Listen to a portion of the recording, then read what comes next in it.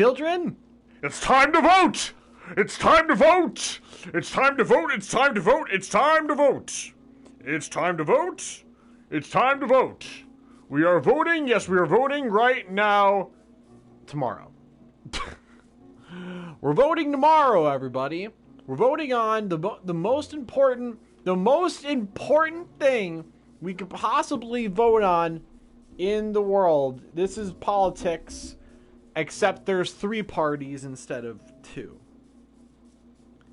That's what we're doing today. We're talking about the mob vote. And what mob should you vote on? Well, apparently everybody doesn't like the glare. Politics, yes! Yay! Absolutely. Fazzo plays. We're talking about politics today. The mob vote. So nobody likes the glare, apparently. Everyone likes the alley. For some reason. And then the copper golem comes in 2nd place. Currently. Until we change that. We need to change it. Because you guys know we should vote for the good idea. You know, is anyone in favor for that? Voting for the good idea? What do you guys think of that? Wouldn't that be good? Would that be a good idea to vote for the good idea? I think it would be. Why don't we vote for the good idea?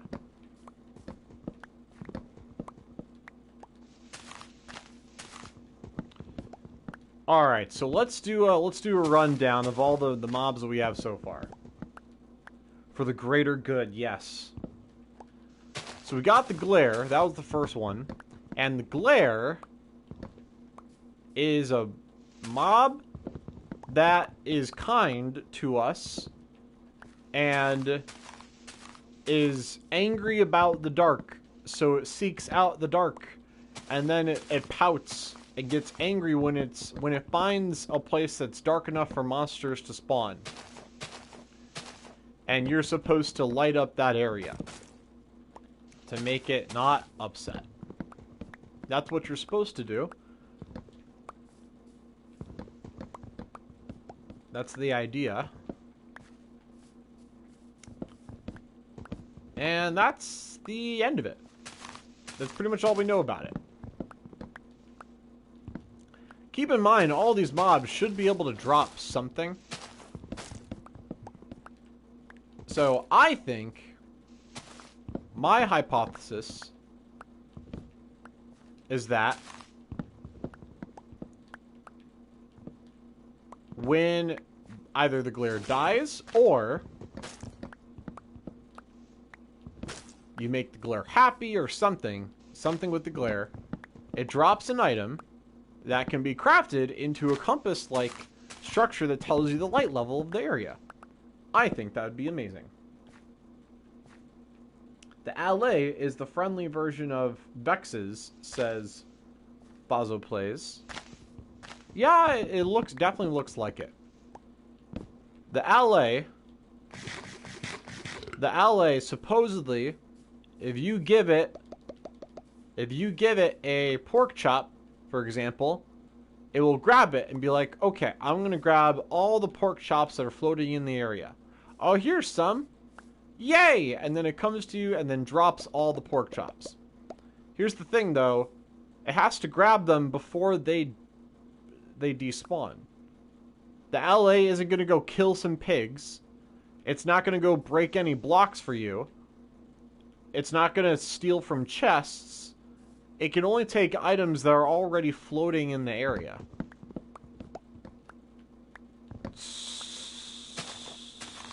So, wouldn't you pick up the items before the alley could do it? Unless, here's the silver lining, unless they get rid of the 5-minute time limit for items to float. What do you guys think of that? What if they got rid of the 5-minute time limit and it just did that forever? What do you guys think of that? You guys think that's a good idea?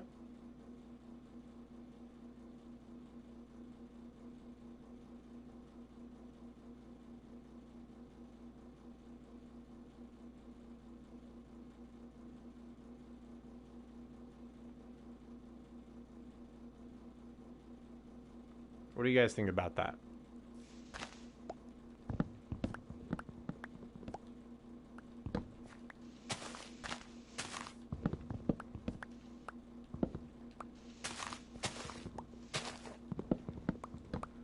Fossil Play says yes. Does he say yes to that? The getting rid of the 5-minute time limit? Well, anyways, again, that's just hypothesis. Who knows if they would do that? My guess is probably not. Because that time limit has to do with the rendering engine and blah, blah, blah, blah, blah. And then we got the Copper Golem. The Copper Golem is made of copper and at least gives us some kind of use to do with all the copper that we collected. Because what else are we going to do with it? The Copper Golem is your friend and likes to push copper buttons, which also means copper buttons will be added to the game. What could copper buttons possibly do? Well, they could oxidize over time and change strength, which would be very interesting if they did that. Also, copper golems will eventually oxidize as well and become frozen. However, you can use an axe and left click on the axe, and then you can bring your buddy back to life. Your copper golem also has a copper lightning rod on its head and attracts lightning, and if lightning strikes it, it automatically deoxidizes it. I think that that's pretty cool. I think that'd be pretty cool. What do I want for 1.19? Well, I'd like to not poop. Yes, I'd like to not poop. Yeah, 1.19. I'd like the update to go into my butt and turn all of my raw poop into energy and solve the energy crisis in the world. Bryce Hood News. Hello, First Toxic. Speaking of news, good news, Bryce. What's the good news, First Toxic? Good news, everyone! What's the news?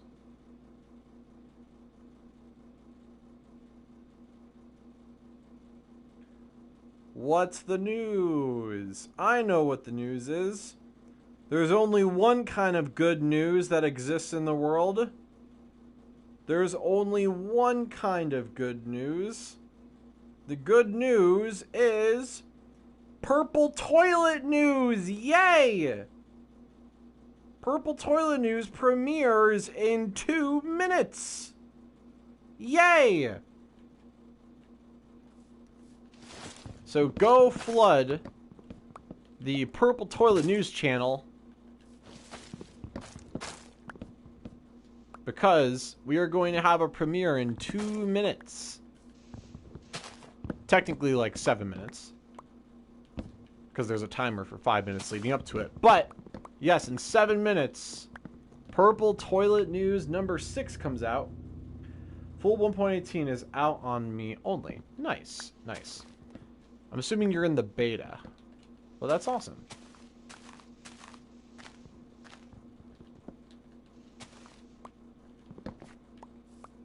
Now that's beta. Yeah, I know that's beta. Purple Toilet News, everybody! Alright, go watch Purple Toilet News, premiering in 1 minute. I want to know what you guys think. This is episode number 6. It's all about me realizing that I don't have a belly button. What would you do if you didn't have a belly button?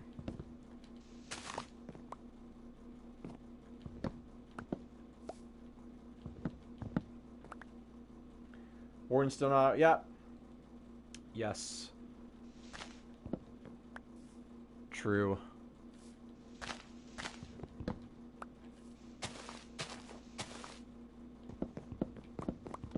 You guys want to watch together?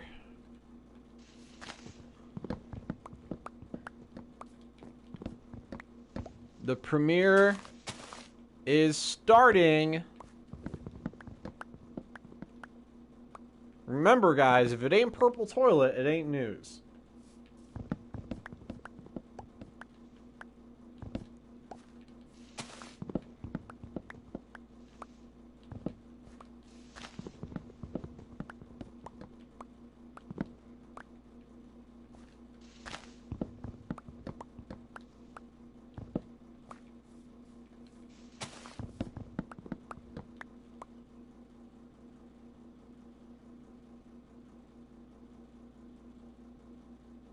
If it ain't Purple Toilet, it ain't news.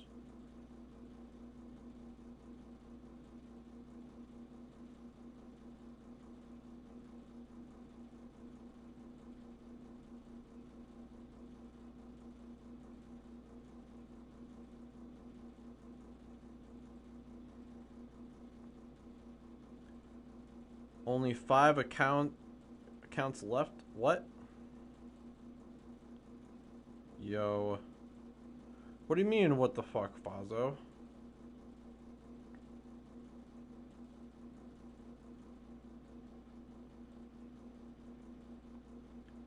Guys, it's Purple Toilet news time. Yay. I'll just have this playing here. So that way you guys can see it. I'll pull up the chat as well. Yay. What are you talking about? On the Purple Toilet news channel, you said WTF. What do you mean, Fazo? What do you mean?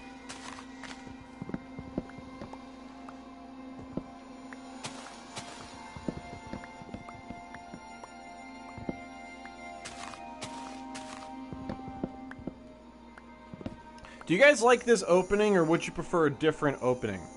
Would you prefer a different countdown? I really like the opening. I really like the countdown. First toxic one? Oh.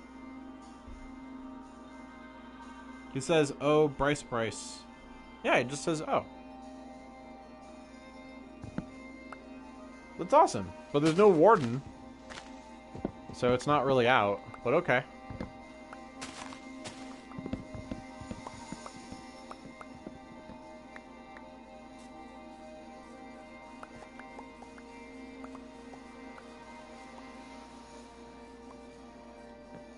I need you guys to have Purple Toilet news up. We gotta get those views. Kind of look like an Ender Vision. Oh, that's interesting to think about. I think it's elegant and dramatic. Just the way I would have wanted it back in 2006.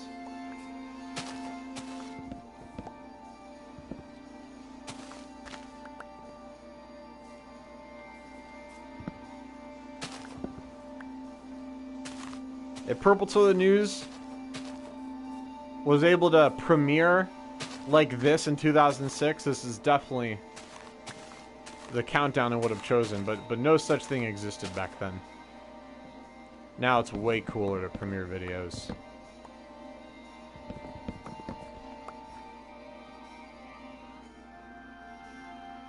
Oh, we have about 1 minute left.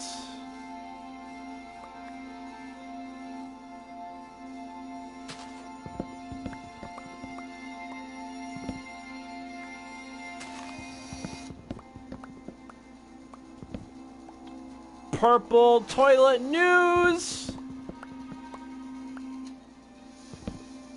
My favorite and most reliable news source Purple Toilet News.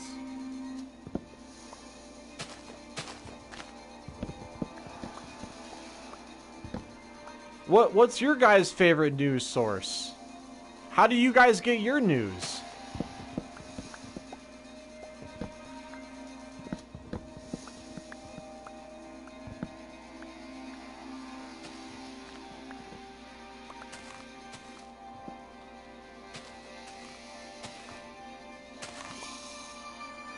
Ten seconds.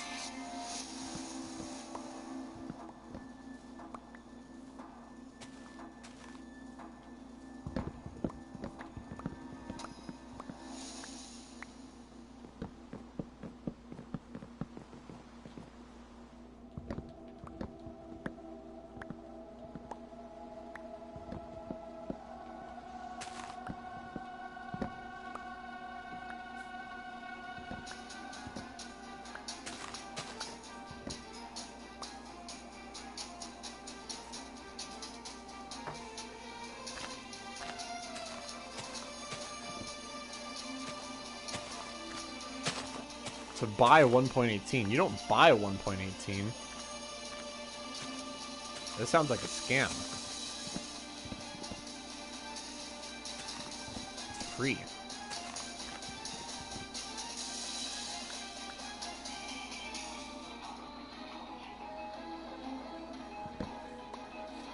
Purple Toilet News. Now we're gonna go right to the clip of the day.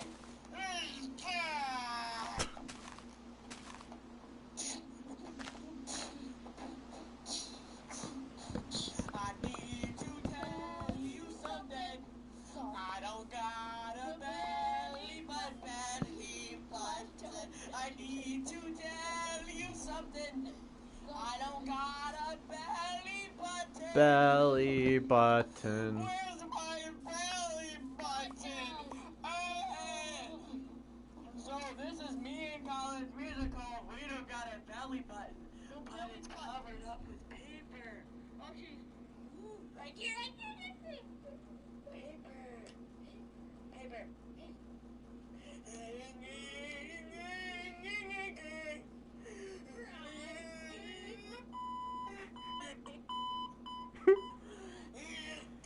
Oh my gosh.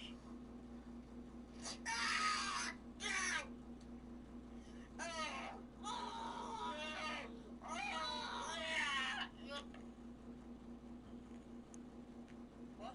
No. Okay, alright. Well, now No, I I'm was gonna go. Okay. Well, after that very disturbing scene, Yes. very Just so you know, that wasn't us. That was our evil clones. evil clones. So if you didn't like it, then blame our evil clones. If you did like it, then blame us. Cause we don't care. Yeah. Okay. We Now want we- fame and fortune. Now we gotta go to the weather for the day. But I'm gonna announce it this time because I just feel like it and I'm selfish. I hate Bryce. Yeah. I hate Bryce. Now the weather for the day Tell us the is falling Collins. So get your umbrella out and take some pictures because I don't know. Oh, why okay. I Hold just on. said that. Falling column. Oh no. Well, there's falling Colin. Fall column. Okay. Fallen column. Now remember, Purple Toilet News. Sport. You don't like it because that's why we make you show it. Even if you don't like it, we show it to your team anyways. That's funny. Oh yeah. And since we're a TV show, we have to advertise something. So buy some speed stacks. Buy them. Okay. We Really advertise good. something. Okay. Now we gotta go to sports. Okay. Sports. Okay. Sports. Yeah. What's up with sports, dude? Swimming is not a sport. So that means it is a sport. No, it isn't. Not. Not. No. Not. No. Cringe. Negative Dude. equals a positive. So what? So what? Why do they have to mess with Gibberish. Yeah. Okay. Well, this I was gonna say is sport. genetics. You mean sport. Okay. Sports. S-P-O-R. I don't know how to spell it. Did you know that sticking 2 of these cans in your ear with rubber see rubber bands? That is a sport, but it could also drill into your brain and is not a very good sport. See it like that. And he is apparently a moose, okay? Big-eared moose. Big-eared moose. I lost my antlers. Okay. So that still is. Yeah, that's Guess the what's fun. in it? It's earwax. I know. He got like new plastic surgery in like 3 seconds. Very painful. Yes. Hey, don't we have that one clip of you dying in pain with all the blood and everywhere? Yes, we do. Alright, let's get that tape. Oh no, Marissa farted on it. Now it's spoiled. And it's in pieces everywhere. I mean, look at this. Just look at Look, this. look at that. Look, it all. Look at this. I don't even know what this is. And Look at this. Look. Ew. this is a beanbag. I don't know why we have that there. I Alright. got another here. See. Look it. Oh yeah, I'm sorry. Alright. So, Now, it's Bryce's time for the letter of the day. What is the letter of the day, Colin? Uh-oh.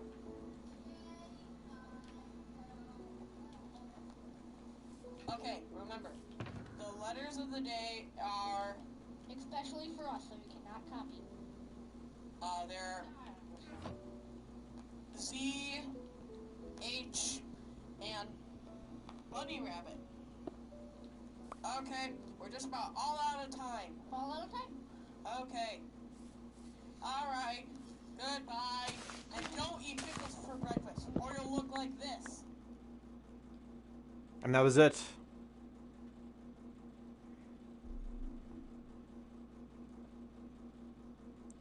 That was it, everybody. Purple Toilet News number 6.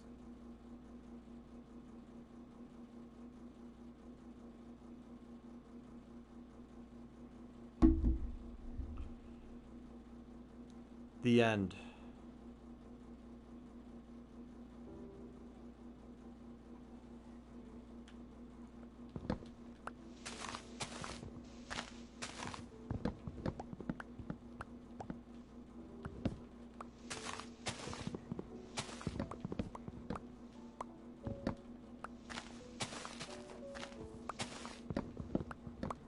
Savage Break 73 has just joined the chat, and Savage Break 73 says, Realm? Yes. Yes, Savage. Realm. Realm! Hello, Savage. You are more than welcome to join our realms. And Savage, I'm not sure I've seen you in here before. Are you a returning subscriber, or are you a new subscriber? Welcome.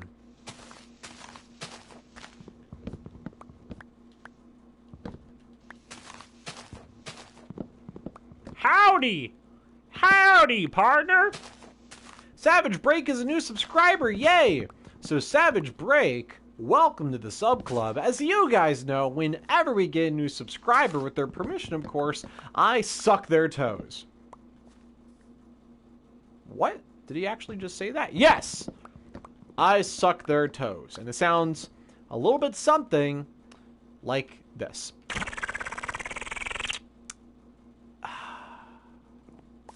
So welcome, my friend. Welcome. Hope you enjoy. Hey, Aiden, welcome back. Thanks for being a returning subscriber. All right. So, Savage, in order to get the code, all you gotta do is simply just send me a screenshot of you being subscribed to the channel with notifications turned on. That's all you gotta do. It's really easy. You can send that screenshot to my Twitter. My Twitter is linked in the description. That's all you gotta do. And if you don't have a Twitter, then you make one. Then you make one. What are you gonna do with all the wood? I'm gonna turn it into sticks for your mom.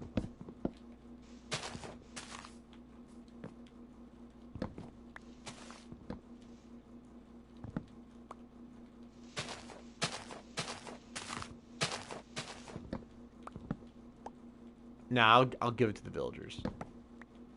I'll give it to the villagers. I farted a little bit. But yeah, that's what I'm gonna do.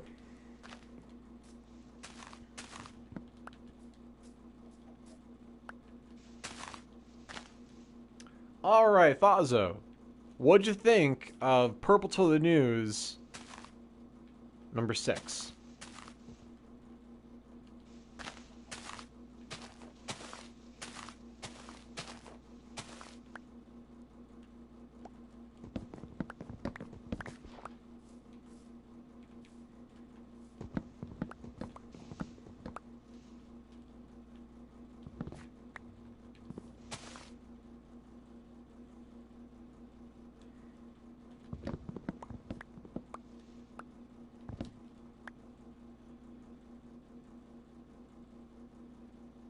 What do you guys think?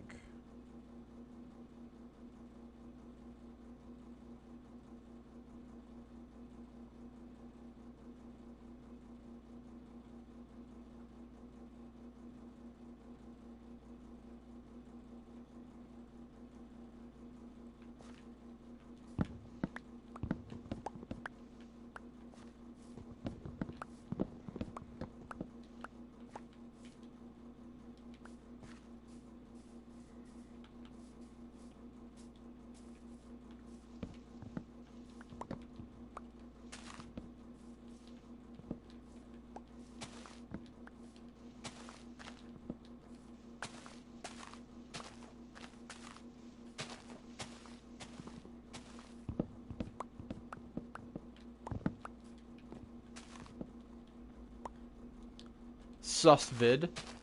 How is it suspicious? How is it suspicious? I don't understand.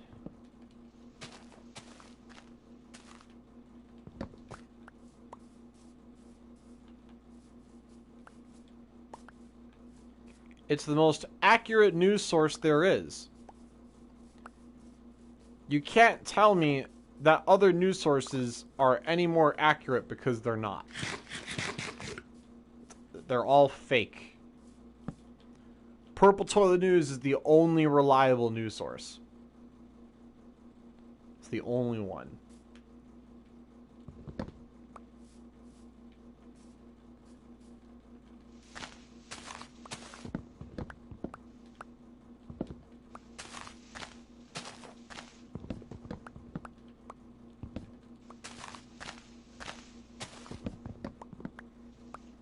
Niken says hello. Hey, Niken, how's it going? Niken, did you see the new Purple Toilet News that just came out? It's Purple Toilet News number 6. You sent the screenshot? Oh my gosh, Savage Break is on a roll right now. We gotta help him.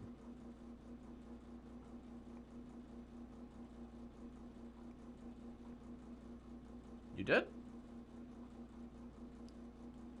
You did?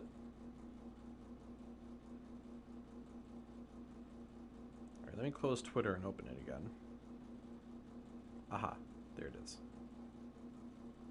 Okay.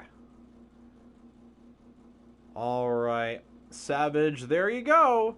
There's the code to our most popular realm, known only as Minecraft Hell, the hardest realm you'll ever play. What's so hard about it? Well, it's set to hard mode. There's no natural regeneration. PvP is on. It's anarchy. And beware of hackers. Oh, and it's amplified. And it's amplified. So it already looks like the new Caves and Cliffs update came out, basically. But the terrain is amplified. Which is very dangerous for a world with no natural regeneration. Can you heal with healing potions? Yes, but good luck getting those. You're better off eating golden apples. That's the only food source that'll actually heal you.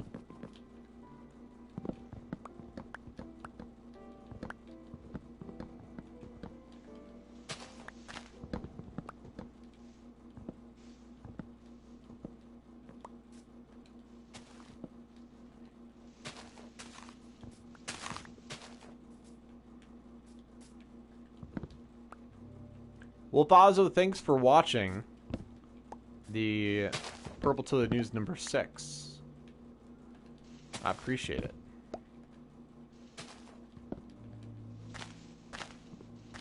The next one is even better.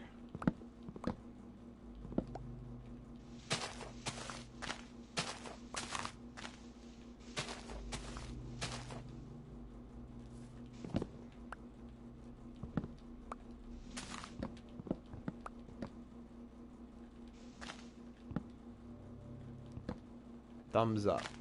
I should also set it to premiere, shouldn't I? I should.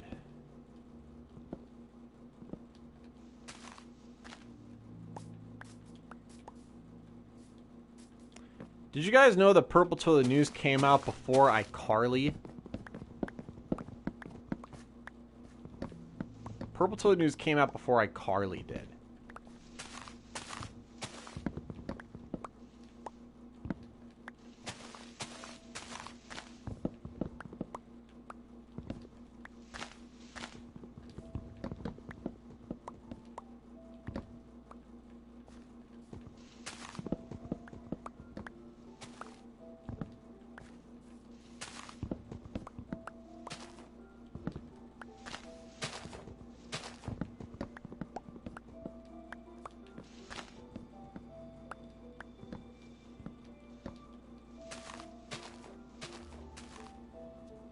Fossil Plays gives us a thumbs up. Yay!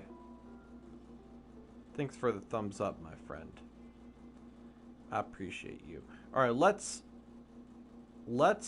set up the new Purple to the News for next week, premiering on Thursday, 9 p.m. Pacific. Purple to the News number 7.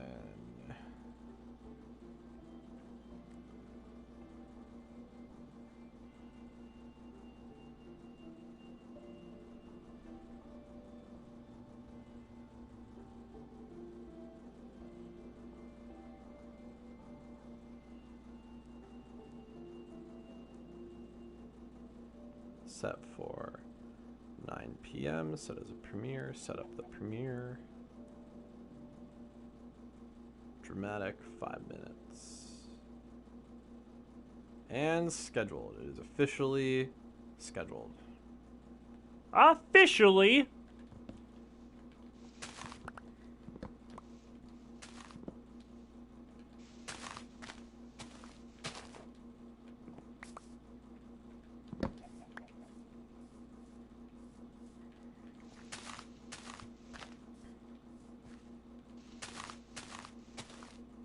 Why couldn't I see your comment? It said it commented, but I can't see it. Please like and subscribe to this channel for those who haven't. Yes, thank you, Niken. Thank you for making that clear.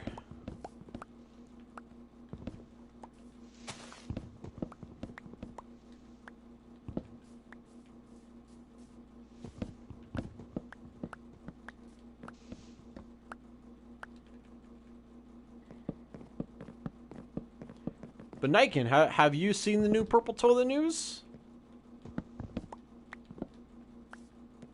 The one that just premiered during this stream? It was a good one. It was made when I was 12 years old.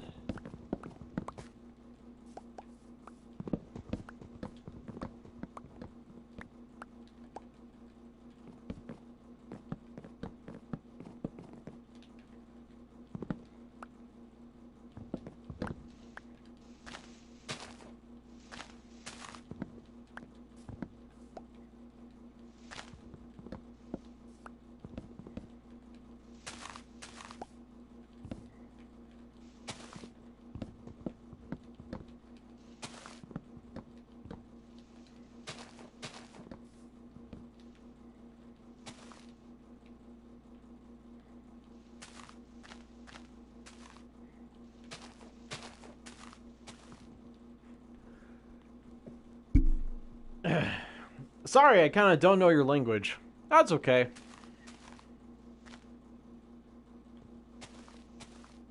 I appreciate you trying.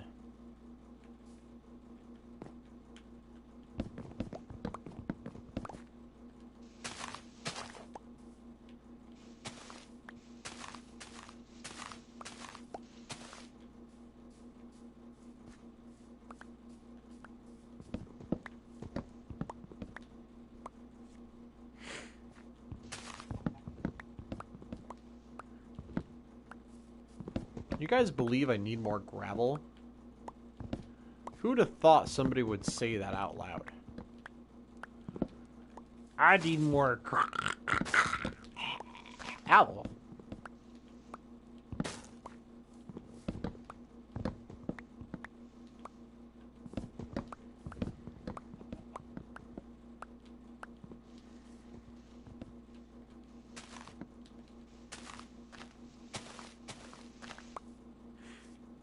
You again!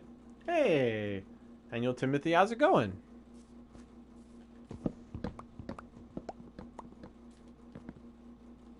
How is Haniel doing?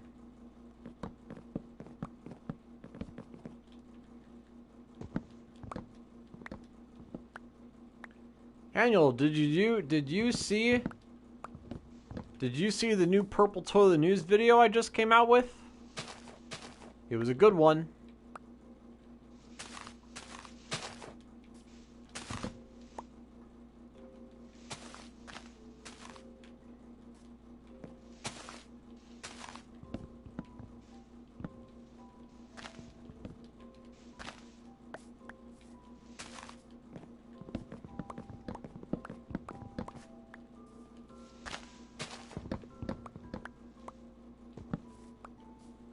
Can you speak Indonesian?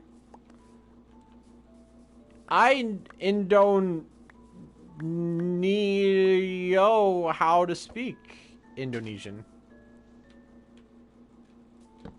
Is that how that works?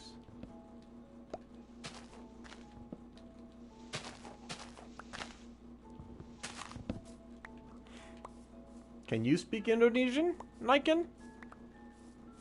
Sacrifice. Thanks, Piggy. You were my best friend.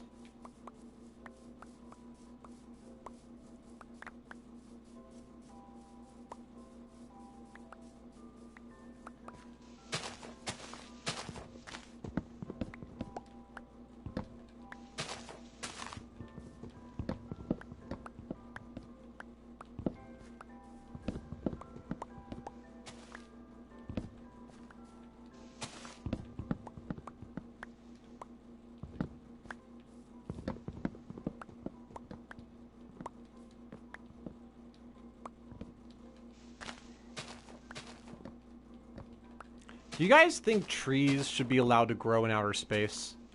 Or is that just, like, weird? Like the end? Is the end outer space? What do you guys think? Sup, Bryce? Hey, Canister, how's it going? Canister, did you see the new Purple Toilet News that just came out? We just made a new episode. Make sure you go watch it if you haven't already.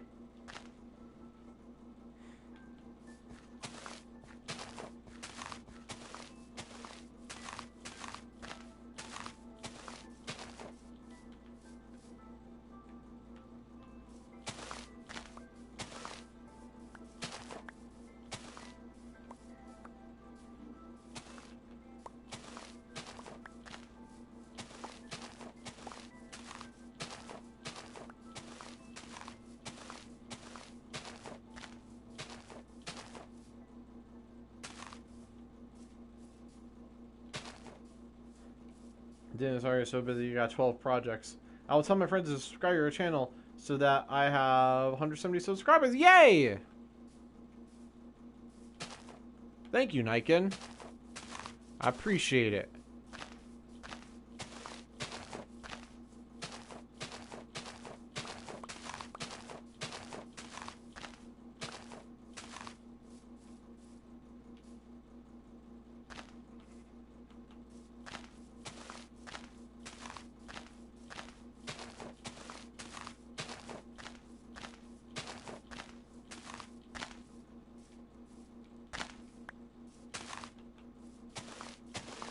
All right, what do you guys think the new mob should be? What should the new mob be? What are you guys gonna vote for?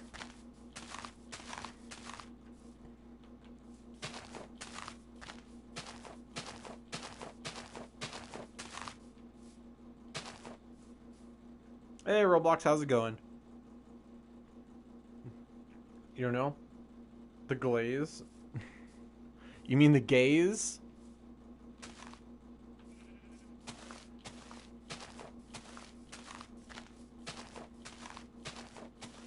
Not a bad option.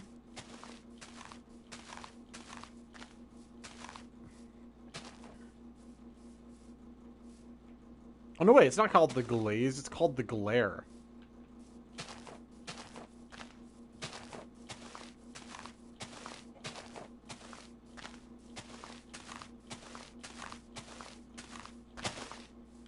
Whoa.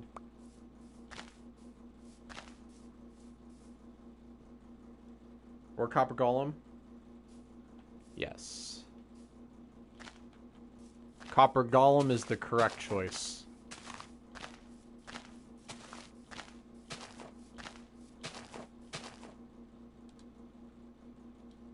And that is what happens when you cut all the trees down. Oh my gosh!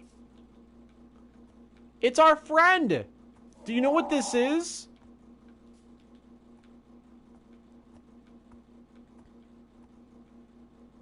Guys, do you know what this is?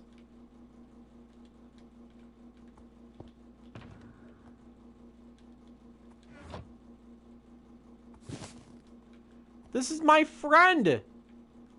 We have a new friend, everybody. His name is Inbred Monster. Inbred Monster.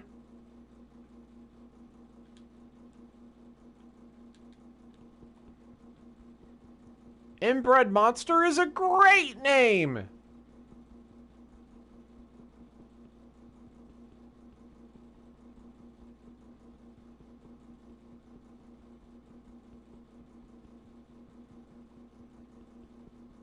Dude, ally is fuck. Either ally or Copper Golem. Glare is kind of useless. I think the ally is completely useless. Smile says, well, hello there.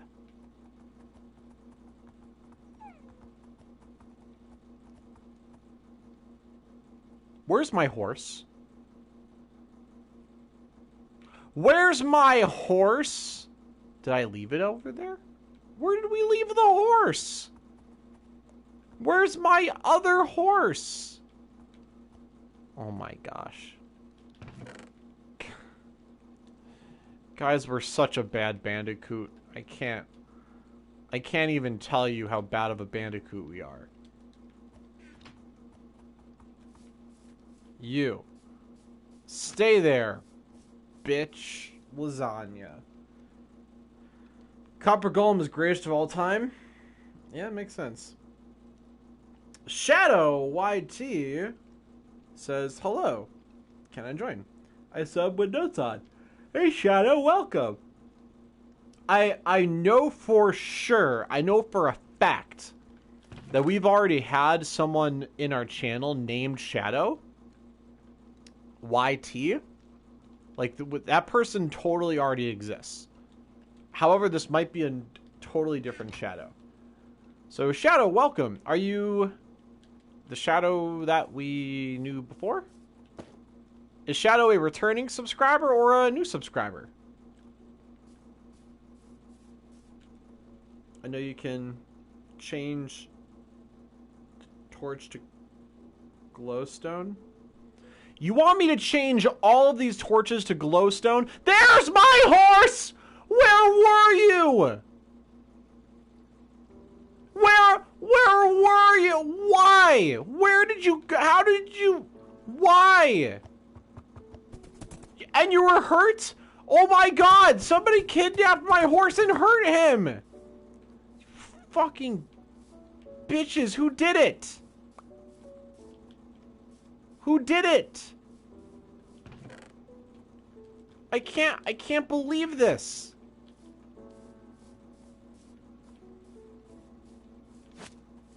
absolutely crazy. I'm a different Shadow.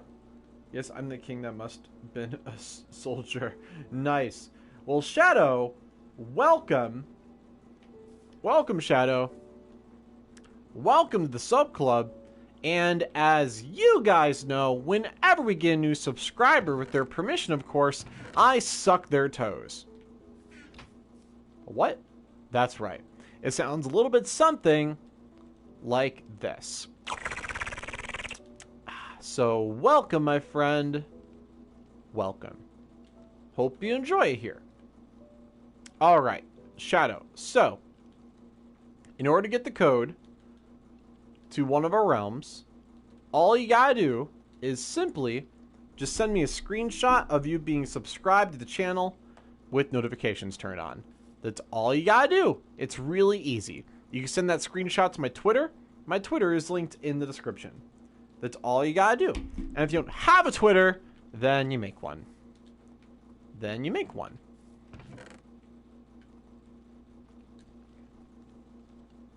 Tozak, how?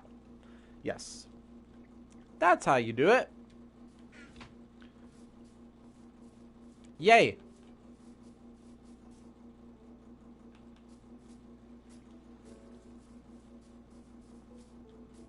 You don't have a Twitter? Yeah, so if you don't have a Twitter, then you make one. Shadow, every single person that joined our most popular realms made a Twitter just so they can join. Also, you need a Twitter for the mob vote anyways, so make a Twitter. Make a Twitter. You can do it. I'm just graduating middle school. Shadow, there's people in elementary school that made a Twitter just so they can join. So if 4th graders can do it, you can do it. You can do it too. Like this guy. See, these guys all have Twitters. This guy Does not have a Twitter. Why don't you have a Twitter? Aha, see? Killing the people that don't have Twitters makes all the other villagers want to fuck! Fuck harder! See? Making babies. Hell yeah. That's what we were born on this planet to do. Was reproduce. That was our only purpose. I'm in 8th grade. Nice. I'll be right back. Okay.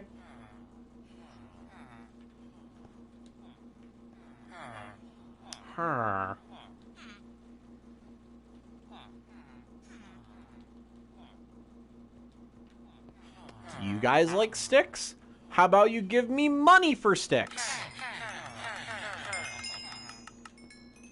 Thank you.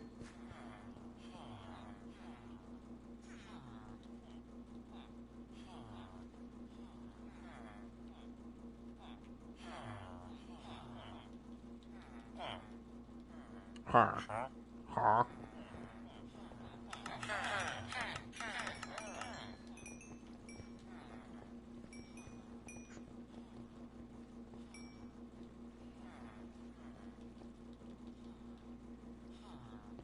Hell yes. Now go to bed! But not because I told you to.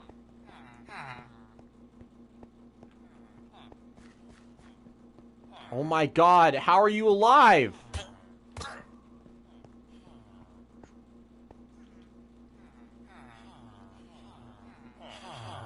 Only 67% of viewers had Twitter on this channel. What?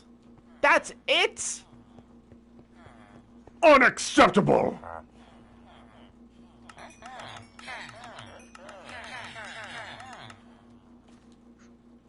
Huh.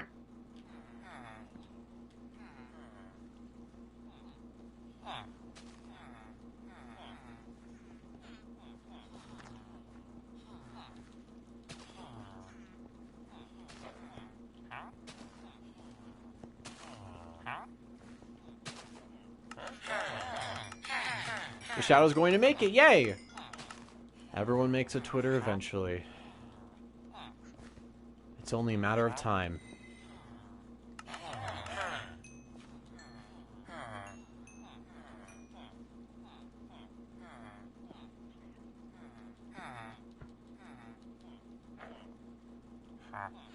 Huh.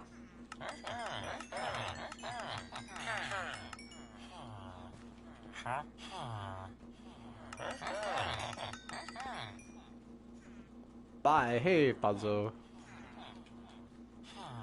Bye, bye, birdie. Or bisexual. Whatever works.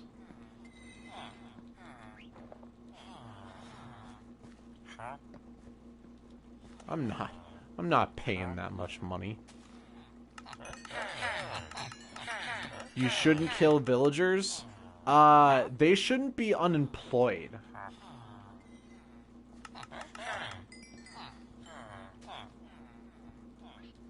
I only kill the unemployed ones.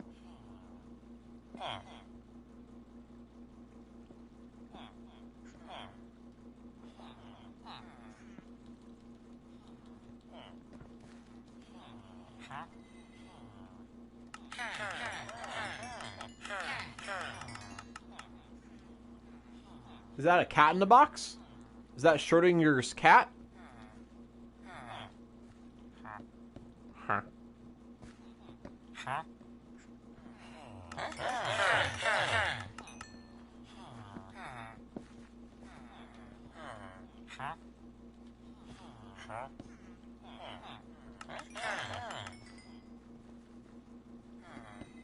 Your villagers haven't summoned any golems yet. Yeah, I know. Mike's bro has come back to give us more money. Never gonna give you up, never gonna let you down, never gonna run around and desert you, never gonna make you cry, never gonna say goodbye, never gonna tell a lie and hurt you.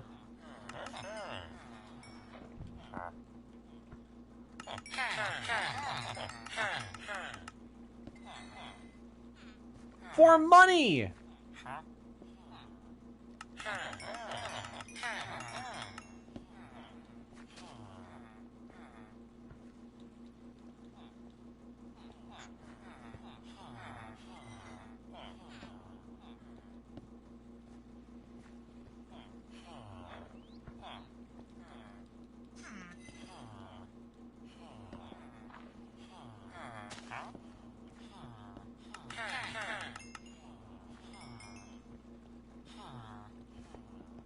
Bryce, why math so hard? Because it's not soft.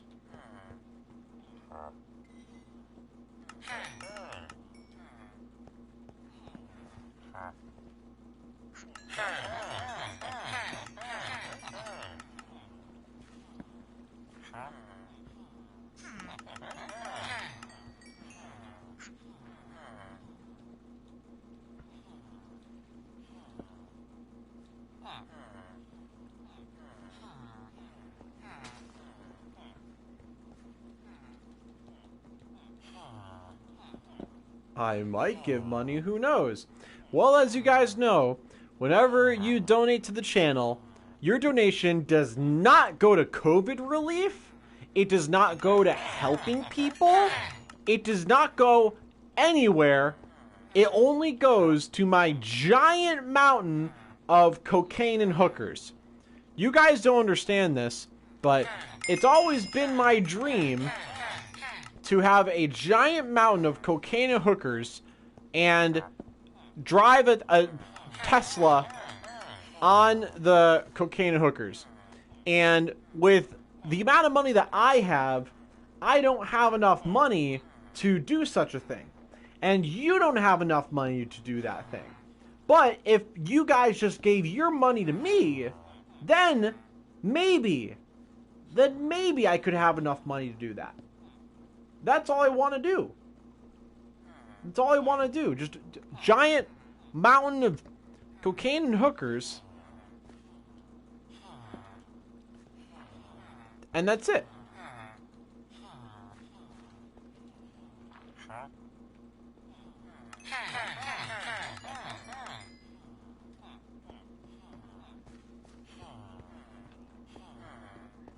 And we're going to need a Tesla, too. Because we can't get to the top of the mountain without a Tesla. So I need your guys' help for Tesla money.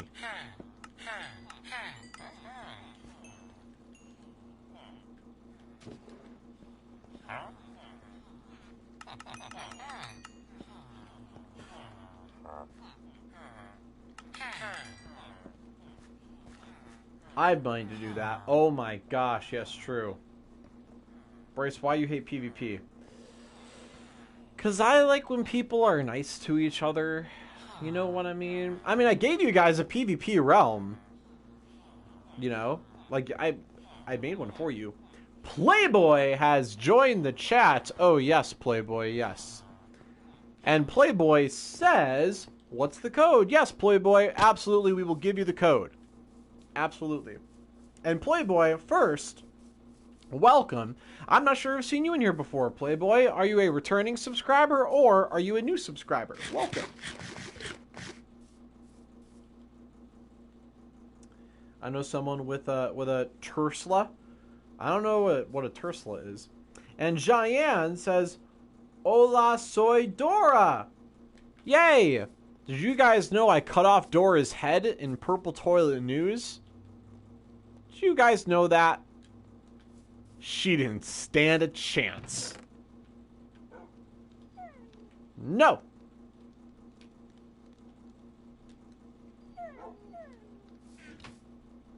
Playboy is a new subscriber. Yay! So, Playboy, welcome to the sub club. As you guys know, whenever we get a new subscriber, with their permission, of course, I suck their toes. That's right. It sounds a little bit something like this. So welcome, my friend. Welcome. Hope you enjoy it here. Alright, so, friend, in order to get the code, all you gotta do is simply just send me a screenshot of you being subscribed to the channel with notifications turned on.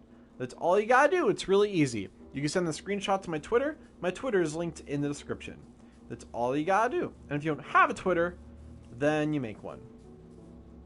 Then you make one.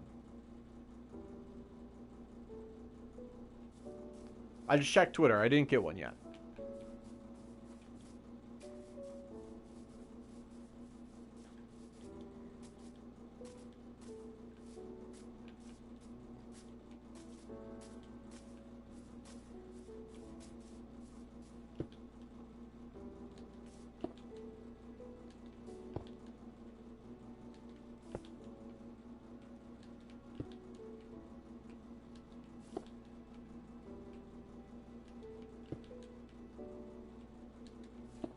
Yay!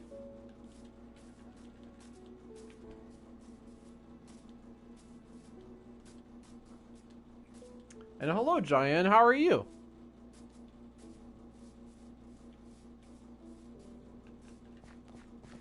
Alright, so let's get rid of all this rock stuff.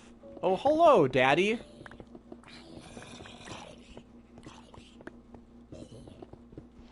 Aw. Too bad, so sad.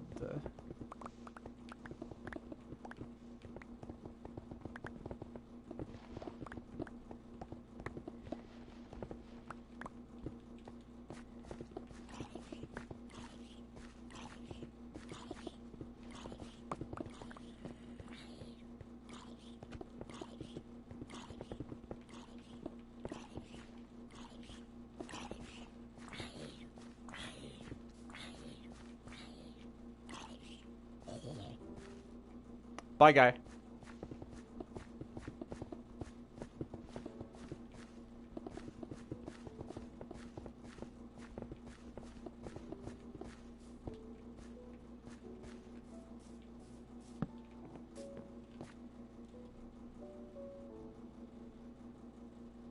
we get a message on Twitter yet?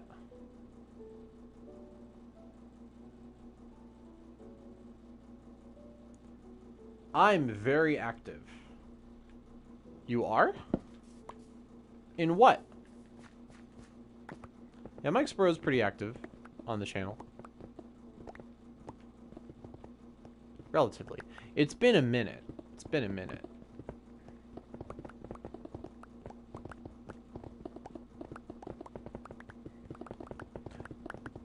In your stream?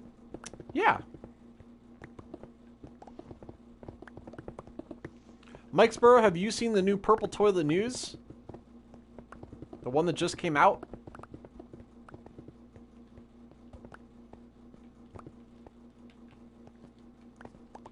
If you were active enough in our streams, then you would have known all about it. No! Oh my gosh. You call yourself a fan.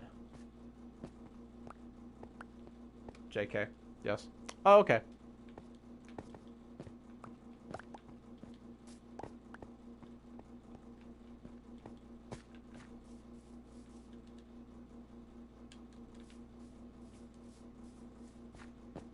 JK, bruh. JK!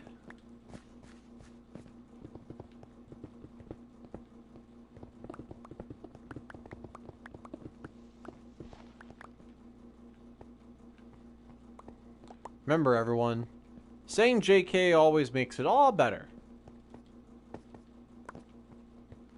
Like the guy with the mustache did. You guys know who I'm talking about. He did all those horrible things, and then he's all like, JK. And then everyone had a good laugh. Everyone had a good laugh. Beesnaz has joined the chat and says, can I join? Yes, Beesnaz, welcome. Welcome. Beesnaz, I'm not sure I've seen you in here before. Are you a returning subscriber or are you a new subscriber? Welcome. Welcome. F.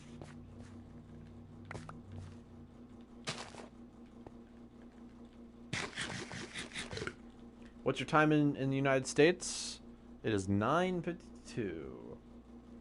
Damn, Bryce, you earned 4 subs today. I want more Subway sandwiches! Beesnaz was a returning subscriber. Yay! So, Beesnaz, thank you for coming back.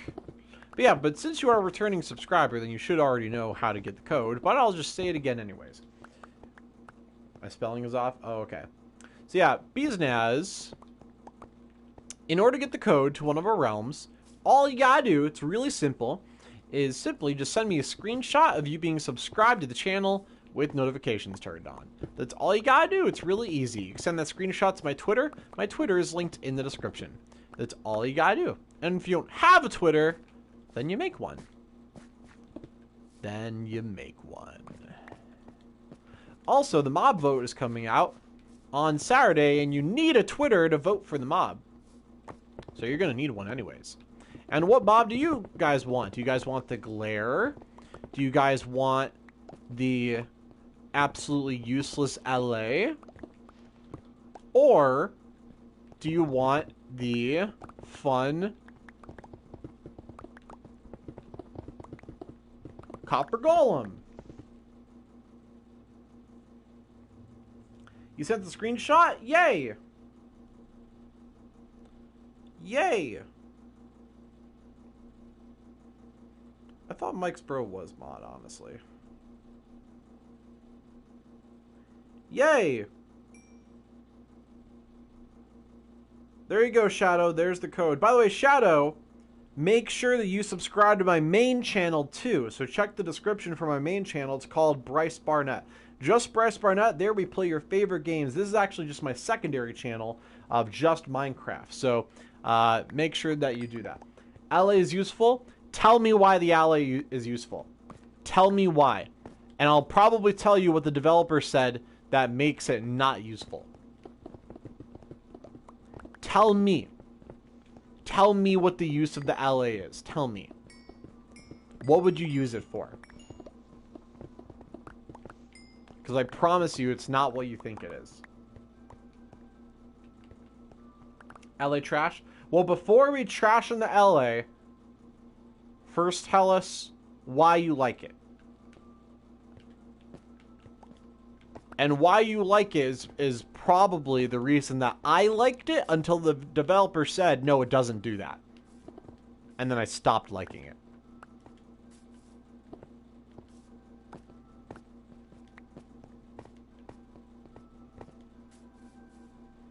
It'll collect the same item for you. Yes. But what items?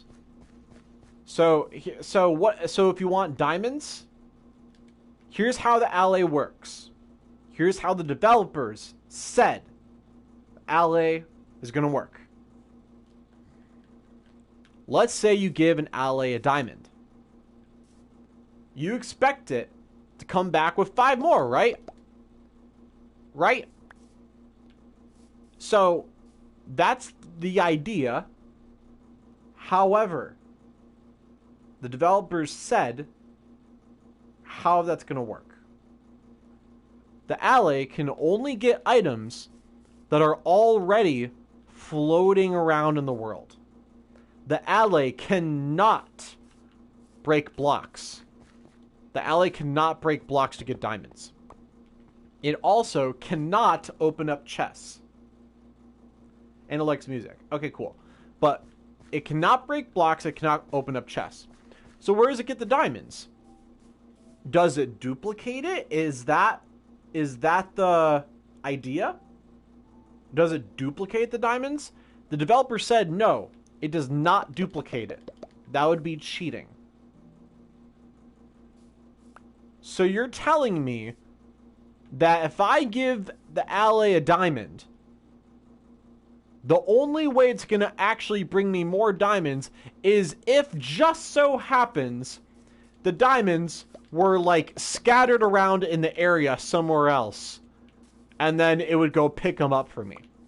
Which means the diamonds would have already had to have been mined and not picked up for some reason. And they're going to disappear after 5 minutes. So, how is that useful? How is that useful? The alley can only pick up blocks and items that are already floating in the world. How is that? I don't understand how that's useful. Can you explain that to me? Unless I'm misquoting the developers, that's literally what they said. That sounds so useless. I can't think of, like, the only use I can imagine is if I'm mining like this. I like to strip mine big areas like this and have cobblestone anywhere. Can I give the alley a cobblestone and then just grabs up all the cobblestone for me? Cool. That's cool. Sounds good. Whatever. Sure. But that's it. And, like, why can't I just grab it myself? I can just grab it myself. You know? That's how the alley works.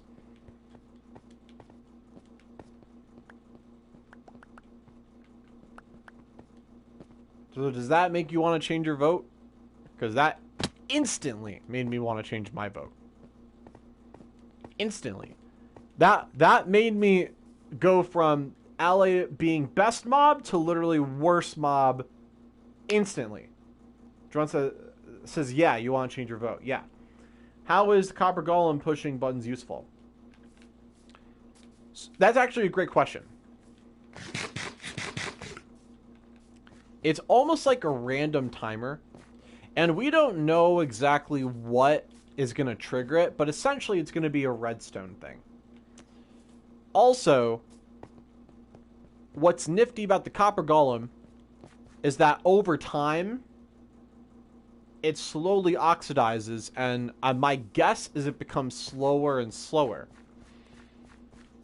One day, it can eventually freeze up entirely, but you can use your axe to bring it back to life. And okay, that's great. That's great then. Yeah, it also means the addition of copper buttons, which can also oxidize over time. Also, on top of the Copper Golem's head, is a lightning rod. And so if it's outside and gets struck by lightning, then it automatically reappears in full working order. And I think that's kind of nifty. Also, what are we supposed to do with all the copper we've collected? What are we supposed to do with the copper? We've collected so much copper. They made copper way too abundant. What on earth are we supposed to do with all this copper?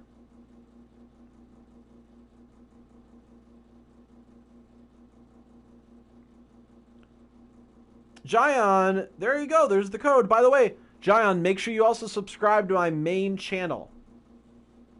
Make sure you subscribe to my main channel, Bryce Barnett. Link to it is in the description. And that's where we play a bunch of games. We'll play your favorite games. So make sure you subscribe to that one, okay? And there's the code. Jion, you have just been invited to our most popular realm of all time, known as none other than Minecraft Hell. Can you survive the challenge that is Minecraft Hell? Why is it so challenging? It's set to hard, there's no natural regeneration, it's amplified, PvP, and there's even hackers there. Beware the hackers. But the people who don't hack and treat people nice and with respect get invited to other realms. So if you want to be invited to other realms, then I would recommend team up with people and try to make the world look nice. That's my suggestion. But otherwise, besides that, besides having the hope of people there to help you, there's no rules. The only rule is you can't share codes. That's it. We have all auto miners. Yes. Jion says, my pleasure, Jion. But Jion, have you subscribed to my main channel, Bryce Barnett?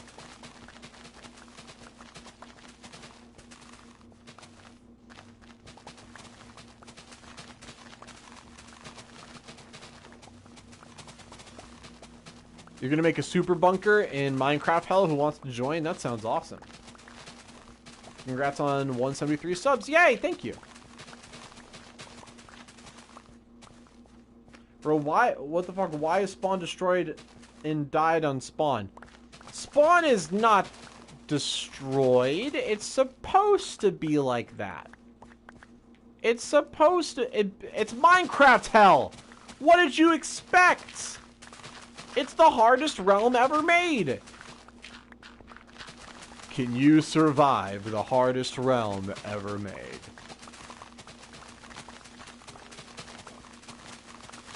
How good of a Minecraft player are you if you can't survive Minecraft Hell?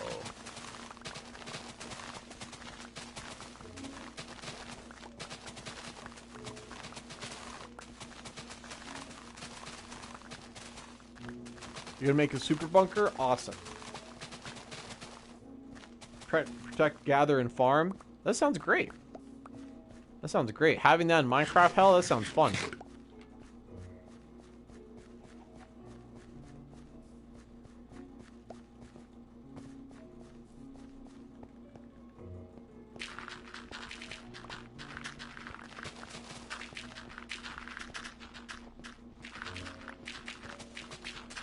People will be putting their weight until I build an auto farms we need. Awesome. That sounds awesome, my friend.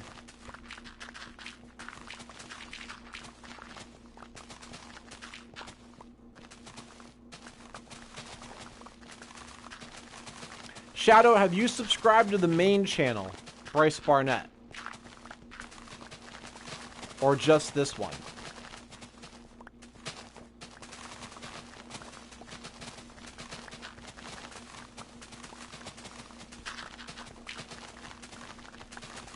Your spawn is a death trap? Yeah, that's kind of the idea.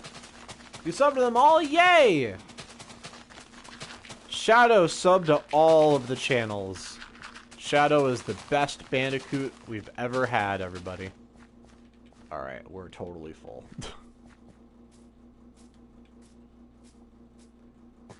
Playboy says the jump set the photo, Bryce. Yay! Thanks, Playboy. Also, Playboy, have you subscribed to my main channels as well? Have you subscribed to those?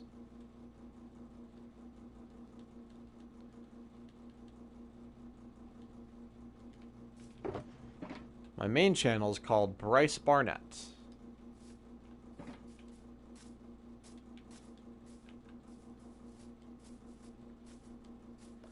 You have this.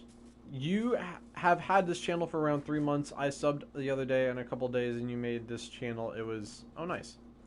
I know how to make iron farms. Yay!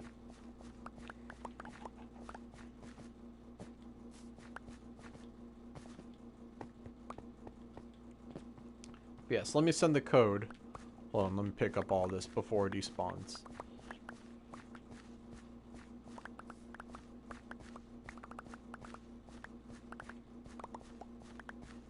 Okay, let me send the code.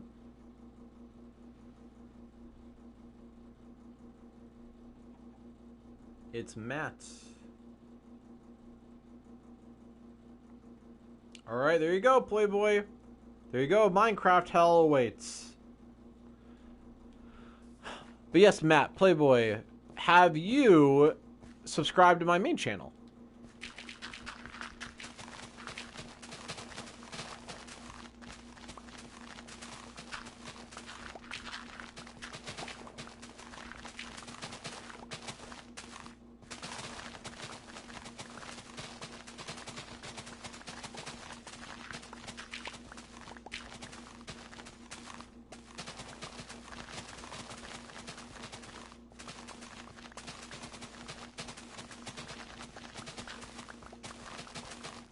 I'm Big Pro. I subbed to your main on the 22nd of March. Nice.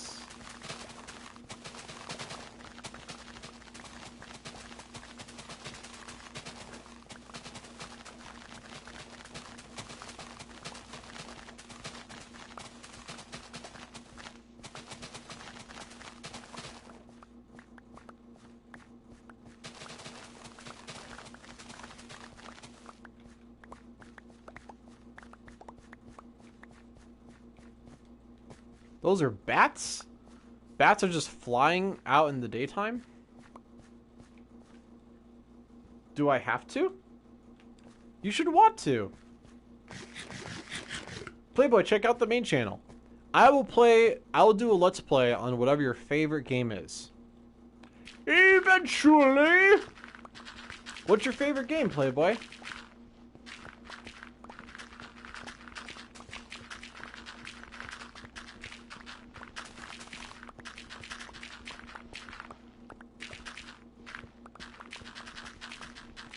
Playboy is an okay thing to Google.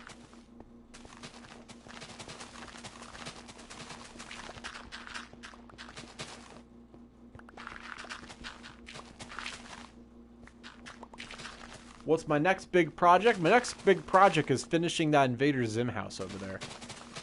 It's 8 a.m. What's up? Hey, Noodles. How's it going? Welcome to 8 a.m. I'm glad you like your 8 a.m. Wait, how many servers are there? Technically 4. But there's 3 main ones. And if you want to count this one, then sure. But this one is the highest tier available.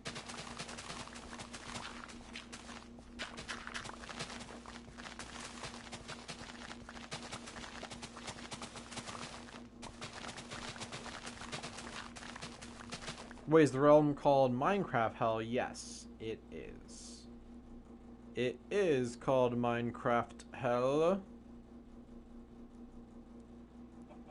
So what mob are you guys gonna vote for on whatever day that is?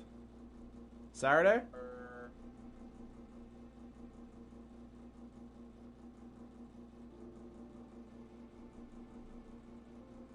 How do I upgrade to the servers? Great question. Great question. So basically, the nicer you are and the more you stick around in our channels and subscribe to all the other channels that I have and watch the videos, the more you interact with us, the more we trust you. And the more trust you get, eventually, when I trust you enough, I'll just be like, hey, you're invited. However, don't be sus. Don't be sus. What I mean by sus is, if you're someone that's gonna ask me to invite them, or do I have your trust yet, or what do I do to gain more trust, and this and that, you know what I mean? You're just like annoying about it. Then I will not trust you and not invite you. So I would recommend to not do that. And just use common sense. Use common sense. Like I said, I'm telling you right now the secret code. The secret code is play in our realms often, stick around in our streams, subscribe to the main channel, watch those videos, and have fun, and we'll invite you to stuff. So with all your channels and being nice. What are you voting for? I am voting for the Copper Golem. Because I don't really think I need the gaze. And I want something to do with all the copper. And I like the idea of the fact that there's iron golems and there's going to be copper golems. I like the idea of that. I like the idea. It's time for Mountain Dew, everybody. Crack open your Mountain Dew. Same because you're a redstone nerd? Nice.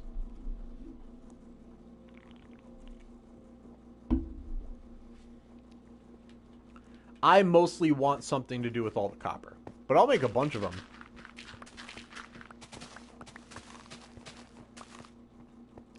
Also, I feel like at some point... Actually, what am I going to actually do with all the copper? I feel like at some point I should make the Statue of Liberty. You know? I feel like there's no way we can't do that. At some point we have to make the Statue of Liberty out of copper.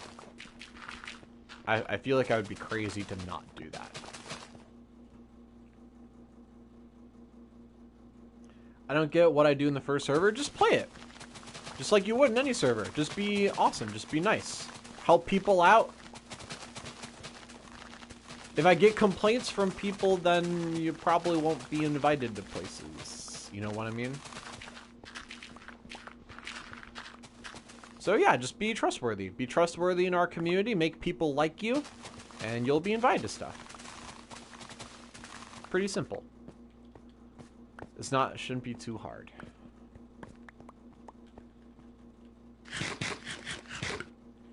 So you mean the other ones aren't that cool, but they're barely anything to do with copper. How long have I been playing Minecraft? All day. All day.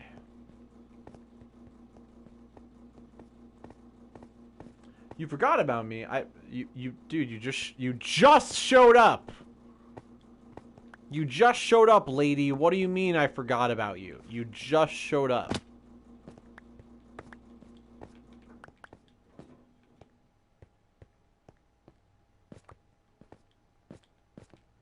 Make the Eiffel Tower? Oh, you made the Eiffel Tower. No, long in what version you started? Oh, I started playing Minecraft in 2014 when it first came to PlayStation. PlayStation.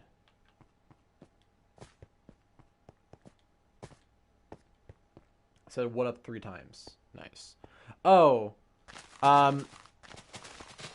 maybe YouTube thought it was spam? I'm not sure. Some comments don't show up if YouTube doesn't like it for whatever reason. So if it thinks it's inappropriate or whatever, I don't know exactly what it would be, but the way you would know for sure if I saw it was if you... There's 2 versions, there's 2 settings in chat. There's live chat and then there's top chat. On this monitor that I'm looking at, I only see top chat. So top chat filters out anything that's bad. So if you comment, it's set to top chat, and you refresh it and your comment is still there, that means I saw it. If you refresh it and your comment is deleted, that means that it didn't show up because YouTube automatically got rid of it. And I can't control that. So there you go. There you go. We started in 2014? Nice, nice. All right, who has a science question? Who has a question about science? I'll tell you the answer. If you want to know where stars come from, or where planets come from, or how black holes happened, or how life began, or if God is real, or how the universe started, how the universe is going to end. If you guys have any science and space questions, you can ask them. I will answer.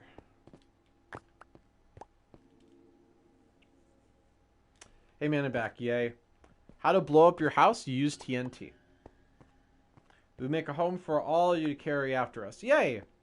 Why do we dream? That's a great question. That's more psychology, but that is the science.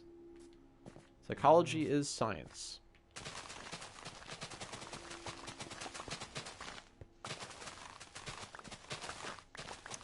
Why do we dream? You know, it's interesting. It also kind of is like, why do we do anything? But I think you meant to ask, how do we dream, instead of why does it happen?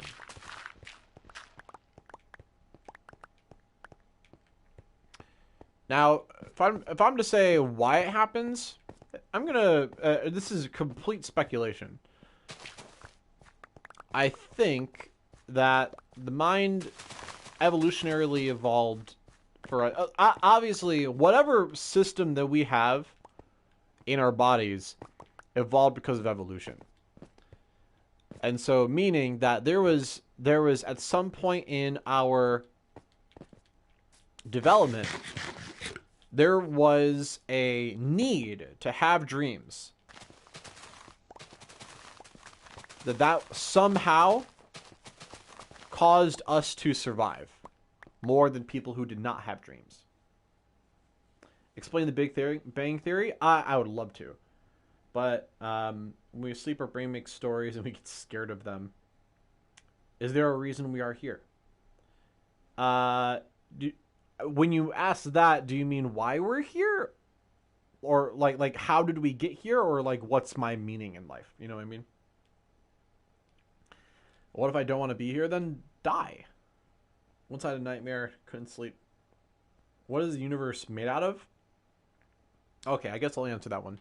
All right, so explain the Big Bang Theory. So, yeah. All right. So if you look up into space, and you guys see all the stars and galaxies, scientists have noticed this for about 100 years.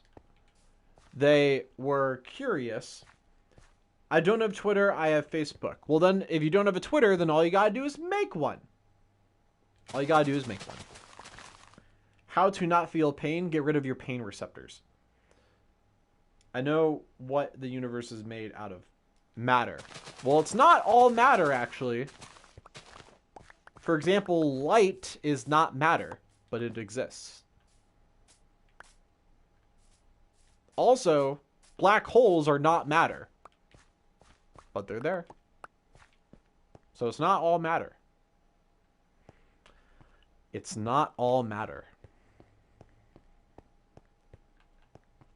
In fact, most of it's not matter.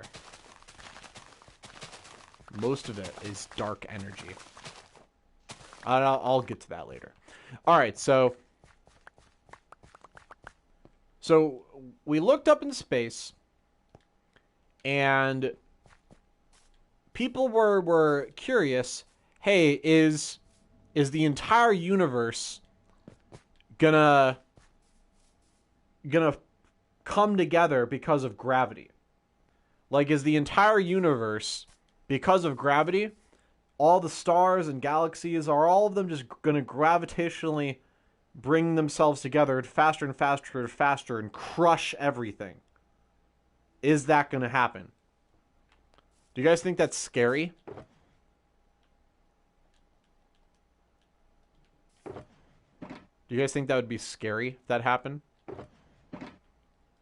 If the entire universe came together and crushed itself?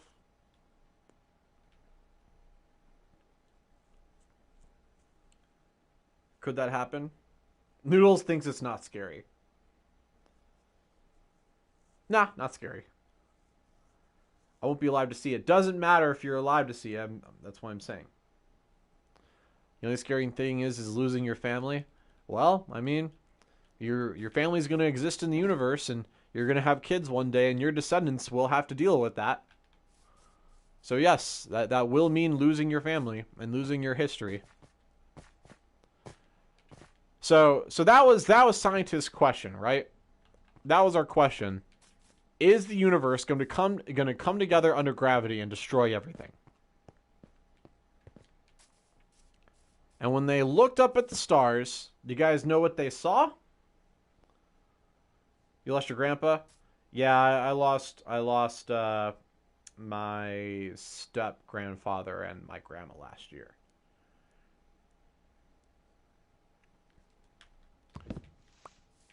Here's the thing. Just because you won't be alive to see something doesn't mean it doesn't matter.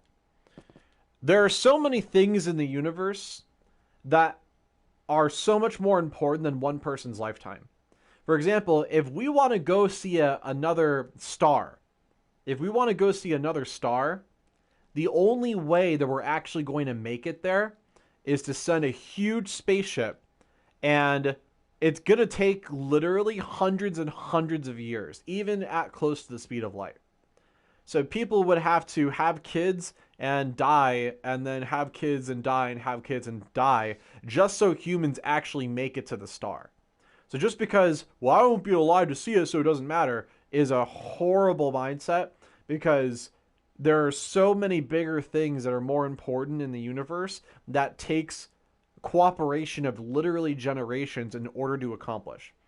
So, unfortunately, that's what we have to deal with. Everything up until this point in human lifetime has been able to been accomplished within one generation, which means that's why you had the thought like, well, if I can accomplish it, then great.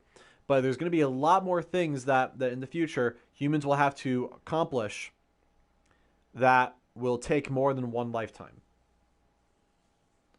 There's a theory that you can deep sleep. Now, when you say theory, that's a hypothesis. There's a hypothesis that you can have a deep sleep. It's not a theory.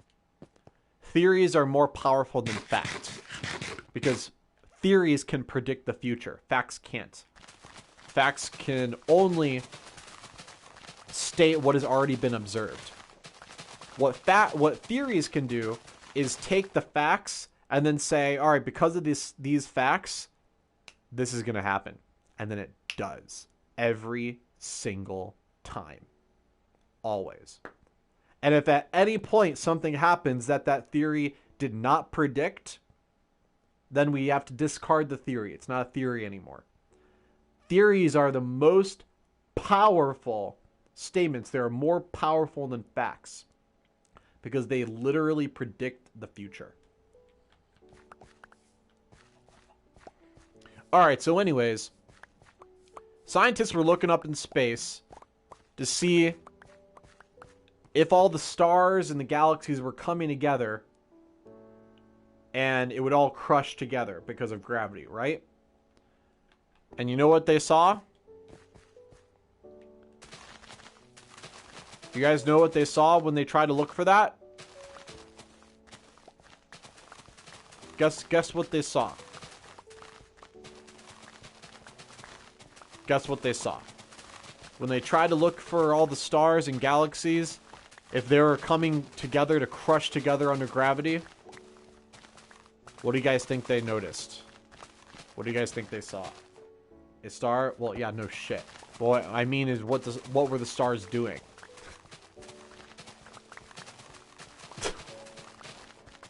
What were the stars doing? Were they coming? Were they flying away, or were they coming together?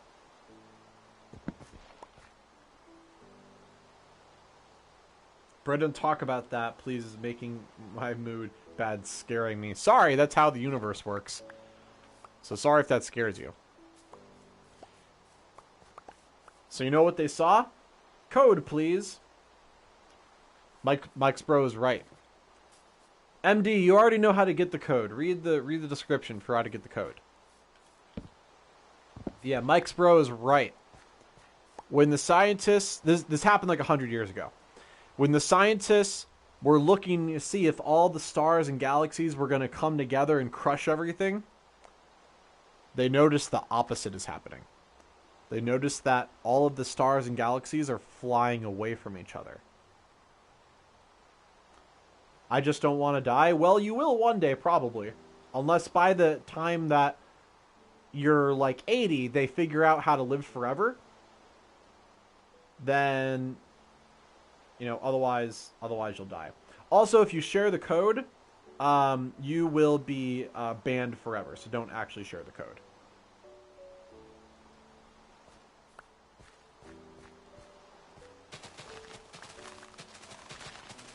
As like the one rule, obviously.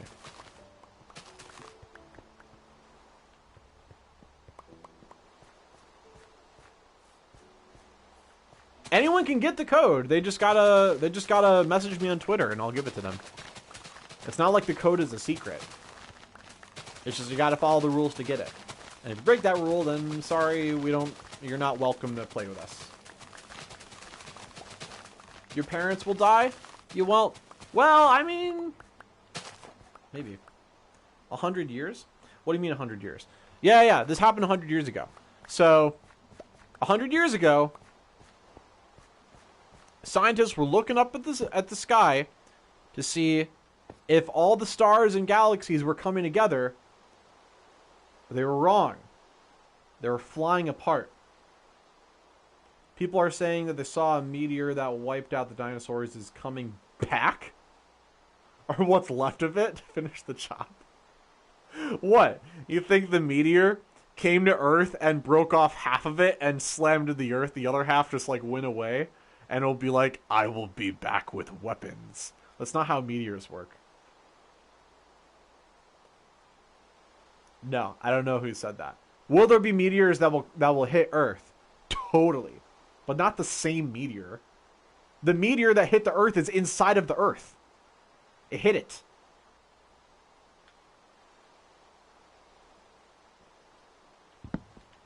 The meteor won't come back. It hit us.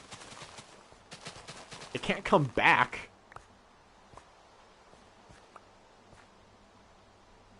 Meteor would be like lunchtime.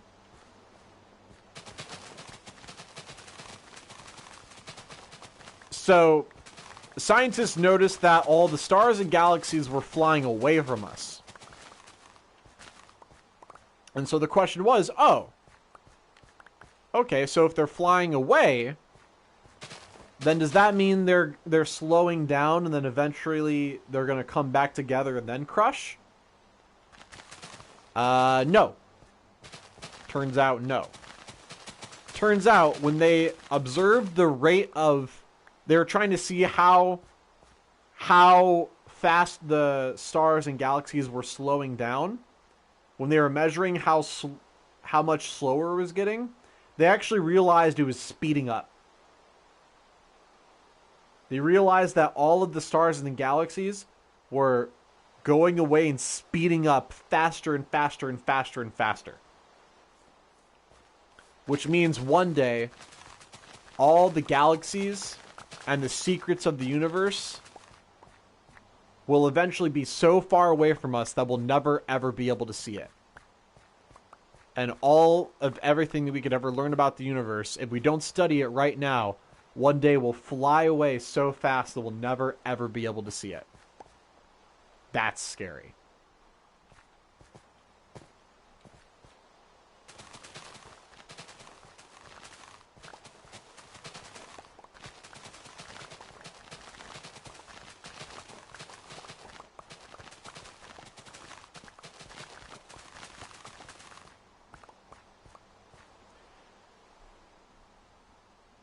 Wait, if we fly away, what about the sun?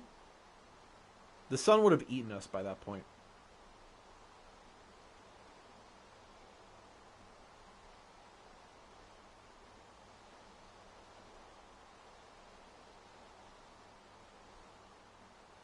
Ah, Fantasy Watts, thank you for subscribing. However, you've not subscribed with notifications turned on. That's one of the rules. So make sure you send me a screenshot of you being subscribed to the channel with notifications turned on, and then I'll send you the code. If we are flying away, why are meteors coming towards us? Because the meteors are relatively close compared to other stars and galaxies. The meteor is orbiting the sun. So, like, the Earth revolves around the sun, not exactly, but close to a circular orbit. It's more like an oval. It's called an elliptical, but let's just say it's close to a circle. Meteors, or I should say asteroids,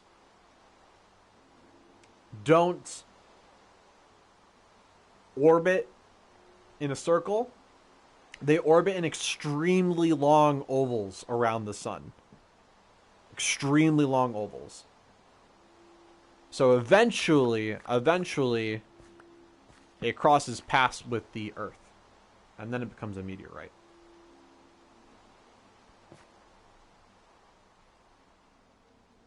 Are we getting closer to the sun because every year it feels like it's getting hotter and hotter?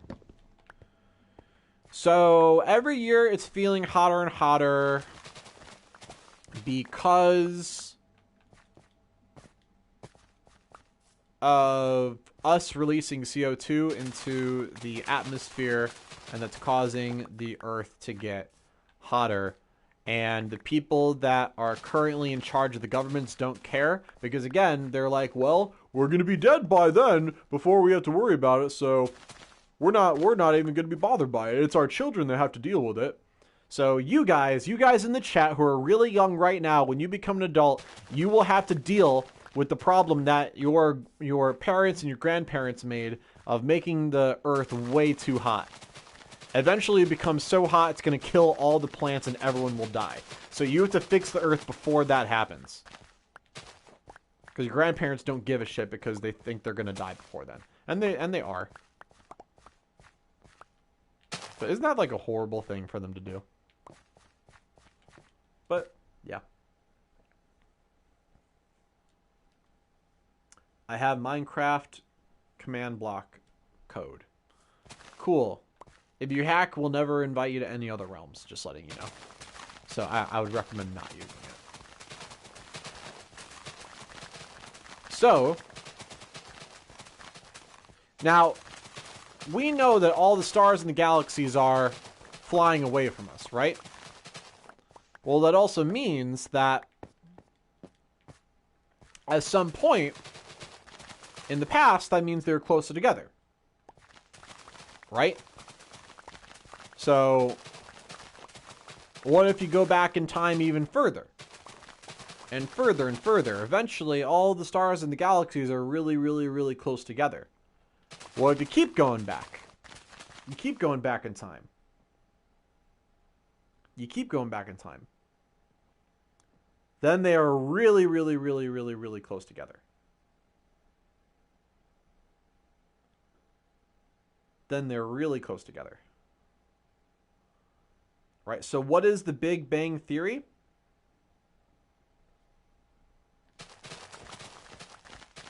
The Big Bang Theory... Please stop talking about it. No, we're talking about the Big Bang Theory. If you don't like how the universe is, suck it up. This is how the universe is. You have to deal with it. This is the universe. Whether you like it or not, this is how the world is. So you gotta accept it. This is how it is. So a long time ago, the whole universe started when everything that ever existed was in one super tiny spot. Is how the whole universe started. And then it exploded.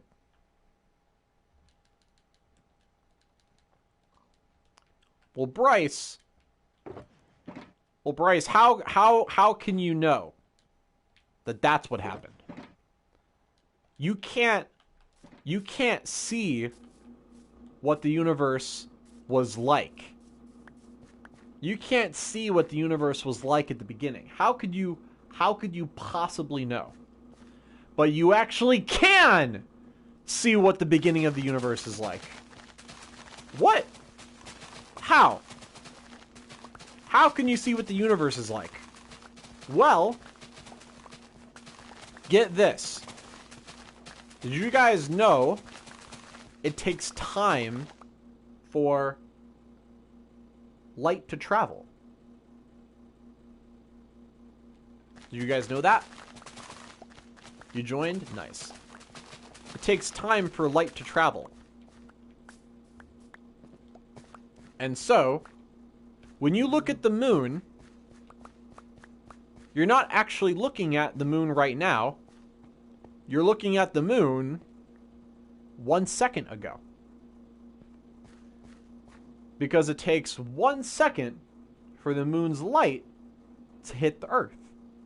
In fact, if you shine a beam of light on the moon, it takes 1 second to get there and 1 second to get back. So if you shine a giant light on the moon and had it bounce back to your eyes, it would take 2 seconds. It takes 2 seconds to do. And they even put a reflector on the moon when they went there, just so you can do that. Isn't that cool? Try it out. It's fun. You need a powerful telescope, but you can totally do it. Shine a light on the moon, bounces back. You can see it. I can't fix the spawn of Minecraft. Hell, you guys gotta do that. You have your own channel? Awesome. Yeah, I need your guys' help to fix spawn.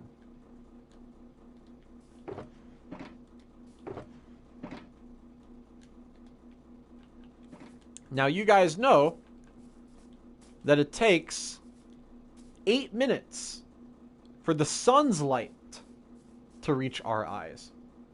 Toasted Cat says, hello, Bryce. Hey, Toasted Cat. We're talking about the Big Bang Theory. Do you know about the Big Bang? Can I be a YouTube admin? No. And everyone who is a YouTube admin never asked for it. So, I'd recommend not asking again if you want the chance to ever be one. You just have to be awesome and be in our chat all the time. And then maybe you'll get it. Spawn would be great if it had materials to strip mine. I think you mean branch mine. Which it still does. You can still, like, make this giant staircase to get all the way down to Diamond Layer, and you can still do it. It's still possible. Well, welcome, Toasted Cat. Whoa.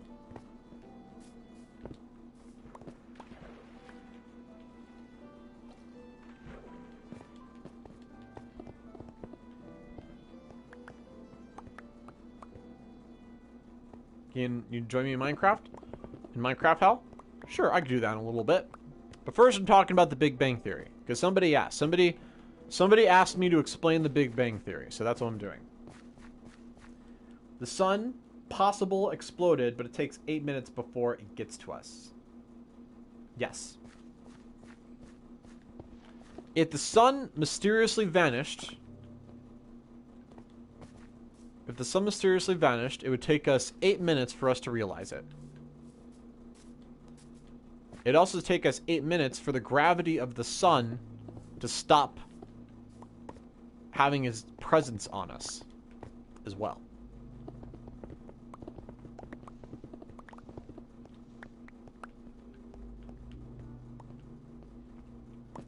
So, that means the further away something is, the longer it takes to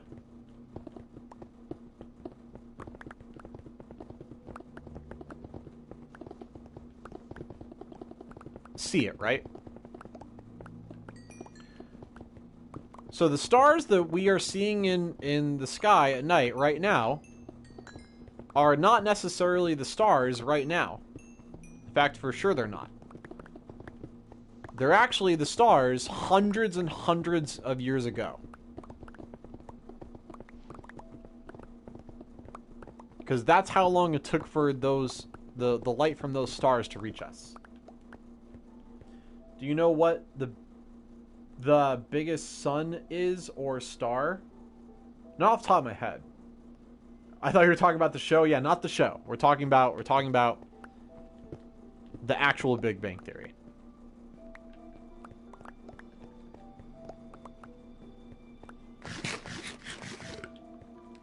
So, well, how long has the universe been in existence? How long has the universe been around? Well, you can do the math by seeing the rate of how fast the stars and galaxies are expanding. And if you calculate it backwards, you can reverse it to see how long it took for everything to come together. Long time ago. And the universe is about 13.5 billion years old. Mia's back? Awesome. Will you ever be in the server? Yeah, I was in the server yesterday. I'm just working on this project right now. I'll be on. I'll be on today. Don't worry about it. I'll be on. You don't ask me about it. Kenister is back. Awesome, Kenister. We're talking about the Big Bang Theory. It's not night. It's night for me. I don't know where you are where it's not night. Are you in Australia?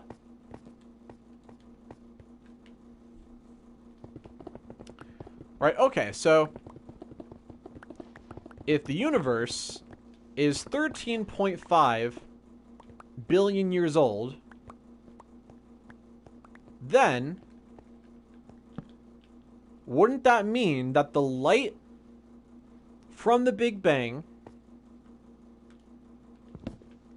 if there was light left over from the Big Bang, that it would take 13.5 billion years to reach us, right?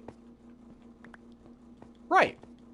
So, if you point the telescopes past the stars, past the galaxies, past the local group, past the whatever the supercluster is called, you point the telescopes past all of the matter that's observable in the universe. It goes back further and further in time. You see galaxies that are less and less and less formed because you're going back in time. Elizabeth, hey, nice to see you again. Hey, Elizabeth, welcome back. The Big Bang? Yeah, we're talking about the Big Bang, Kenister. So when you look really far into the universe, you will see the light originally from the Big Bang still there. And that's why it has been proven, because we can literally see the light from the Big Bang still. All the way. The farthest you can possibly see in the universe. You can see the very beginning. Because the light from it took 13.5 billion years to reach us, and we've measured that that is how old the universe is. And so that's why the Big Bang has been upgraded to a theory.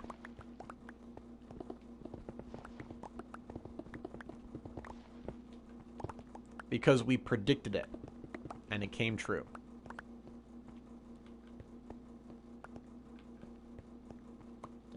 And so we can study the very beginning of the universe and what it looked like by seeing the light at the very edge of the universe. That stuff is called the cosmic microwave background, and it's literally the light left over from the Big Bang. I think I'd want to see a Christian scientist. There's many of them. Just think about it. God and science intertwined. Yeah, there's a lot of now, I'm not going to say most scientists are Christian, because I think that is inaccurate. But a lot of them are. In fact, science originally started because people wanted to understand how God actually worked.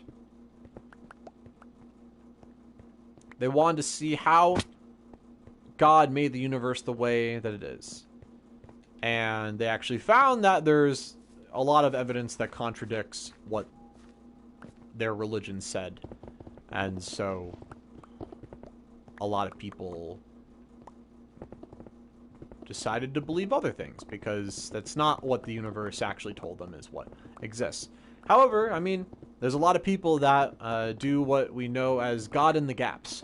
God in the gaps means anything that science currently doesn't have an explanation for, you could just say, oh, well, God did it.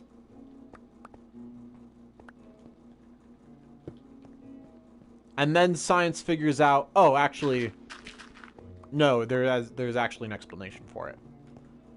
And then they're like, oh, well, then I guess God didn't do that, but God did everything else that we don't know.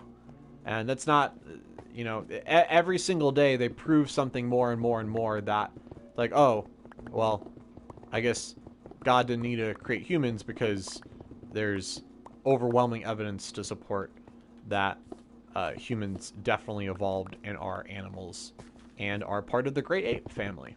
The great apes are the bonobos, the orangutans, the gorillas, and the chimpanzees, and we're very, very, very closely related to those. The fossil record supports it, as well as our DNA literally, like, tells us the code that's inside of our bodies that shows how closely we are related to those things. And it's undeniable, irrefutable evidence. And we test and prove it over and over and over again. So, I don't understand every single thing you said. That's okay. If you don't understand it, I am more than happy to re-explain it if there's anything that needs to be re-explained.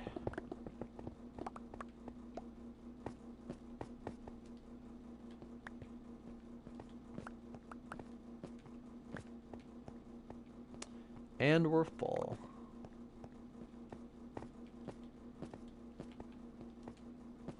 What will you see when you die? You don't see because you're dead. What's Big Bang? Oh, what is the Big Bang? Kenister is asking. So the Big Bang is where the universe came from, Kenister. So a long time ago, the entire universe appeared from a gigantic explosion. A gigantic explosion in all of nothingness created all of time and space and everything that we know today. It created gravity, electromagnetism, the strong nuclear force, and the weak nuclear force. The four forces that exist in the universe.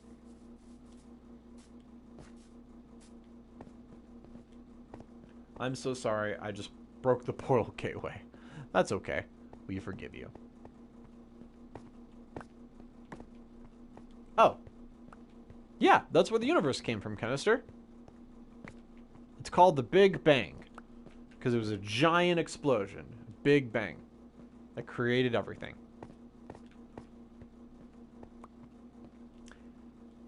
Elizabeth says, in her English accent, evolution is fascinating. We split from the line of sponges 1.6 billion years ago in the Arcadian period. Yes, Elizabeth. Quite right, quite right. Beans on toast, please. I didn't know that. Speaking of DNA, you should search up CRISPR if you're unfamiliar. It's basically a way to alter DNA simpler without the use of radiation. Interesting. But I heard it somewhere. Let's play Star Wars in Minecraft. How loud do you think of the Big Bang? That's a great question. So,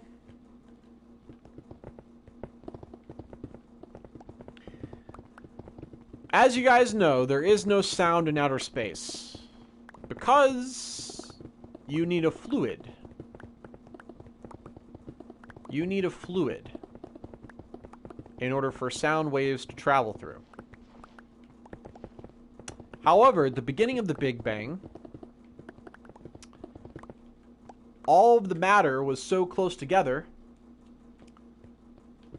that it basically was a fluid. So you could have said that there was sound. So what does it sound like? Probably it was loud.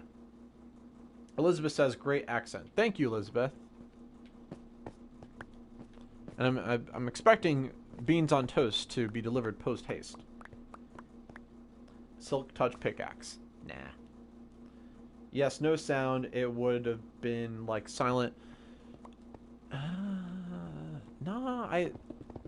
There was so much matter in one spot that it was basically a fluid. So there would have been a sound. It would have been loud. A bit later on, we split from jellyfish and then cephalopods. I pronounced that correctly. Which are squid and octopus. Oh, thank you for explaining. I didn't know what that was. I did know what that was. And then we finally split from arthropods, like spiders, ants, leaving our line. The vertebrates.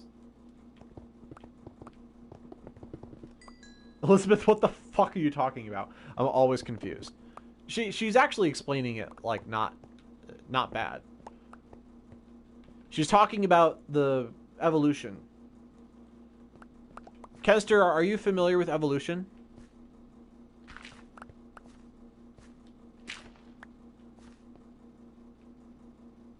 Elizabeth has out-Britished me. Oh, evolution. Yes. Yes. Elizabeth is very well educated. Did you learn that in school? Because I didn't. I had to learn it myself. How long did it take the Earth to form? Ooh, I don't know the answer of that one. I'm gonna guess that, honestly, that's a hard thing to guess.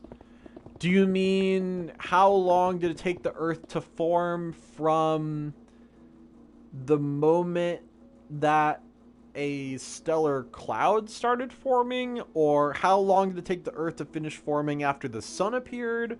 Or how long did it take the Earth to form from the beginning of the universe? I know the answer to that one.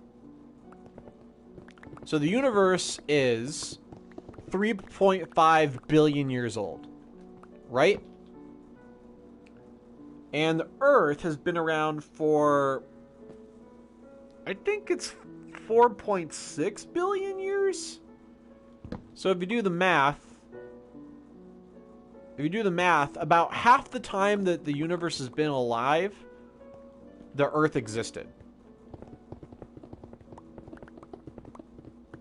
So, retrospectively, for how much time could have passed, the Earth formed pretty quickly.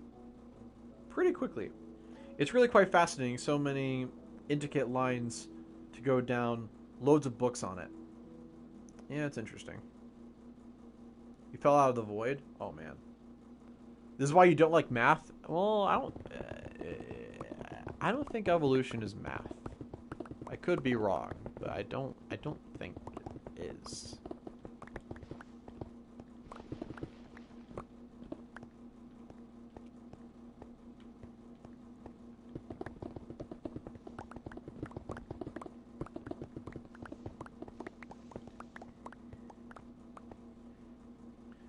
How did the plants grow on the Earth? Yeah, so honestly, literally Elizabeth sounds more educated. God, no. Sorry. I'm surprised how recently we discovered all the species of land were fragments of each other. God is the answer. No. Kenister, we do have an explanation for where the plants came from, actually. It's not God. Like, we actually have an explanation. Elizabeth says, organisms develop into multicellular organisms around 1.8 billion years ago by 1.6 billion. You could say 1.6 billion, Elizabeth. You don't have to say 1,600 million. You know? 1,600 million is 1.6 billion. They started interacting with each other, had developed protection. Yeah, so... Yeah, animals and plants diverged pretty early on. Elizabeth, how do you know these things? Because she grew up in a very well-educated country. And all the stuff that I learned about evolution that Elizabeth's talking about, we did not learn in school. I went to my local library to learn all this. Because we didn't have the internet back then! We didn't have the internet to look all this shit up.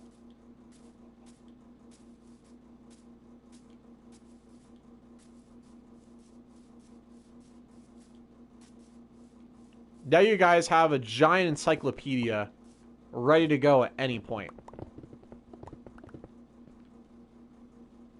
Once again, Elizabeth has outdone me. I mean, her knowing about evolution doesn't make her more British.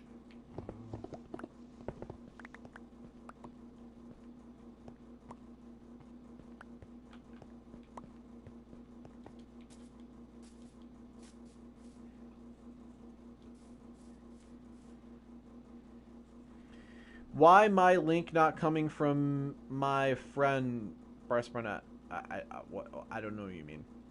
Teachers should really step it up. Well, every country has different funding and teaches things not as great.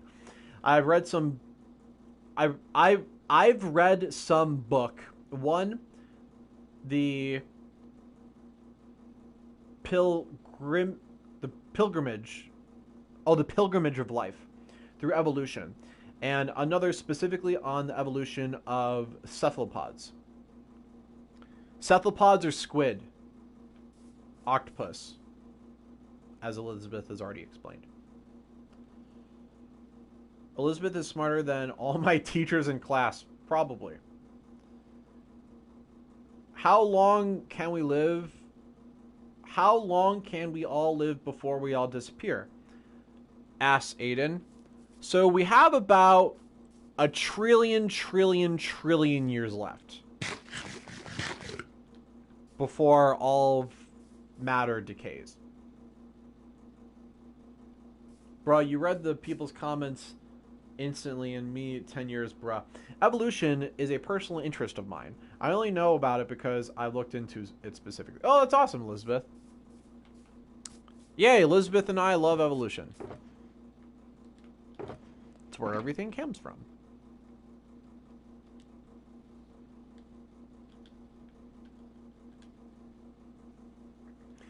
Yeah, the cephalopod family includes mollusks and shellfish. Really? No, yeah, that makes sense. That makes sense. Yeah, so snails are cephalopods.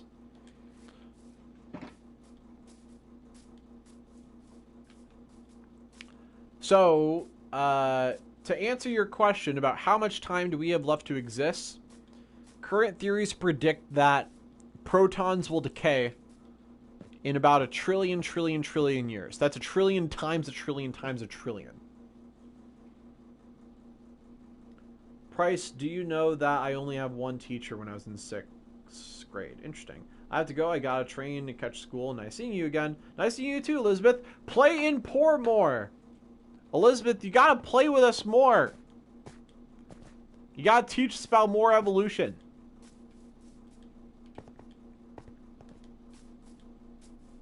Why you bully me? What are you talking about?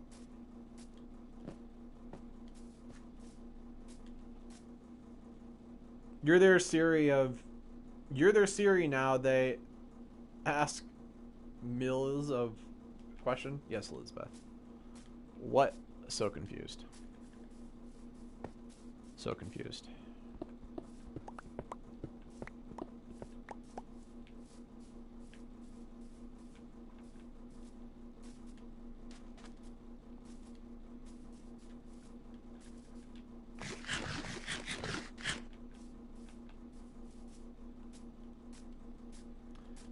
Yes, I will do. I've been busy with school, though. I'll try. See ya. See ya. Yeah, so... Canister, where did life begin? How did life show up? So... Turns out...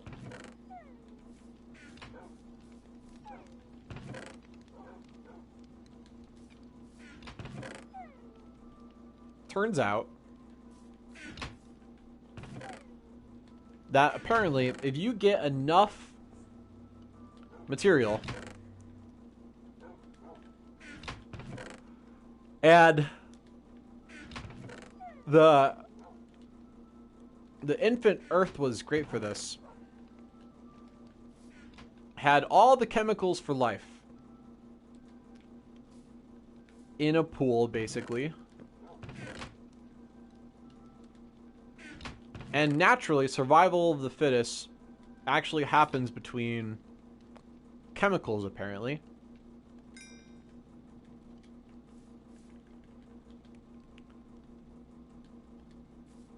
So natural selection happens, and then that causes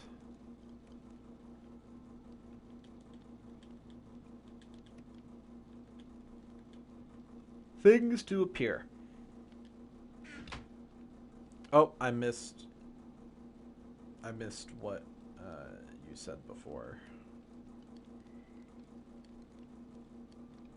Toast Cat, I've been taking interest in evolution too, and I know I'll sound like a broken record, but when I say this, but CRISPR could really change the way we look at a lot of things. Okay, I'll take a look at it. Bryce, do you believe in God? Nope. That doesn't mean you should not believe in God. No, you should believe in whatever you want to believe in. As long as it doesn't directly conflict with science. I will say that.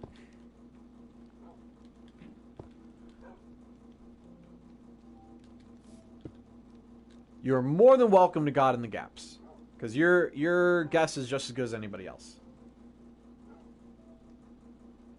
I'm building a while everybody else is not society. I want an Earth I wonder what the Earth will look like when all the ice and snow melt. Well, it's gonna get really hot. It's gonna get really hot.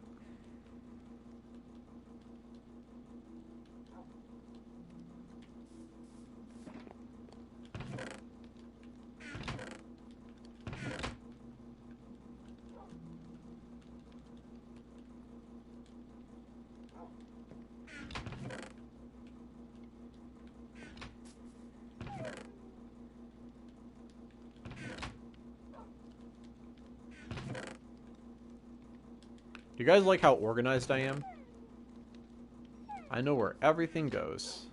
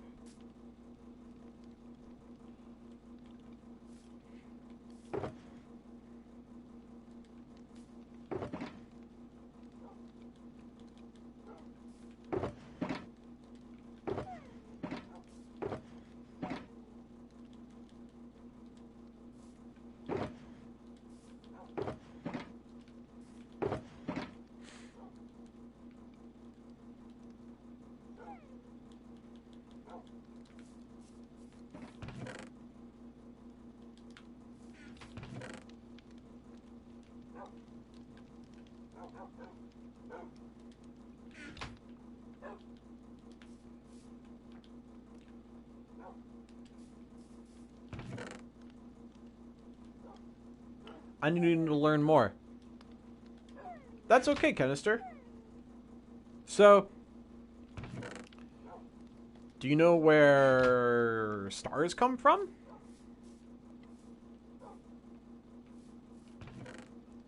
We'll teach you. And by the way, you can just on YouTube, Canister, if you're like, where do stars come from? Like YouTube will tell you. But we'll tell you too, if you want to learn from us. 33 more hours until Minecraft Live. Nice. That is exciting.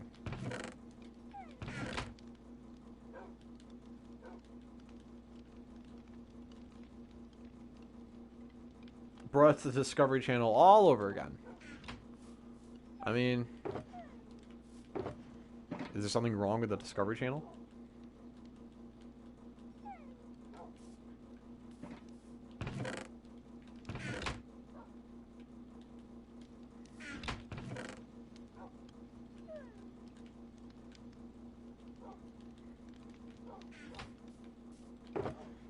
There's a lot of people that don't even have television to have observed the Discovery Channel.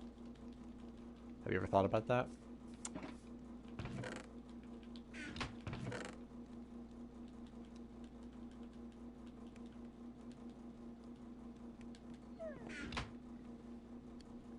Bryce, how long are you gonna end the stream? That's the one question I cannot answer. I don't know. Am I the only person who doesn't care about the mob vote anymore, since Dream stands are just going to vote for the floating salad? Oh, they're going to vote for the glare? I wouldn't mind that. I just don't want the alley. I do not want the alley.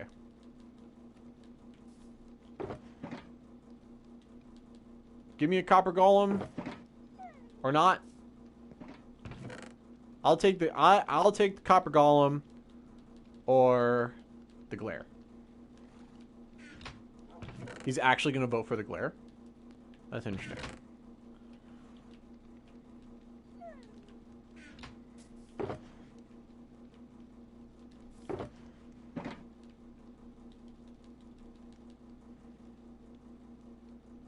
I need the copper golem. I need it for my tech. Oh, the floating hopper? What?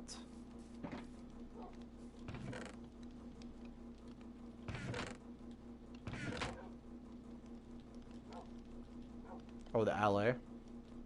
Yeah. Meh.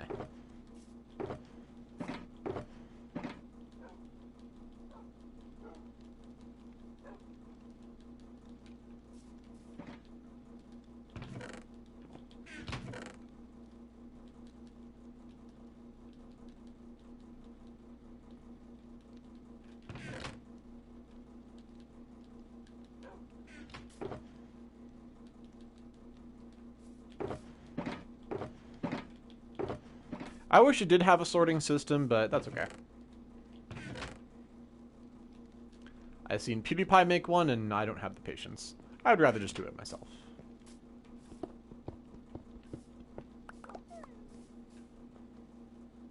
I'm not well educated. That's okay, Canister. It's okay. It's okay. It's not your fault.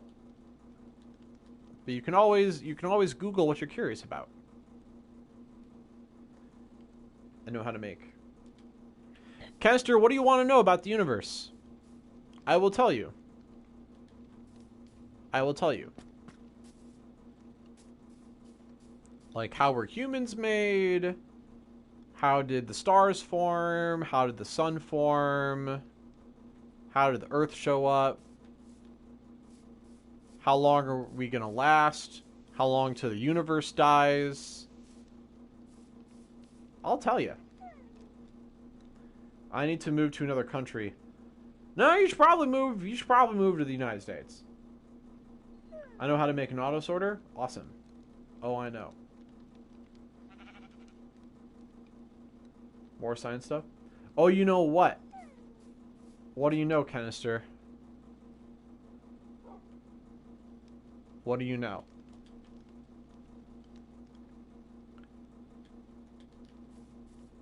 You know what?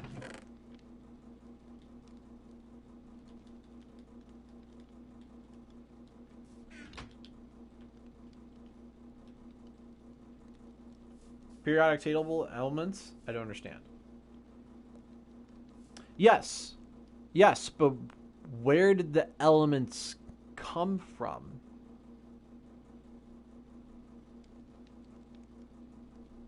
Where did the elements come from, Canister?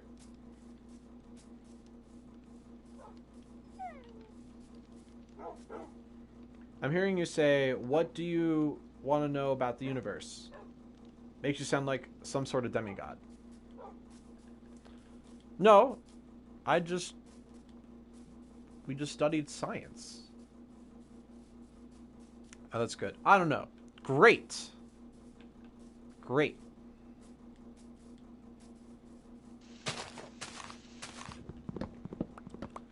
All right, so so now Canister has a question. Is that a question, Canister? Where did all the elements come from? Is that a question? You have to ask it. Canister, you have to ask, where did the elements come from? And I'll tell you.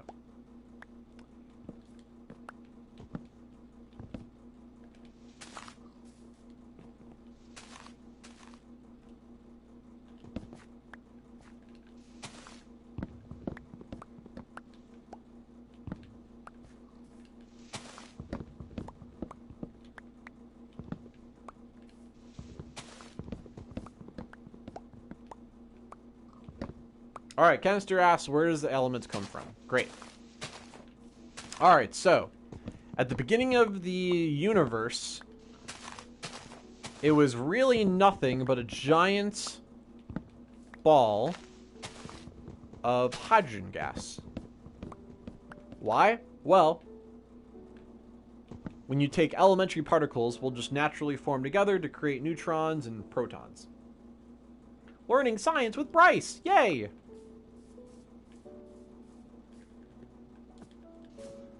Oh, piggy. Sacrifice! Thank you. Okay. So, when the universe first showed up, elementary particles came together to form neutrons and protons. That stuff is actually very simple. So, alright, so we got protons, right? And then electrons like protons, right? So the electrons came together with the protons, and that makes hydrogen. Maybe there could be a bot that could randomly drop some facts about science. I am the bot! Toasted cat. But thank you.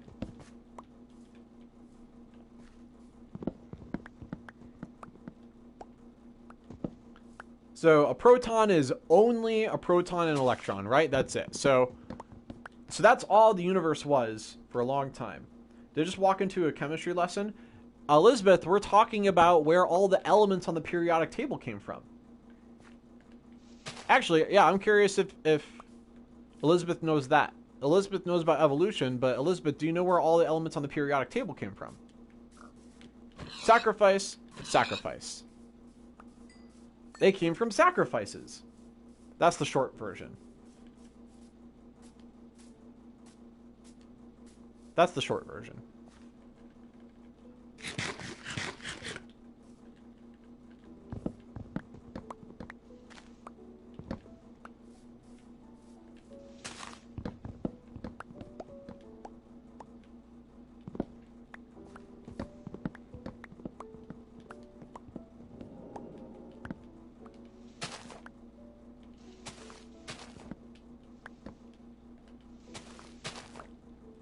Hydrogen is diatomic, H2, nitrogen, also diatomic, H3, bonds, H3. There's a chemistry fact.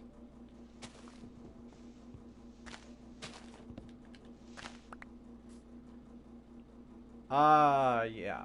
I study biology, chemistry, and maths. Okay, but where did the elements come from? Bryce, do you know about the law of acceleration? Wait, the law of acceleration? Do you mean inertia? The law of inertia? I haven't heard about the law of acceleration. That might be a thing. I just haven't heard about it. But I feel like it's the law of inertia. The elements were just existing. They're naturally occurring, I think. Okay, so Elizabeth doesn't actually know where the elements came from. Bryce, change all the torches to glowstone. No, I don't think so. All right, so Elizabeth is going to learn something today. So Elizabeth knows all about evolution, but she doesn't know where the elements come from. And that's what Kenister wanted to ask. So Kenister asked, where did the elements come from? All right, so the universe was all a bunch of fucking hydrogen, okay? So it was all hydrogen because chemistry is a strong point. That's okay. So hydrogen is naturally occurring. Hydrogen is naturally occurring. The universe will naturally form hydrogen, okay?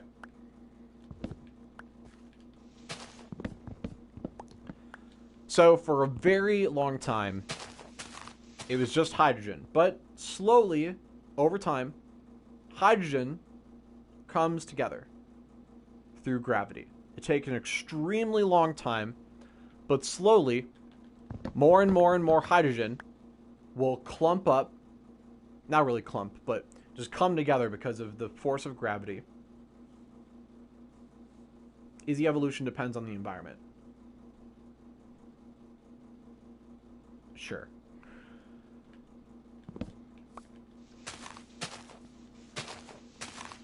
And then finally, when there is enough hydrogen in one spot, it gets hotter and hotter and hotter.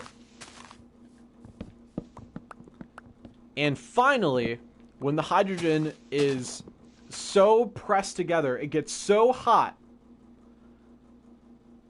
that all of a sudden, it starts performing nuclear fusion, where it starts crushing the hydrogen into each other and creating new elements. When that happens, Kenister, that is what forms a star. As soon as there is enough mass in one spot, it explodes. And that creates a star. So all a star is just a bunch of hydrogen fusing together to create helium. When you take two hydrogen, fuse them together, creates helium. Okay? Okay. And that only happens inside of a star. Pretty cool. Pretty cool. Oh, science is more fun than I thought. Yay!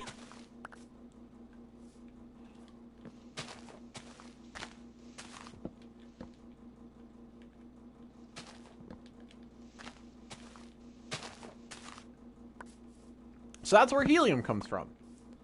It's made inside of a star. Pretty cool, right? In fact, that's what our sun is doing right now.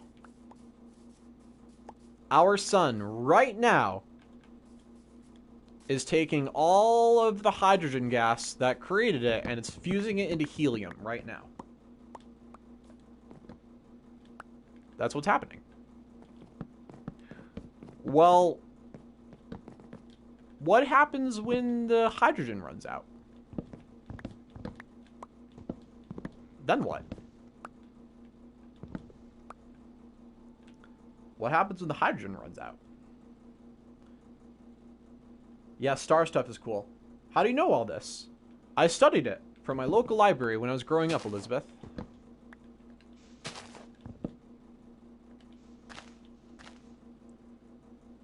And Vanch has joined the chat, and Vanch says code. Yes, absolutely. Code red for Mountain Dew. Yes, Vanch, welcome. We will definitely give you the code to our realms.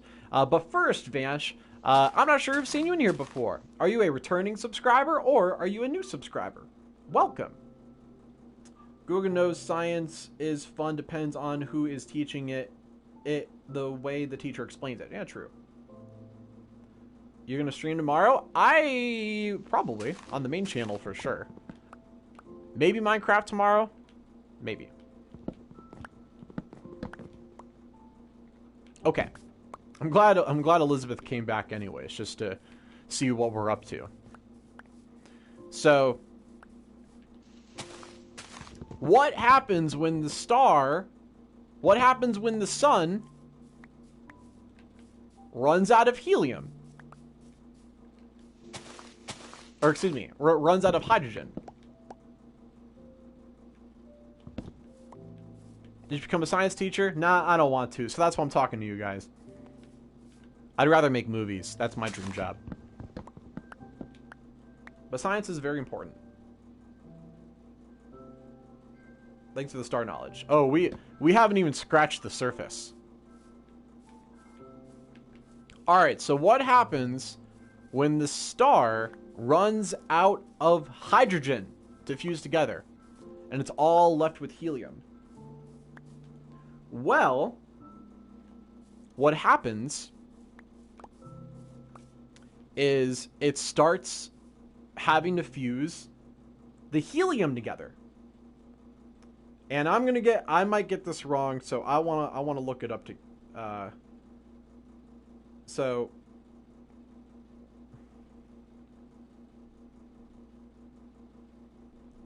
what element do you get when you fuse helium together?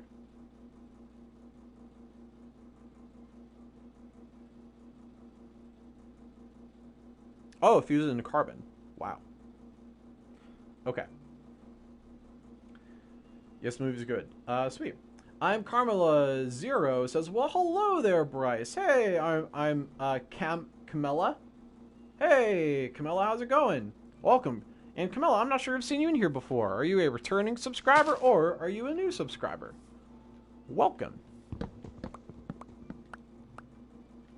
So then the star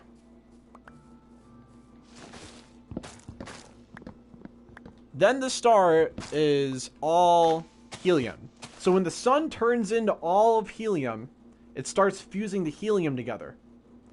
And when it fuses helium together, it gets carbon. Okay?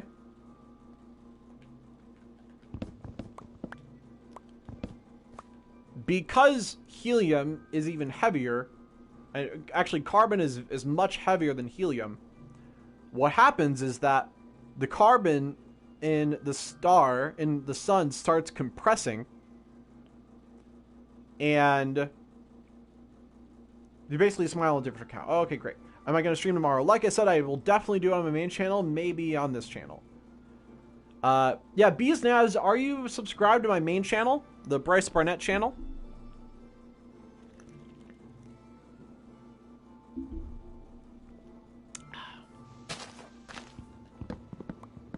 So, the core of the star becomes carbon and starts collapsing. And the extra heat this generates causes the outer layers of the sun to expand. So, which means the sun is actually is not right now, but it will get bigger and bigger and bigger.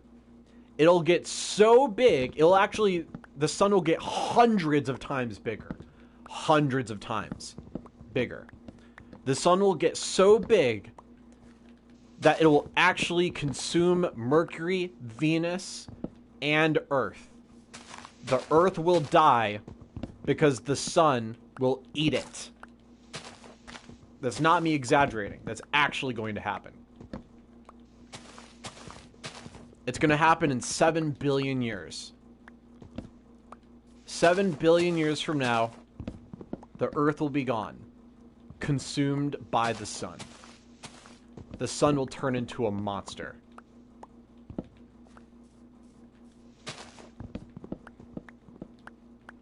Scientists have argued whether it will also swallow Mars, and the latest evidence, from my understanding, shows that it will. But for a long time, people were debating whether or not it will also swallow Mars. Earth crying, yes. Yes, the sun will eat the Earth. I'm already beginning to build with redstone, but have slim supplies. I have no food either, and anybody who has joined has either done nothing or hasn't tried to help. Let's just nuke the sun. The sun is a nuke. The sun is a nuclear explosion happening all the time. That's what the sun is. You can't nuke the sun, Canister. It is the nuke. That's what it is. Canister says, oh, frick.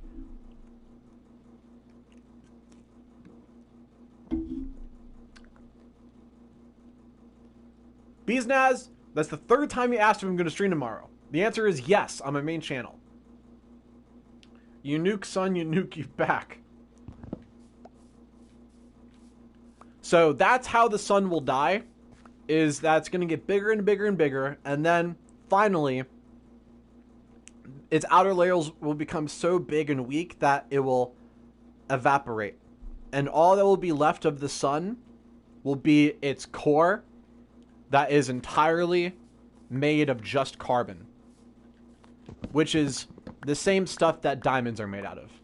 So basically, one day, the sun will turn into a giant diamond that is the size of the Earth. And that's all that will be left of the sun. It will be known as a white dwarf. So it's basically the mass of the entire sun squished to the size of the Earth. That's how the sun will die. But Bryce, you just described 3 elements. All you did was describe hydrogen, helium, and carbon. How do you get all the other elements? How do you get all the other elements? Well, that's what happens with a normal-sized star. That's a medium-sized star. The sun is a medium-sized star. In fact, a little bit on the smaller side. Carbon turns to oxygen. And so forth. Shadowfishy YouTube is Monkey. How are you? Hey, Shadowfishy, welcome back. I'm great. I'm great. Oh, Elizabeth, are you subscribed to all 5 of my channels? Make sure you are. I tired? Well, then you gotta sleep. Alright, so how do you get the other elements? Well, in giant stars, what happens is that when it gets bigger and bigger, the star doesn't just stop at carbon, it keeps going. So, apparently, Elizabeth said, oh, Elizabeth's gonna check, awesome. Can we just move the Earth? That's a great question. I'm gonna say probably not, just because of how massive it is. But in 7 billion years, will humans have the ability to do that? Maybe. We might have the technology to make the universe our bitch by that point. So I don't know. I'm gonna guess not. But, I mean, humans have been around for what, like 10,000 years? Humans have been around? So, you know, within 8 billion years, 7 billion years, will we be able to figure out how to move the Earth? Maybe. Maybe. Yes, we're going to be so smart. We probably will be. I live the purple toilet news. You mean you live the purple toilet news? I'm not sure what you mean. It's the best. I'm glad. Oh, I think you meant to say love. Oh, love purple toilet news. Yay! I'm glad. Yeah, I'm glad you guys saw the last purple toilet news. That one was funny. Episode number 6. The next one's even better. I like the next one a lot. Robots are going to take over the world? Probably. That's probably going to happen. That's probably going to happen.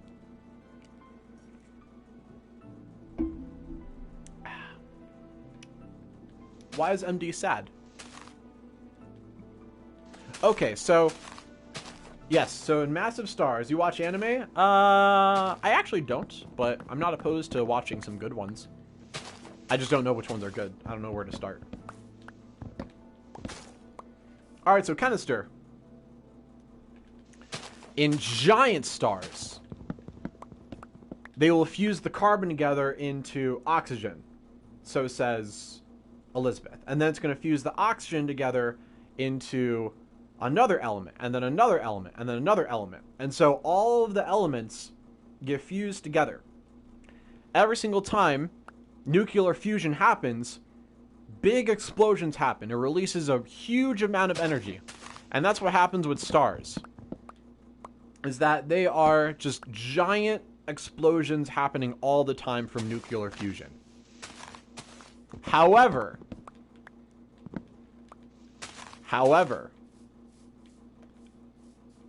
until it finally starts making iron. And I'll get to that. So, why don't stars just blow themselves up? Well, stars can't blow themselves apart because of the nuclear fusion that's happening inside of them. Or, excuse me, stars can't blow themselves apart because of gravity. The gravity in a star is so intense that even though it's exploding, it's still containing itself. Okay? Well, then why doesn't the gravity just crush the entire star together? Well, the gravity won't crush the entire star together because of the nuclear fusion that's exploding. So the nuclear fusion is exploding outwards, and the gravity is pushing inwards. So the size of a star is balanced between gravity pushing in and fusion pushing out. Does that make sense? Hope that makes sense. Now, all of a sudden... Oh, I need to put my shulker boxes away. They're taking up too much room.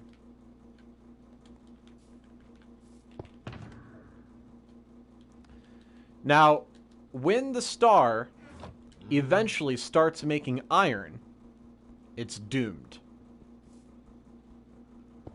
What happens when the star starts making iron? Well, Bryce, how does humans keep getting smarter and smarter, and how do they know stuff, and what kind of stuff? We don't necessarily get smarter. Like, our brains don't actually get better necessarily. Some people do. But we learn from our previous scientific experiments, and so we build knowledge on top of each other. If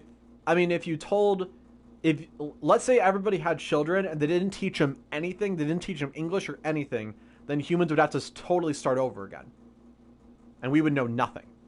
Does that make sense? So we only know things because we taught our kids. That's why school is important to society. Otherwise, we would know nothing. And that's why they force you to go to school, because if humans didn't force kids to go to school, then humanity would start all over again.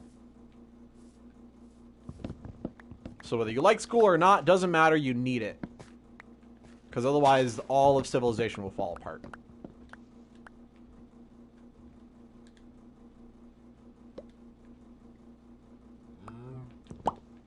Okay. So why is making iron inside of a star going to doom the star? Oh, yeah, that's what Elizabeth was asking. What happens after iron?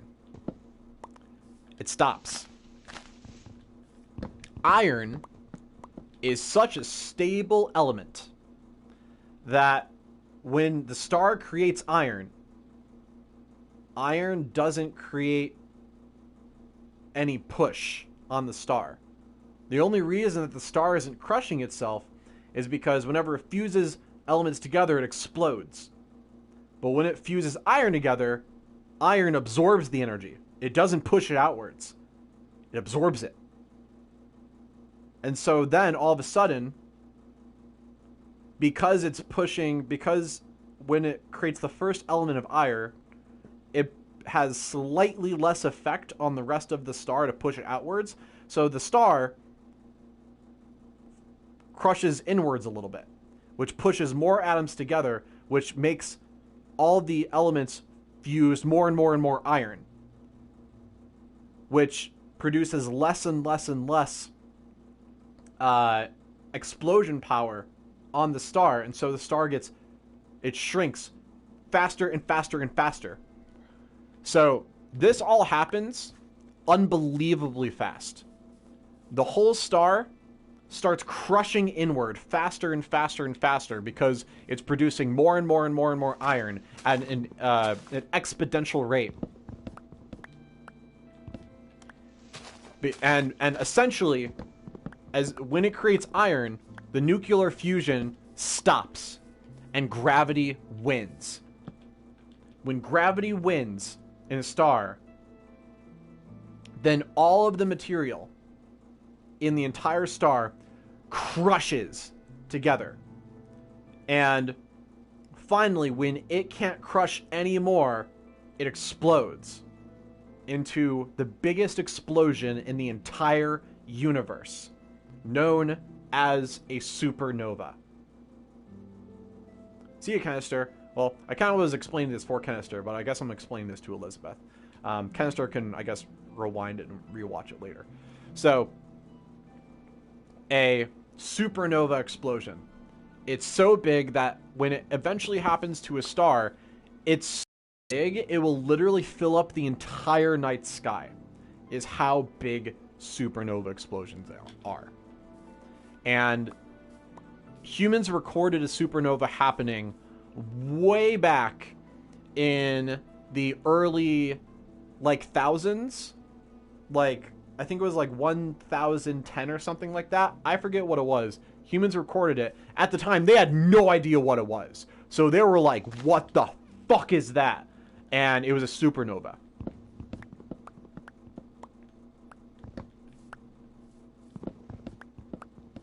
Yeah, super interesting. Thanks so much. My pleasure. Oh yeah. So what's so powerful about supernovas is that when that star explodes, it's so hot. It's almost as powerful as the Big Bang. That so much energy happens that within that fraction of a second that the star goes from full size to crush to explode, in that moment, it fuses all of the elements together after iron and silicon and all this over and over and over again. In that fraction of a second, it creates all of the elements in the periodic table and explodes them into the universe. And that is how all of the elements appear. So if you want to say that that is how they naturally form, then sure, but elements do not form outside of that. That is how they form. There's no other way they show up. They have to, they only come from a supernova.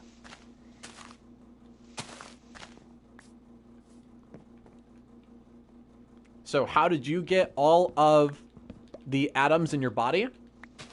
Every single atom in your entire body was created in the heart of a dying star in that one fraction of a second. That is where all of the matter that you are made of comes from.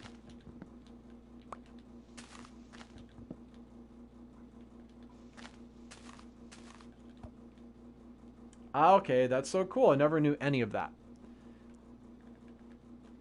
Do you want to know what's left over after a supernova? And I just learned this very recently.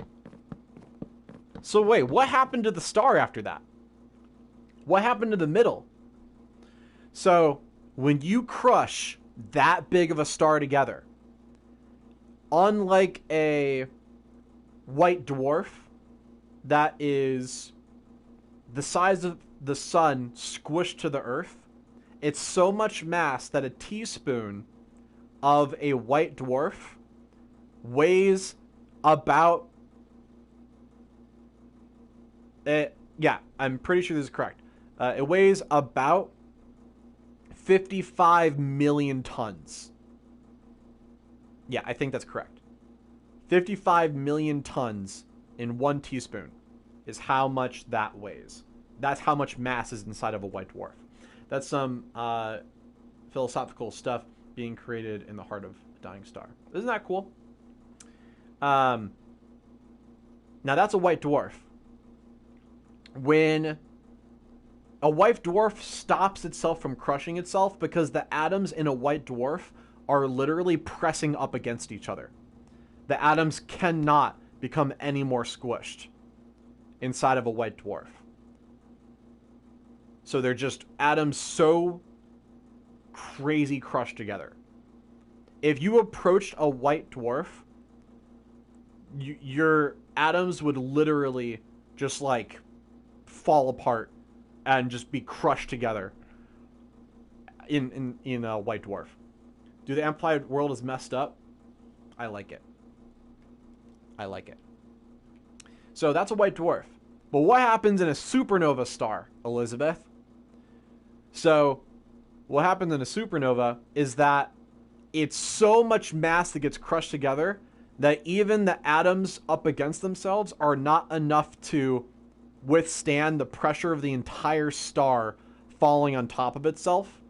And so gravity becomes more powerful than the electromagnetic force that pushes atoms apart. So gravity becomes more powerful than electromagnetism, and the atoms crush into themselves. And when you take protons and electrons and you push them together, the positive proton, the negative electron cancel each other out, and the protons turn into neutrons. And so what's left over is what's known as a neutron star. All the atoms have fallen apart and just become neutrons because all of the neutrons are pressed up against each other inside of this giant star that exploded into a supernova. Now, how much does that weigh? The only thing that's stopping those neutrons from crushing even further is something that's known as the strong force. The strong force is the force that holds atoms together. It's not a force that we like regularly notice. The two forces that we know regularly are gravity and electromagnetism. But there's two forces that I never knew how it got its name. That's so cool. Yeah, so it's literally neutrons just pushing up against each other. That's all it is. Yeah, that I learned like a couple months ago, and I love it. I did not know that. I looked it up. What was I saying? Oh yeah, so the strong force is what's holding the neutrons from crushing even further. So in that instance, gravity is not as strong as the strong force. The strong force overpowers gravity and stops the matter from crushing anymore. So it's just neutrons. Now, how big is it? So imagine it was a star that was originally thousands of times bigger than the sun, crushed to the size of New York City. Neutron stars are the size of a city. It is super small. Yeah, I love it too. Awesome.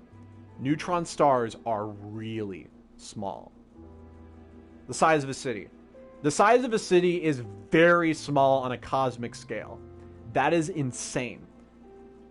A star that's thousands of times bigger than the sun is crushed to the size of a city.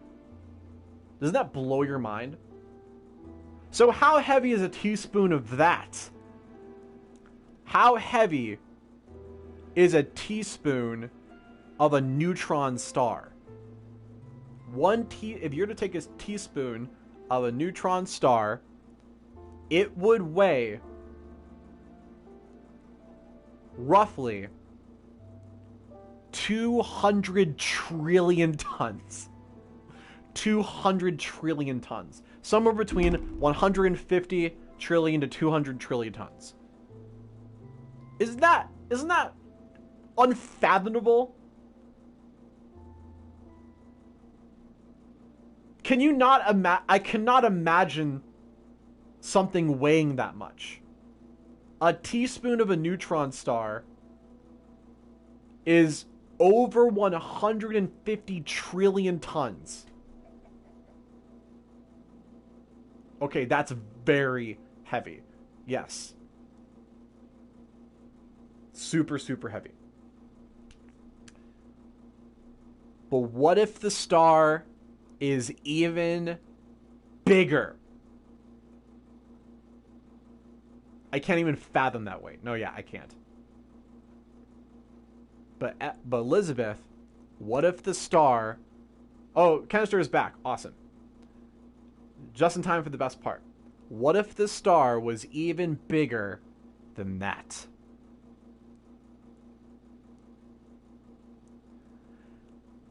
When a star that's even bigger than that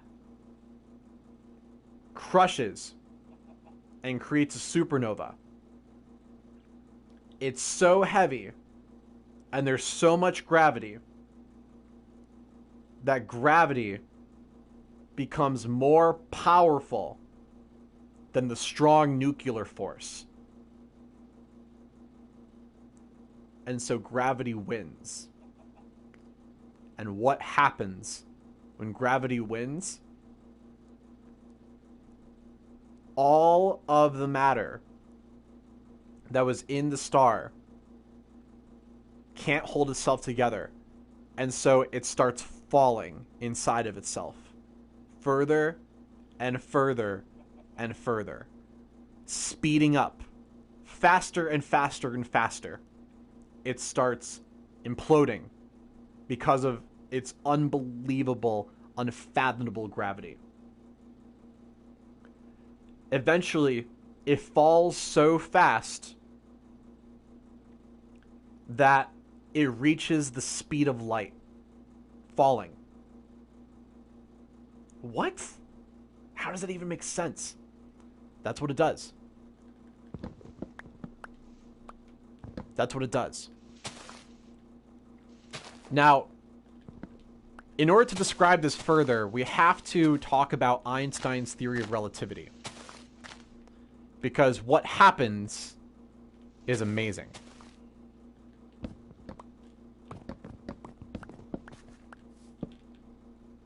Okay? So, when the matter starts falling so fast, it how do I say this? Gravity is not a force that grabs you and like tugs on you. I want you guys to imagine a trampoline. And imagine you were to put a really big, heavy ball in the middle of the trampoline. The presence of that ball warps the shape of the trampoline. Okay? So if you were to put a ball, if you were to throw a ball in this trampoline that was a lot smaller, it would go around the trampoline in a circle, right? Like imagine you were standing in the middle of the trampoline and you were to throw a ball, the ball would go around you, right? So the Earth orbits around the sun not because the sun is constantly pulling on the Earth. It's because the Earth is simply following paths in space that cause it to turn because of the sun's presence. Does that make sense? Hope it does. because that is Einstein's theory of general relativity. That's how gravity actually works. It warps space-time. Wait, you just say it warps space-time? Not just space? Yes.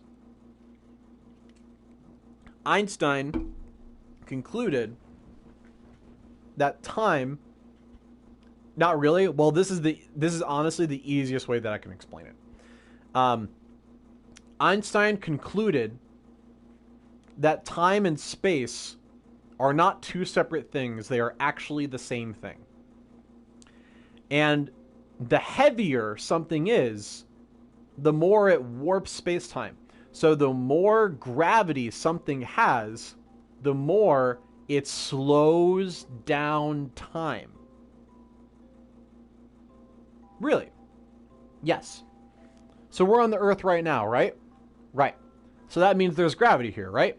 Right.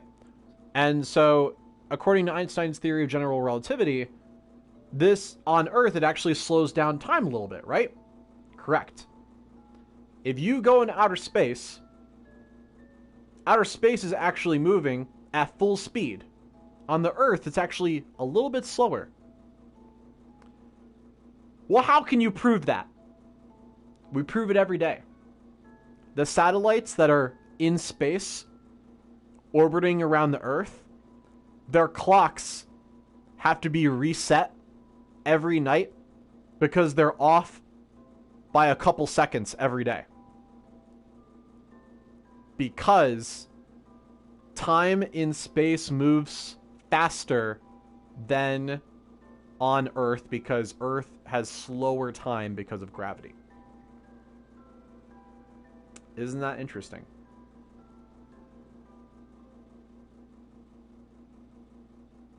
If the Earth stops spinning, will we get flung?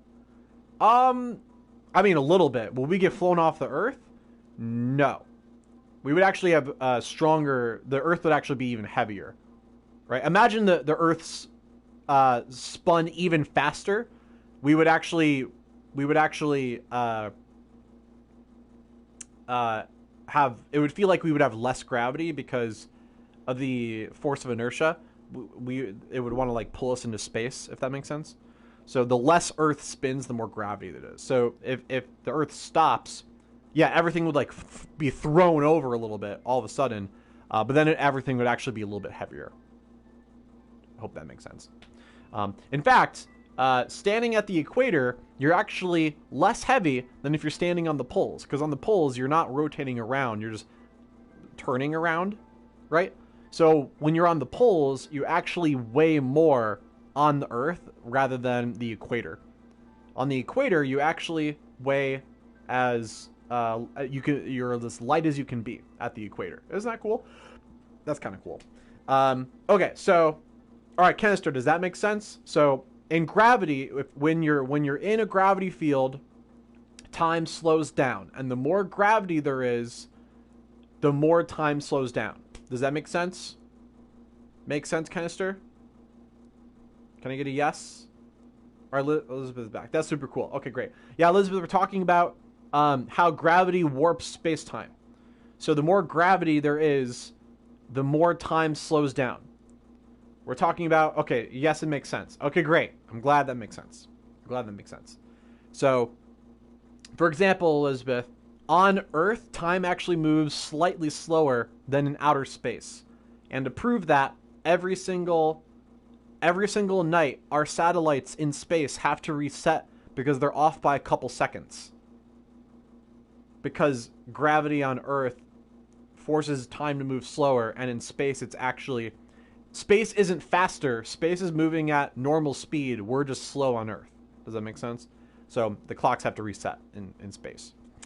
So what happens at such extreme gravity inside of a neutron star, or the example that I was telling you where the neutron star just falls forever? Well, if the star is big enough and the mass just keeps falling forever for infinity, what happens is the gravity becomes so intense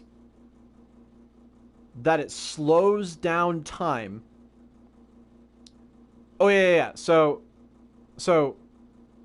Einstein's theory of general relativity. I actually do have to. I have to touch on this a little bit. You guys know that there's a speed of light, right? There's a speed of light, right? So how is there a speed of light? Like, wait, we can't go faster than the speed of light? How is it even possible? Couldn't we just get in a spaceship and get really close to the speed of light and then just go faster? You know what I mean? Like, what if we were on a train in outer space that was going super fast at very close to the speed of light? What if I was on a train that was going like next to the speed of light, and I went from the back of the train and I ran to the front of the train? Wouldn't me running through the train that was already going next to the speed of light, wouldn't me running faster than it cause me to go faster than the speed of light? Right? So the answer is actually no. According to Einstein's theory of general relativity, couldn't everything be dark?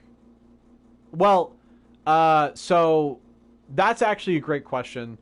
The reason why it's called relativity is because relative to you on the train, everything would act normal. But to somebody observing you, someone observing you coming at them, they wouldn't see you because the light wouldn't have hit them before you got there, if that makes sense. So that's a different thing. But okay, so the question is, couldn't I beat the speed of light by going really close to the speed of light and then just going faster? The answer is no. Because what happens is, the closer you get to the speed of light, time also slows down the closer you get to the speed of light. Time is connected to gravity, and time is also connected to the speed of light. Okay? They're actually interchangeable. This is what E equals mc squared means. Okay? So the reason why you couldn't beat the speed of light is because, let's say you were going really close to the speed of light and you tried to go faster. The reason why you couldn't go faster is if you tried, time would slow you down so that you could never quite reach it. If you try to go faster, you would get a little bit closer to the speed of light, but time will always slow down enough so that you never would reach the speed of light. Does that make sense? So even if you had infinite energy pushing into trying to go the speed of light, time will always slow down enough so that you wouldn't hit it. Well, what if you did go the speed of light? Well, the only way to go the speed of light is if you had literally infinite energy going into thrusting towards the speed of light. What happens if you reach the speed of light? If you could theoretically do it. Well, like I said, the closer you get to the speed of light, time slows down. So what if you achieve the speed of light? Then that means time stops. You do not exist after that. You're done. Time stops. The universe literally won't allow you to do it. Even if you have infinite energy trying to go the speed of light, if you achieved it, time stops. Okay? So, now that we know that, what happens when a giant star crushes itself and there's so much gravity that it starts falling faster and faster and faster than the speed of light. Well, since it falls forever and infinity, because it achieves infinity, it's going the speed of light, right? Which means that time stops. As soon as the giant star crushes itself to the point where the gravity of it falling in exponentially gets so faster that it reaches the speed of light, time stops for it. And the gravity becomes so powerful that everything around it starts sucking into it. And when it reaches the speed of hitting the speed of light, time stops.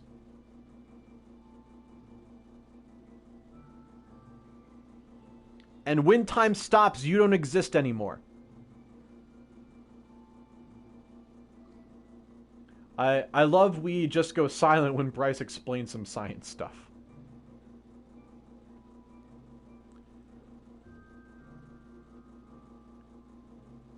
So the gravity is so intense that even light can't escape.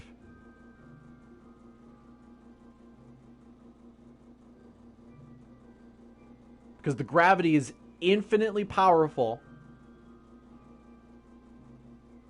has infinite energy, and breaks space-time. It literally rips a hole in space-time.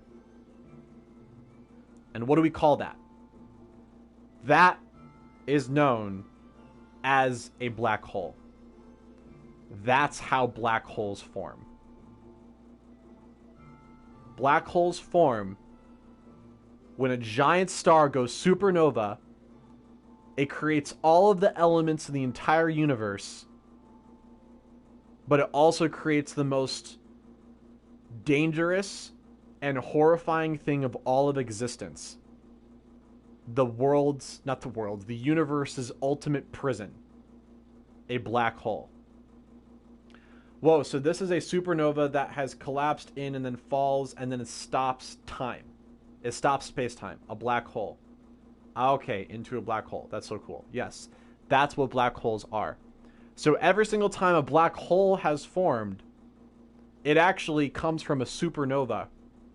So in the same instant, a star births all of life in existence, but also, in its absence, it creates a black hole that destroys everything at the same time. Isn't that interesting? Isn't that like the coolest thing? That in order for all of life to exist, in order for all elements on the periodic table to exist, in order to cause evolution to happen, a black hole has to form that destroys everything. Luckily, the supernova is big enough to have some of the elements escape faster than the black hole can catch it. Okay? To my understanding, most supernova... Now, this is me talking out of my ass. I don't know this for sure. But I'm pretty sure most supernova turn into a black hole. I'm pretty sure most of them do. Otherwise, if they don't quite reach supernova, they will create neutron stars. Neutron stars are as close to a black hole as you can get without it actually being a black hole. So if you fell into a neutron star, time would almost stop. It goes extremely slow, but time actually moves forward. But if it became any heavier, then it would fall for infinity and become a black hole. The heavier the black hole is, the bigger it is. The bigger the rip in space-time is. Bryce, what grade you learned this? No grade actually ever taught this to me. I had to do all this research myself. I had to go to the library and study this.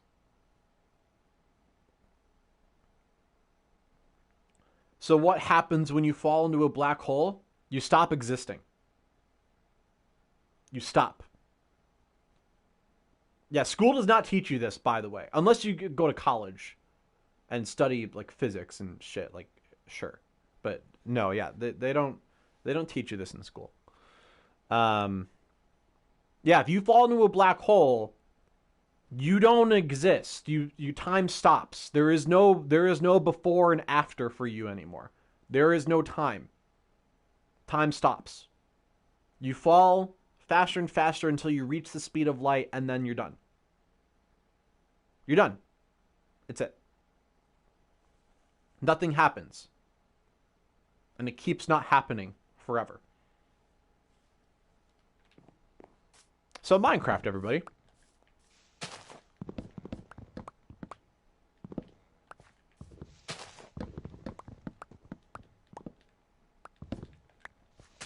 The hole, the part of the black hole that is the black part, that edge, it is known as the event horizon.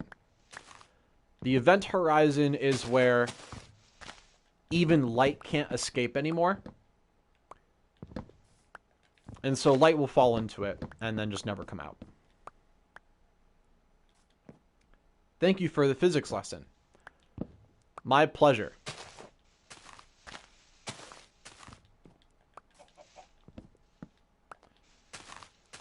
So, scientists used to think that black holes were immortal. It's like how could anything kill a black hole? Elizabeth might be interested in this. You think to yourself, what could possibly stop a black hole? Well, basically nothing. Basically nothing. However, do you guys know that that robot wheelchair guy? Yep, definitely interested. Okay. Do you guys know that one physicist who speaks through a computer? He goes by the name of Stephen Hawking. He died not too long ago. He's one of the most brilliant minds to ever exist. The black hole is immortal? Well, a lot of people thought for the longest time that black holes were immortal. They would just live forever.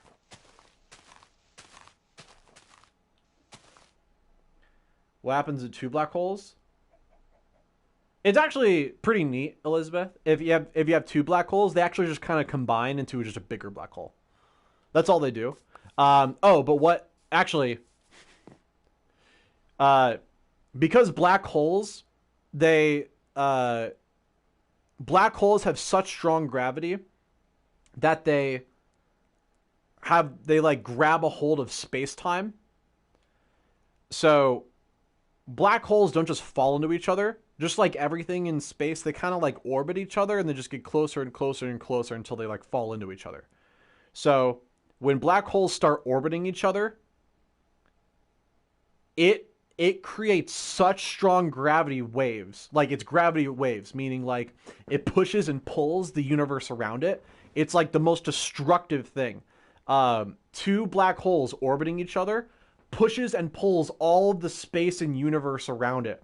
And so any stars that are nearby or solar systems or whatnot literally get ripped apart because time and space are literally saying like, it's like arguing that like before and after happens and space happens and speed of light shit. It's literally the most destructive thing you could ever imagine.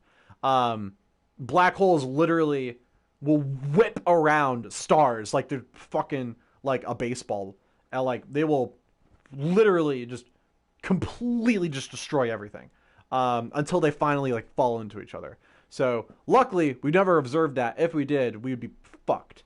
But yeah, that would not happen within our solar system's lifetime, most likely. We have not detected anything anywhere close to that. Maybe at the center of our galaxy, but we're very far away from the center of our galaxy. We're very far away. The black hole wouldn't just mess you up. It would literally just destroy it. Like it would ruin everything. It would, like, when I'm saying it warps space-time and it like tugs it back and forth, when you have waves on space-time, it says that part of you happens before and then part of you happens after. And so it messes with like cause and effect. When you have two black holes orbiting each other like that, there's actually a part of space-time that like kind of flips over itself, that something can fall into that black hole orbital, and then come out of it before it went into it. Like there's a moment where that happens where time is actually before the moment it fell in, is how much it warps space-time. It's really hard to imagine. I honestly can't even fathom it, but that is calculated to be true. That is what happens. So like it's incomprehensibly like just destroys everything. It stops different things from existing. Not only does it like get deleted when it goes into the black hole, but it rips it apart. Anyways, it wasn't what I was talking about. Elizabeth had a question on what happens if two black holes fall into each other. That's what happens. Yeah, it's absolutely crazy. Pure craziness. Pure craziness happens. Okay, so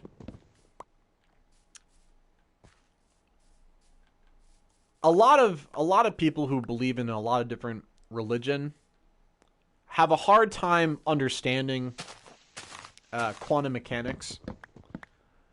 So quantum mechanics is the study of the universe on extremely small scales. Oh, no, we're still talking about black holes. We're not going back to Minecraft. I'm just chopping down some trees. So quantum mechanics says that what's quantum mechanics? Okay, so I guess I have to explain this a little bit. So I can't just say the word quantum mechanics and expect you to get it. So okay.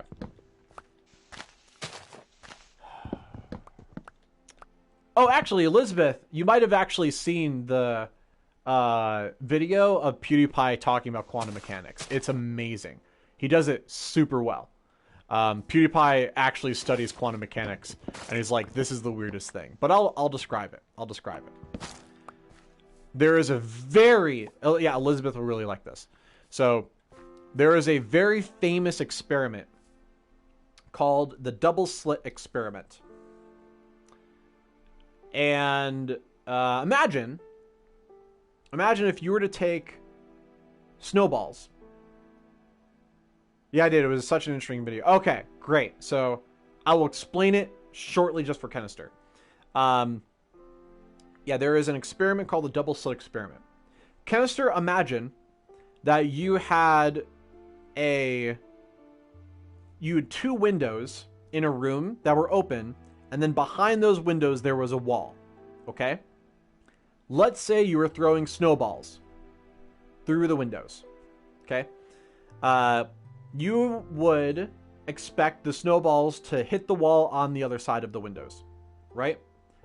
The snowballs would only show up in the areas of the windows where they existed. Meaning, like, if you threw a snowball through the window, it wouldn't land on the floor or the ceiling or on the wall this way or the wall that way. The snowballs would only land on the wall directly behind the windows, because that was the only spot that the snowballs could have entered that room. Does that make sense? I hope that makes sense. It's almost like common sense, but it's just like explaining, like, that's what happens, right?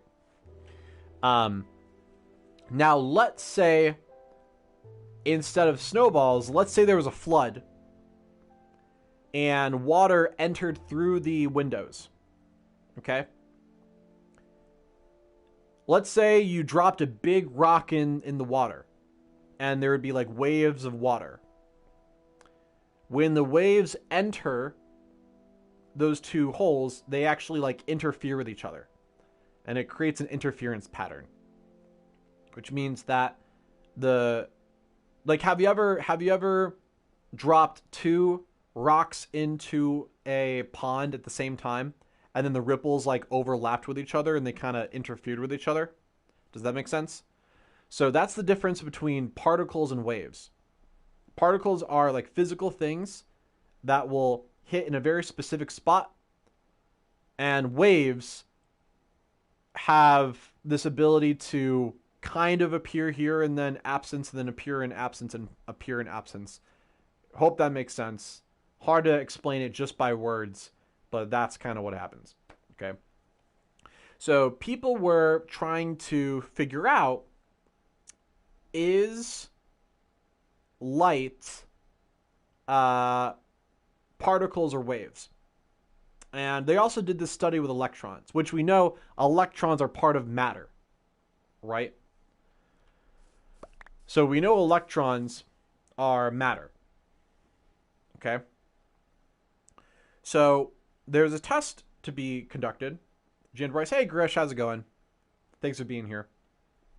There's a test that was done to see whether electrons were particles or waves. And so, how you test this is a canister, like they had two windows and a wall behind it. If they shot electrons through the windows and saw two spots, that means it was a particle, because it only went through the holes. If on the wall they would see that it was a wave, then they would know that electrons are a wave. Does that make sense? So it's actually, I know it kind of sounds complicated, but it's actually really simple.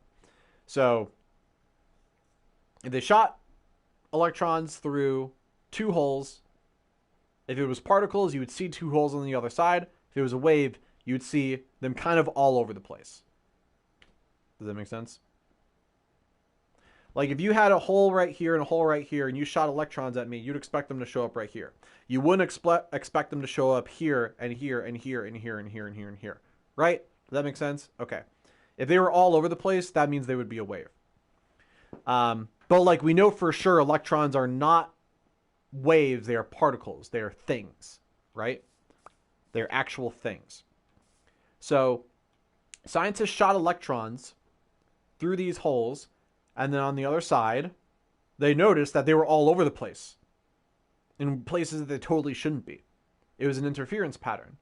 So it was like a wave. And they're like, what? How could that possibly be a wave? What the heck? But scientists are clever. Scientists are like, we know what's happening. You gotta go. All right, well, hopefully Elizabeth is still here. I'll finish up the experiment so you can come back later and watch it. So basically, scientists are clever, and they said, well, the electrons obviously are bouncing off of each other and causing that interference pattern to happen. So all we have to do to resolve this is just shoot the electrons one at a time. That way, there's no way they can interfere with each other. So very slowly, they shot the electrons one at a time. Chemistry, you could watch this later. Yeah, you'll watch the replay. Okay, thanks. They shot the electrons one at a time. And when they shot them one at a time, they were expecting two spots. But it still created an interference pattern. And they're like, what? How could this be? So they decided to put a camera in front of the windows to see which hole was it actually going through. So they put a camera there. Okay? They put a detector to see which hole was each electron actually going through to create the result on the other side. And so they measured it. And so they measured it. They got all the data of which hole the electron was going through. And then they looked on the other side, and it wasn't an interference pattern anymore. It was two spots. And they're like, whoa, whoa, whoa, whoa, whoa. All we did was just observe it. All we did was just check which hole it was going through. And now it decides to behave like a particle instead of a wave? Like, okay, what if we left the camera there, all that we did was just unplug the camera, pretend it's still there, run the experiment again. All we did was just unplug the camera. And then they shot the electrons through one at a time again, and then it became an interference pattern again. You're like, what? They plugged the camera back in, ran the experiment again, and then it showed up as particles with 2 spots. So the only variable that changed was us simply observing it. The simple act of observing changed the result.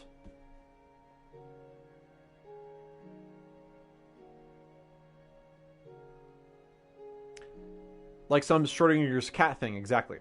Exactly. So, here's how quantum mechanics works.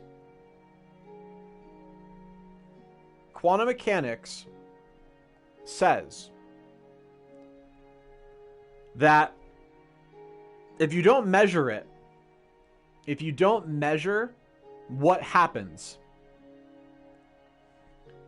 all events that are physically possible to happen at the same time and interfere with each other. And this is also why there is a lot of hypothesis and theories, actually. There are theories that say that parallel universes have to exist.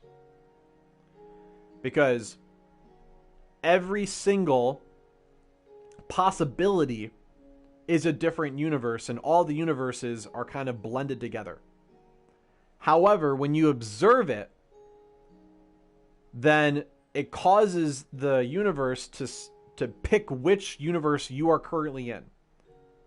And it simultaneously creates another infinite parallel of universes that maybe the electron went through this one, or this one, or this one, or this one.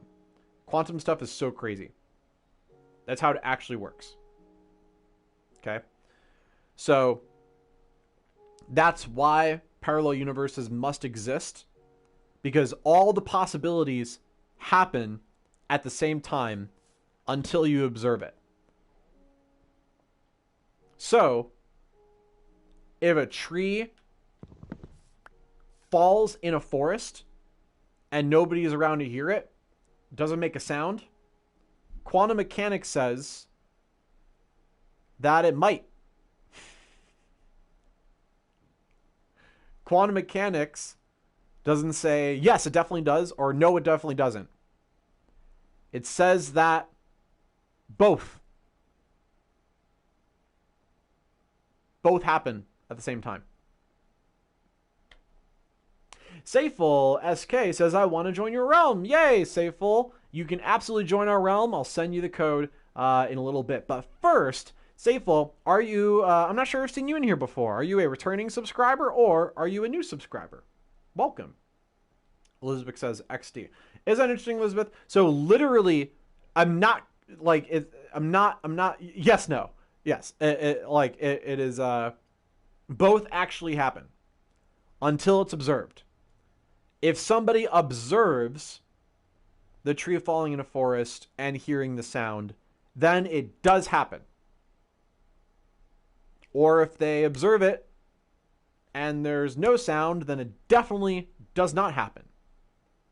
But until you observe it, both happen. Both happen. I'm going to be arriving at school soon. Thank you so much for this. All right, Elizabeth, I'm going to wrap this up. Okay, so that's quantum mechanics. All right. So what were we talking about? Oh, I don't know what we're talking about. How black holes die. All right, Elizabeth. So this should interest you. All right. So quantum mechanics. So so basically, crazy shit happens in quantum mechanics. There is a law. It's such a cool concept does it really exist if it's not observed? You fracking YouTube. Yes, Elizabeth. The question is, does it really exist if it's not observed? The answer is maybe. The answer is it does and does not at the same time until it's observed. Once it's observed, it has to choose between yes or no. I'm going to have to go now. All right, well, I'm going to say this now. Either you hear it or you can watch it back on a replay, okay? So, in quantum mechanics, there's a law that says there's law of conservation of mass and law of conservation of energy, okay? So it says that no energy can appear and disappear at the same time, right? Quantum mechanics doesn't care. Quantum mechanics says if there is empty space and there's nothing happening in it, the quantum mechanics doesn't like things to be empty. So when nothing is there, it creates particles. Particles come out of literal nothingness. Straight up. All of space and empty space is seething with particles popping in and out of existence. If there is no matter there, the universe will force things into existence. It must happen. And they are called virtual particles. So according to quantum mechanics, there are particles that appear into existence called virtual and antiparticles, where they materialize in pairs, separate, and they come together again and annihilate each other, canceling each other out and disappearing from existence. All of space is constantly doing this. Particles appear and come together all the time. They appear and disappear, appear and disappear, appear and disappear. All of space is full of this stuff called virtual particles. In the presence of a black hole, when virtual particles appear, one pair of virtual particles may fall into the hole, into the black hole, leaving the other member without a particle with which to annihilate. And so the universe creates mass. That is scary. While the other particle deletes part of the black hole. And so slowly over time, the black hole absorbs these not even microscopic, atomic antiparticles that start eating little tiny bits of the black hole. One particle at a time. And over trillions of trillions and trillions and trillions and trillions and trillions of years. It's like 8 trillions. It's like, yeah, trillion to like the 8th power, basically. Slowly, but surely, black holes decay. They evaporate away at an increasing rate until they vanish in a gigantic explosion that releases all of the particles that were inside there. There is no matter inside of a black hole anymore. It was all reduced to just pure energy. Okay? So all of it explodes. And so quantum mechanics and radiation finally, after trillions and trillions and trillions of years, way after any existence is left over, allows particles and radiation to escape from the ultimate prison, a black hole. That is what Stephen Hawking discovered. That's one of the big reasons why he was a big deal. So that event is called Hawking radiation. It is the destruction of black holes. Before that, we thought black holes would last forever. But Stephen Hawking showed us that black holes fall apart slowly over trillions of years. And that's how that works. MD says, what the fact, man? Yep, that's how it works. Hope you learned something. I guess Elizabeth will watch that one later. So back to Minecraft and the mob vote. MD, what mob do you want to vote for?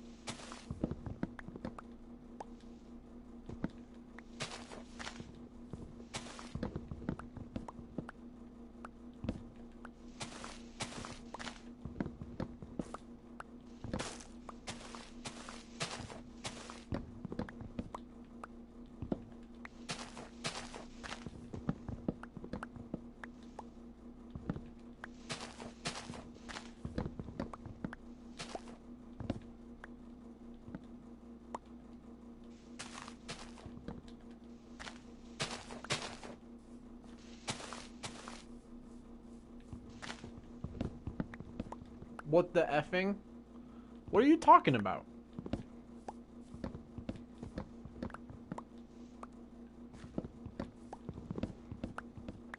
We're chopping trees. Men? What? Men?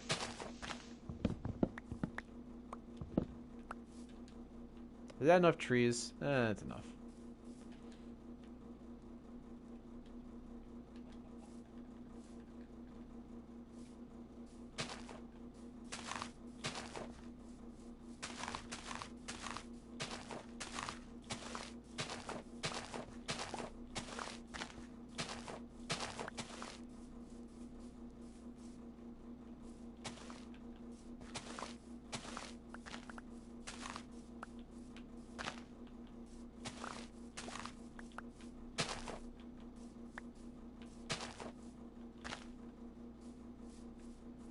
MD, I don't know what you are talking about. I don't know what you're talking about. I don't know what you're talking about.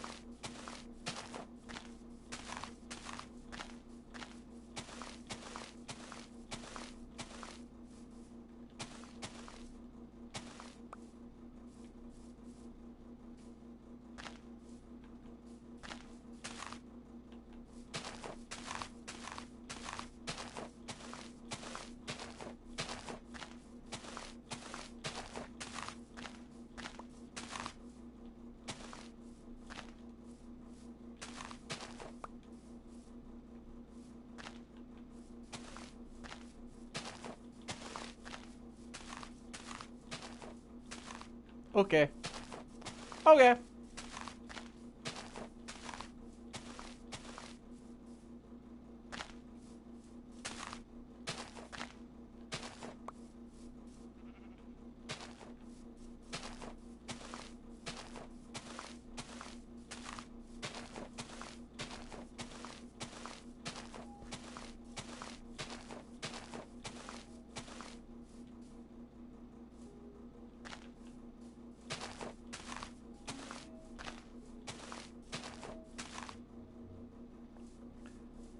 So sorry, man.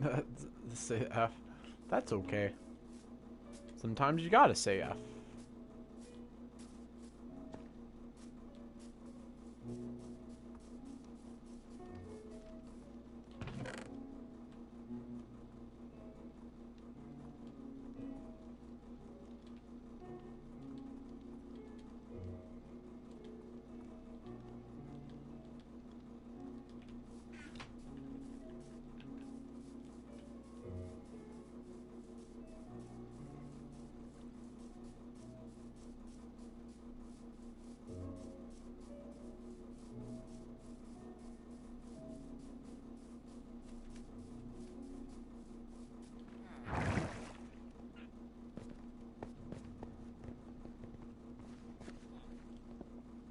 About you are not invite me to your live video. What do you mean invite me to? What do you mean?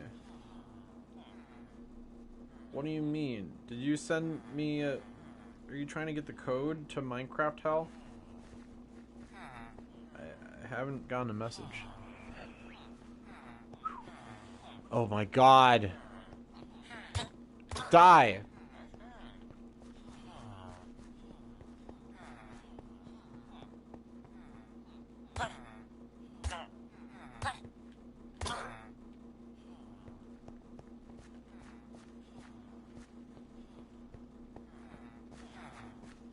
Not that one.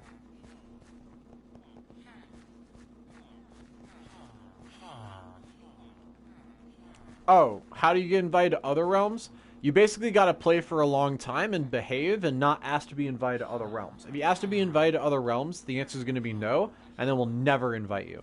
So I'd recommend not asking if you ever want to get invited. You just gotta play, and we'll trust you eventually. But if you keep asking, then you'll never get invited. This one that you're playing right now?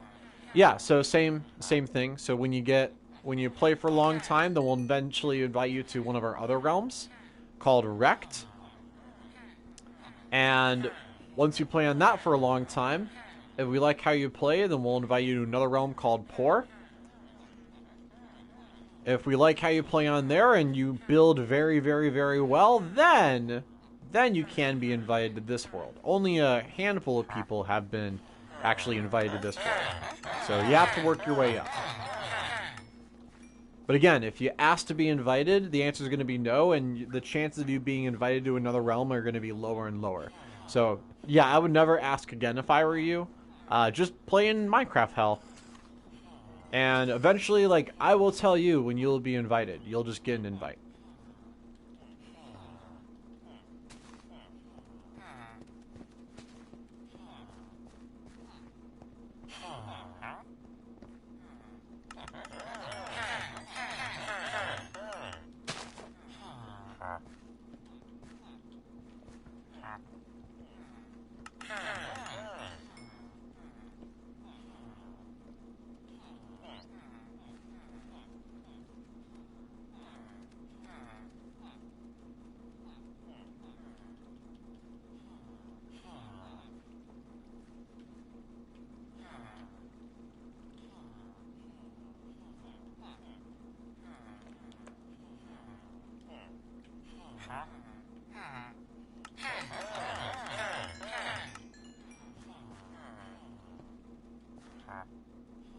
Make a zombie village? Why would I want that? I don't want a zombie village. I do not want a zombie village. Why don't you make a zombie village? There's a lot of villages that are naturally zombies, you know?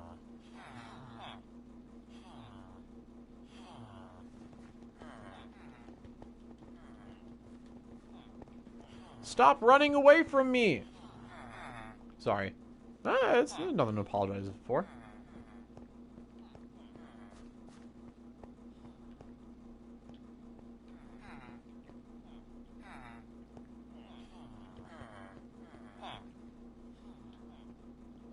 Sleep.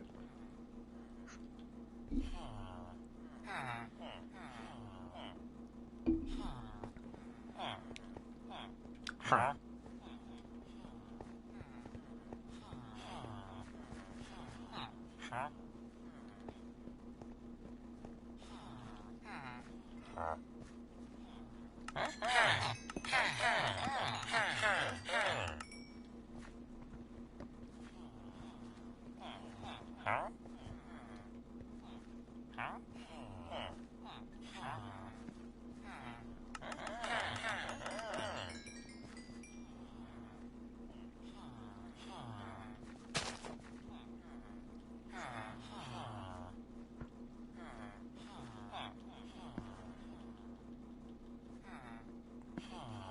Make zombie villager?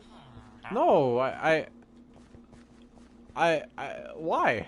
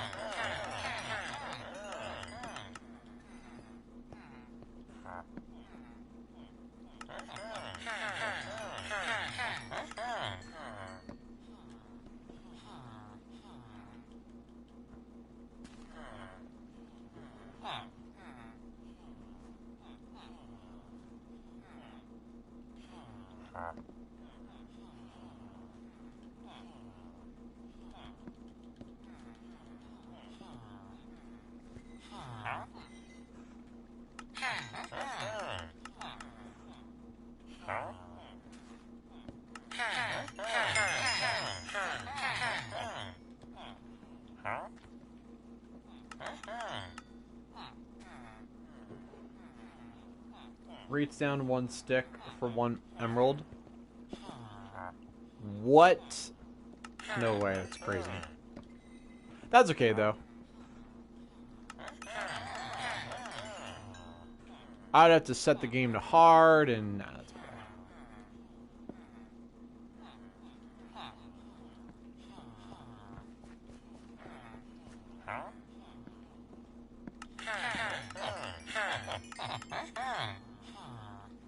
Yay! Alright, our stuff is all healed. We're good.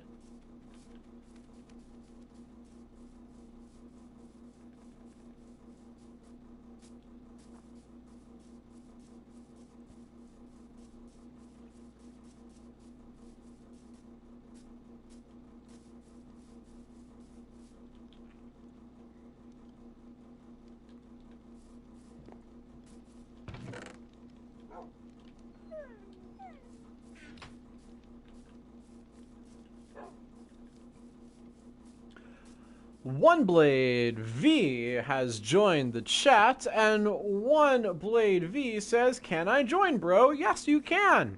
I love your profile picture, One Blade. But Blade, before I give you the code to join, welcome.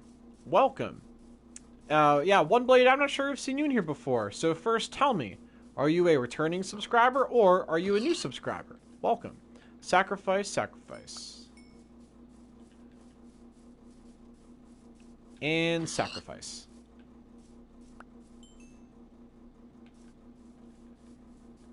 Our stuff is fully healed. Oh yeah.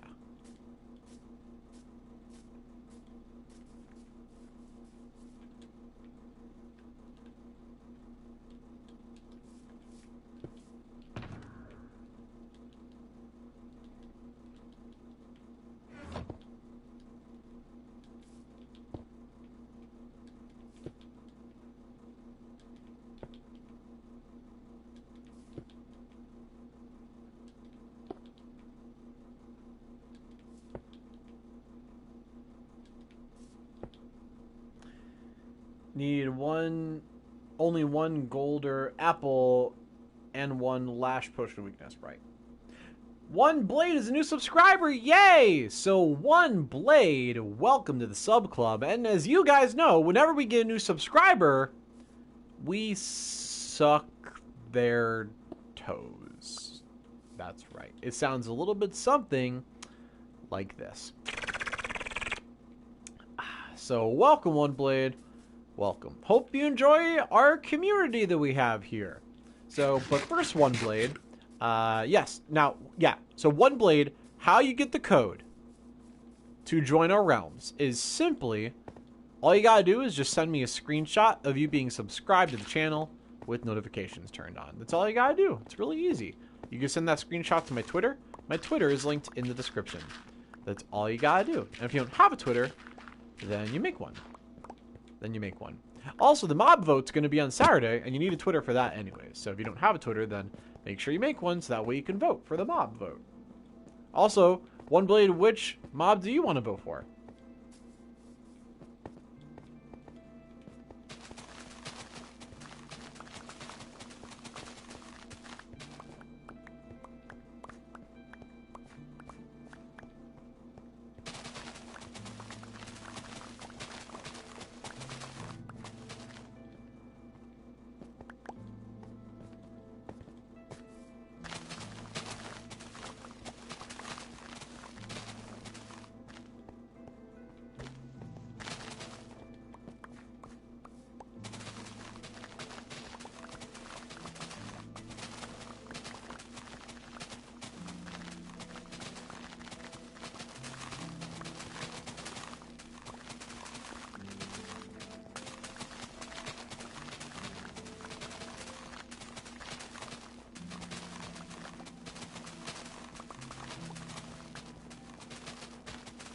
Mr. Bro downloaded GOM mods?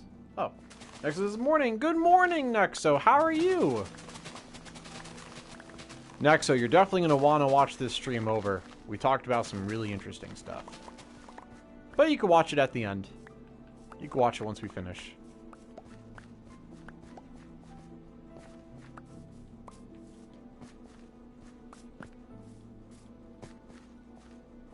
Tired, you're tired. Aww.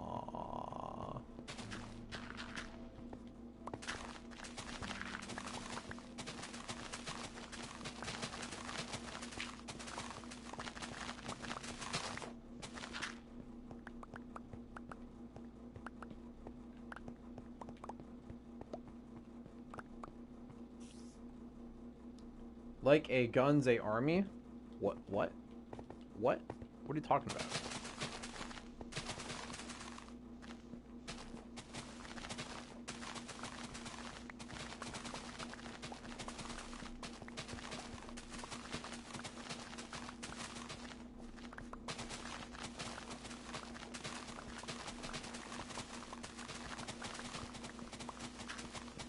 You stayed out till 1 a.m. Watching YouTube, now it's 9 a.m. Oh man.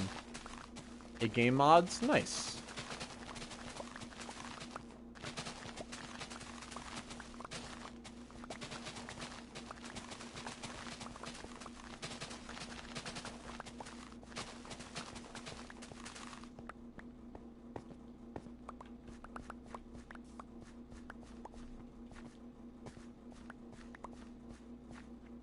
You're watching 10 a.m.? Very nice. Very cool. Very cool.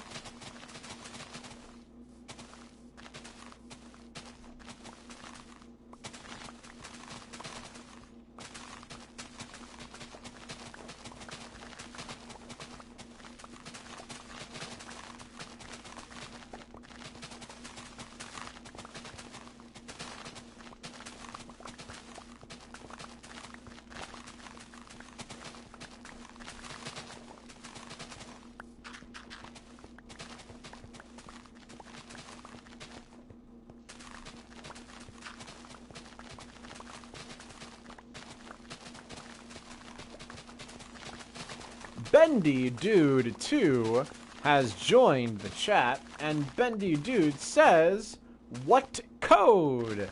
Hey, Bendy, welcome. Welcome. Yes, Bendy, you can absolutely get the code to join our realms. But Bendy, I'm not sure I've seen you in here before.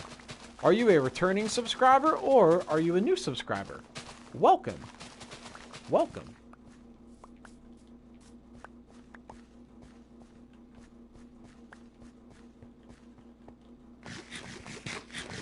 Bendy is a new subscriber, yay! So Bendy, welcome to the sub club. As you guys know, whenever we get a new subscriber, with their permission of course, I suck their toes. That's right. It sounds a little bit something like this. So welcome, my friend. Welcome. Hope you enjoy it here. Alright, so Bendy, in order to get the code to one of our realms, all you gotta do is simply sus. How is that sus? Being weird isn't sus. There's nothing suspicious about it. Suspicious is only when you do something that's like hiding information. I was not hiding any information. I was telling you exactly what was happening. Just because something is weird doesn't make it sus. Sus is not interchangeable for weird, but I appreciate your comment nonetheless. But yes, in order to get the code to one of our realms, all you gotta do is simply just send me a screenshot of you being subscribed to the channel with notifications turned on. That's all you gotta do. It's really easy. You can send the screenshot to my Twitter. My Twitter is linked in the description. That's all you gotta do. And if you don't have a Twitter, then you make one. Is this a Minecraft ARMS stream? What? I don't know what that means. I don't know what that's supposed to mean.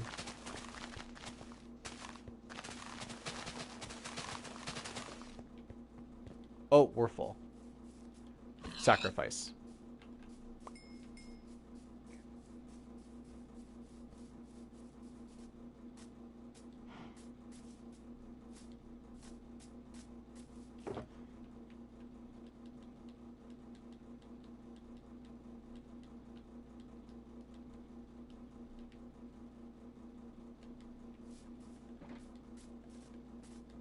You not kill Ender Dragon? I've killed the Ender Dragon in this world twice, actually. I don't need to do it again.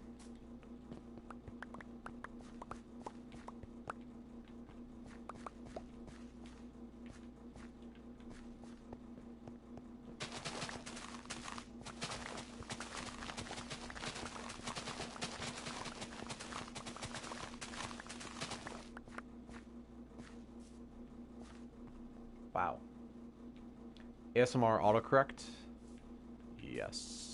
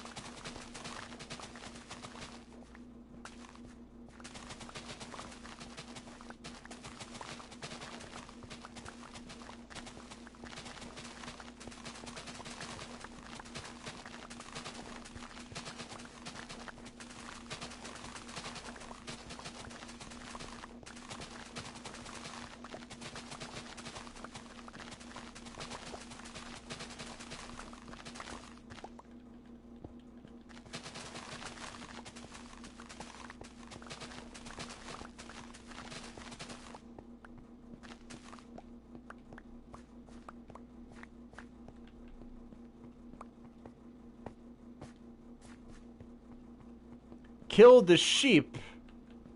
What if you were the sheep all along? I don't want to kill the sheep. I like the sheep. Bah! I like the sheep.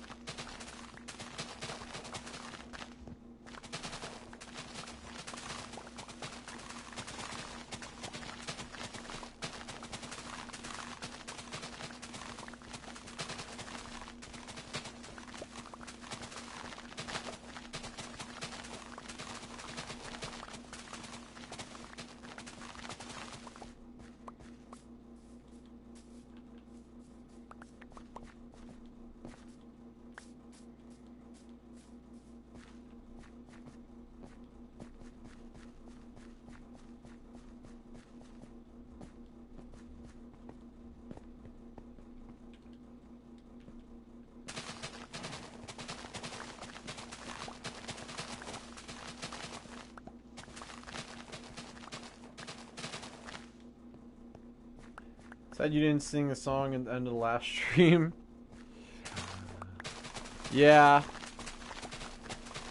So what's great is that you guys can always go back to other streams and watch that. I get copyrighted every single time I do that. So if I kept doing it, here's the problem. If I kept doing it, YouTube does not push streams that have copyrighted stuff in it. And so if I kept doing that, it would actually suppress my channel in the algorithm and less people would watch. So if I ever want to get this channel monetized, it would have to pass review, and if a lot of it was copyrighted, it would not pass review.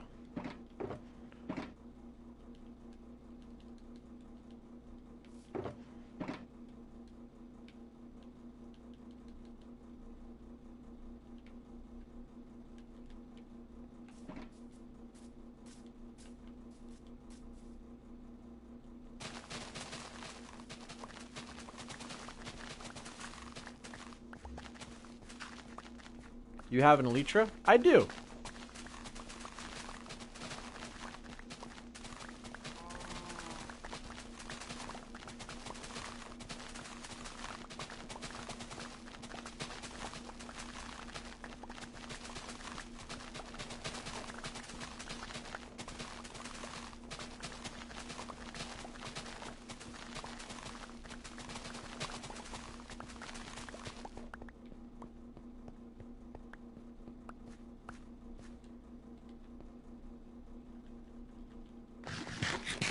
Why are you not used? What do I need to use it for?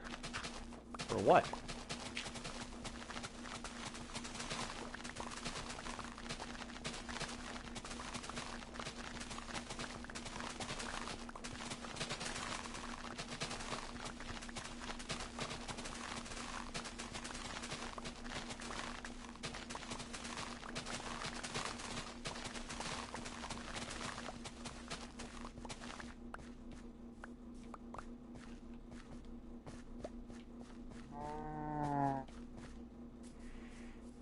A lycian?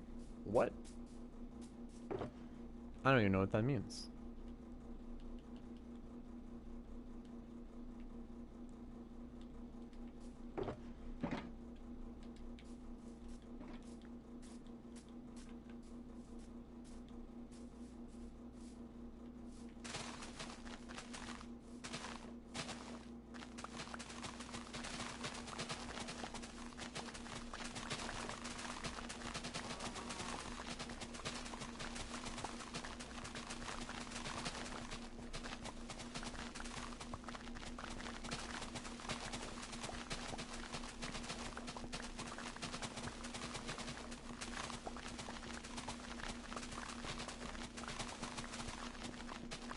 Elytra?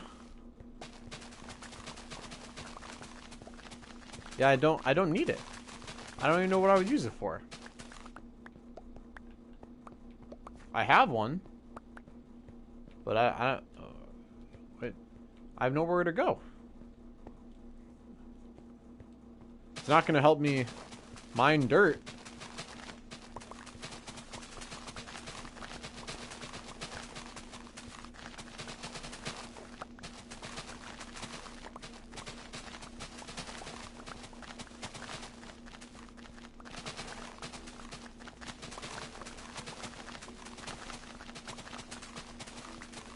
Anyone just realized your YouTube channel name is a cryptocurrency protection service? What are you talking about? Purple Toilet News?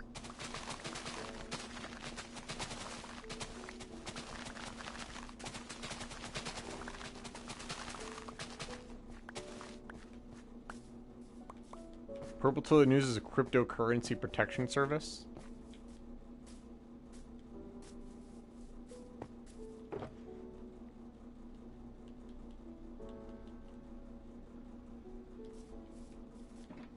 I mean, I guess that's cool.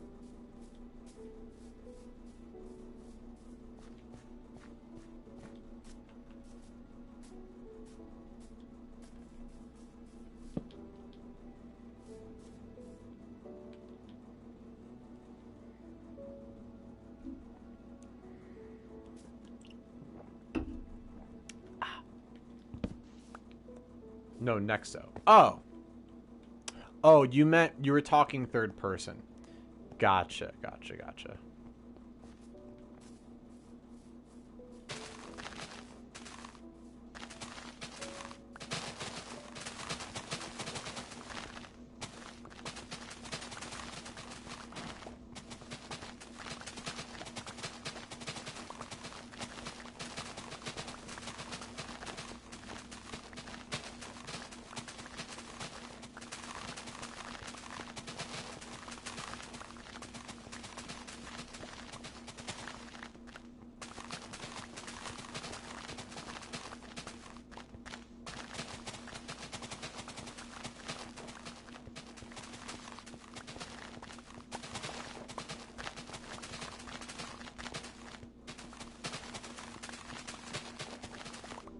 Kill a cow? No! I don't need the cow's meat. It's too much inventory space.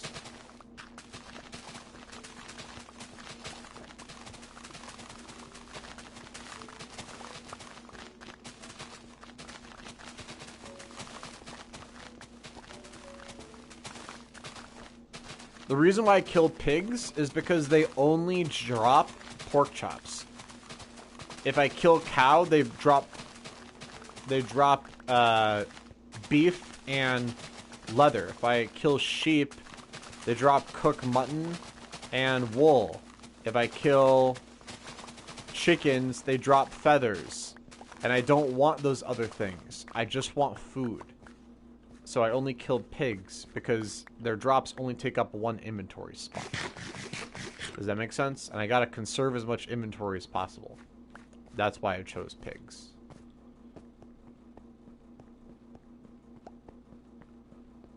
And if I kill another animal, then it's gonna give me leather and beef, which will take up 2 more inventory spots. 2 inventory spots is 2 stacks of 64. That is essentially saying I would be able to carry 128 less items. So that's why I don't do that.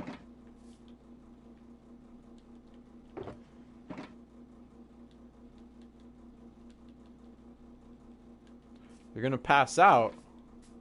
Oh no.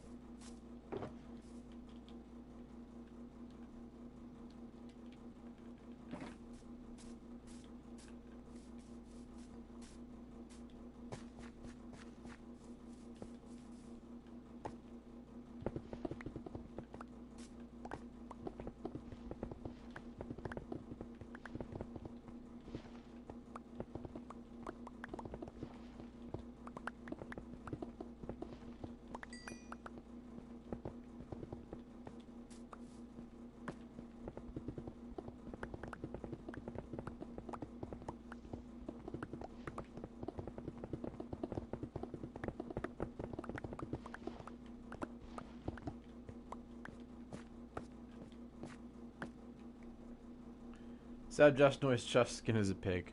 Yes. He gets sad.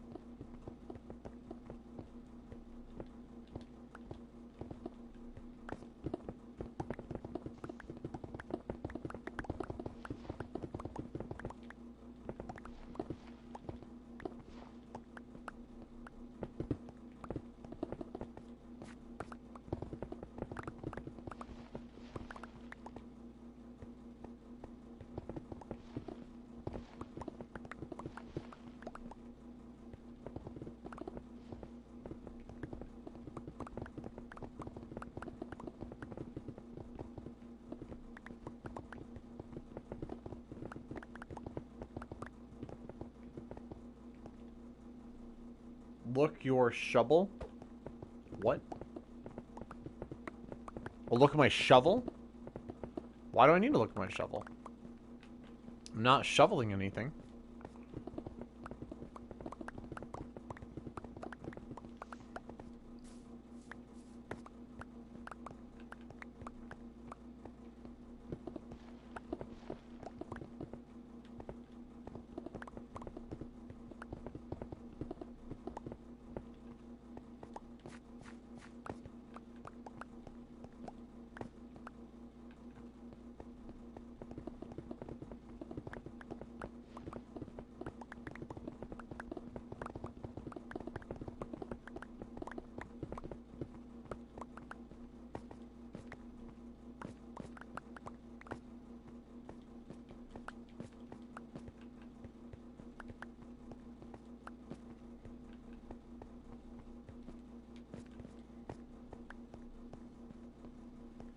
Can you drop diorite into the void at some point? Why?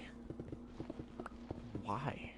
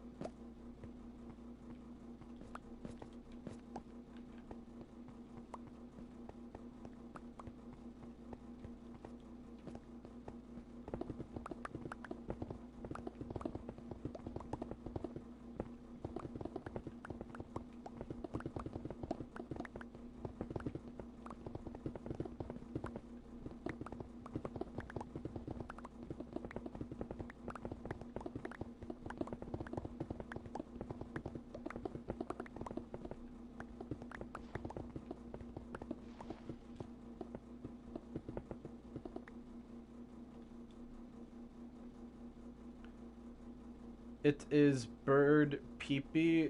It is ugly. Oh, I don't. Nexo, I don't know what you're talking about. Acronix has joined the chat and says, "What's the realm code?" Welcome, Acronix. Welcome. Yes, I will give you the realm code. Absolutely, my friend. Absolutely. But Acronix, I'm not sure I've seen you in here before. Are you a returning subscriber or are you a new subscriber? Welcome. Welcome.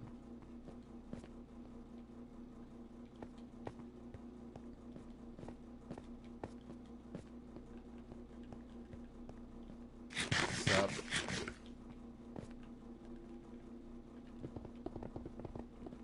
Tesla Gaming. Oh, man. My dream car is in the chat. I want a Tesla. I want a Tesla! Chronix says, I'm a new subscriber. Yay! So, Chronix, welcome to the sub club. As you guys know, whenever we get a new subscriber, with their permission, of course, I suck their toes. That's right. It sounds a little bit something like this. So, welcome, my friend. Welcome. Hope you enjoy here. Alright, so, Chronix, how you get the code to one of our realms is you simply just send me a screenshot of you being subscribed to the channel with notifications turned on. That's all you gotta do. It's really easy. You send that screenshot to my Twitter. My Twitter is linked in the description. That's all you gotta do. And if you don't have a Twitter, then you make one. Well, welcome, Tesla Gaming. Tesla Gaming, I'm not sure I've seen you in here before either. Are you a returning subscriber or are you a new subscriber? Welcome.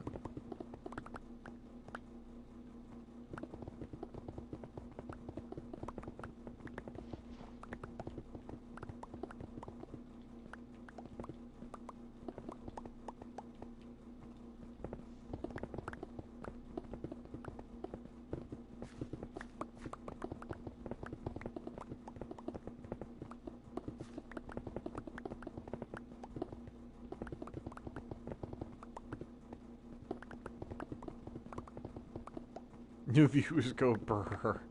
What? What does that even mean? Don't Twitter, so you'll make one. Okay, sounds good. I shall wait here. Oh, I'm full.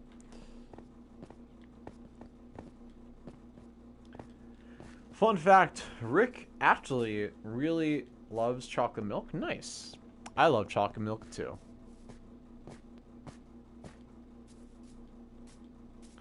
As do I, yes.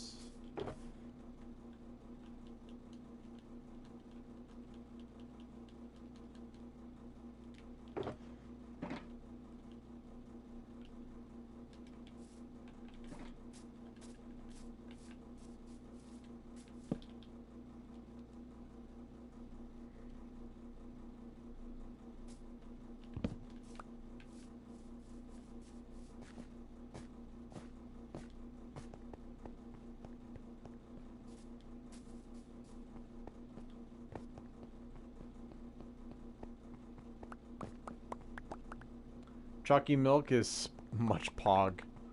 Yes, indubitably.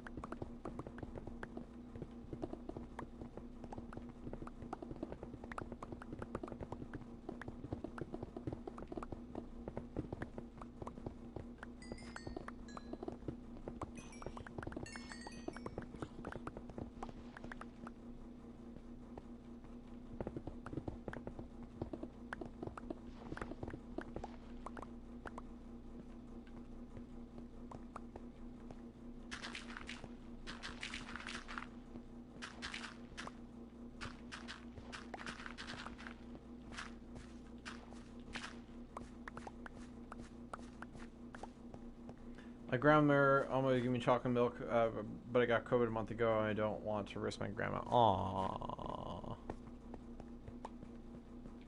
That's sad.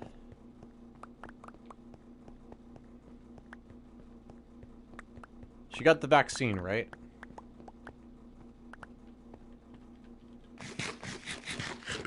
If she got the vaccine, then she should be okay.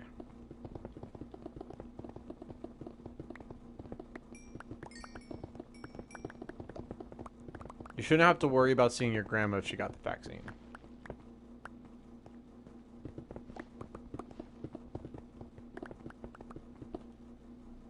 Oh.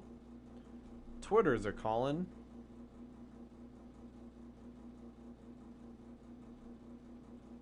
Cool.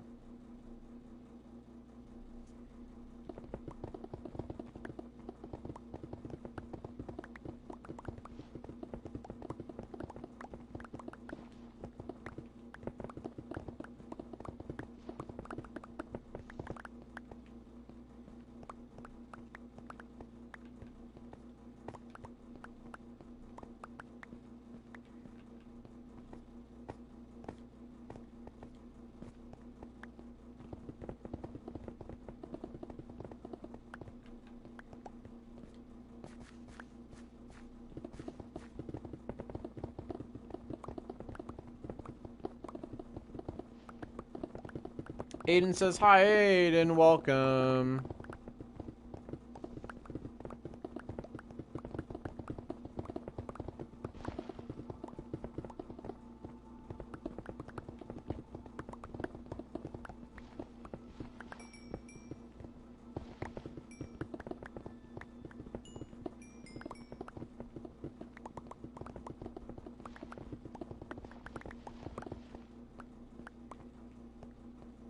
My mom and dad still got COVID pretty bad, though, even though both of them were double vaccinated. Interesting.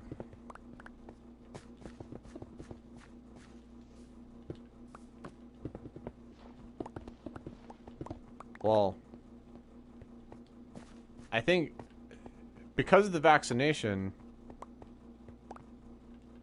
I'm pretty sure that prevented them being hospitalized. Because if they got COVID and it was really, really, really bad, imagine how bad it would have been if they weren't vaccinated. So, like, you know, if they're vaccinated and get them sick, like, at least they're not going to die. The amount of people that got the vaccine and then got COVID and died is literally like 4 people in the world. So, like, the chances are negligible. So, like, your grandma's totally safe. You can't get your vaccine for another 2 weeks? Ah, okay. Gotcha.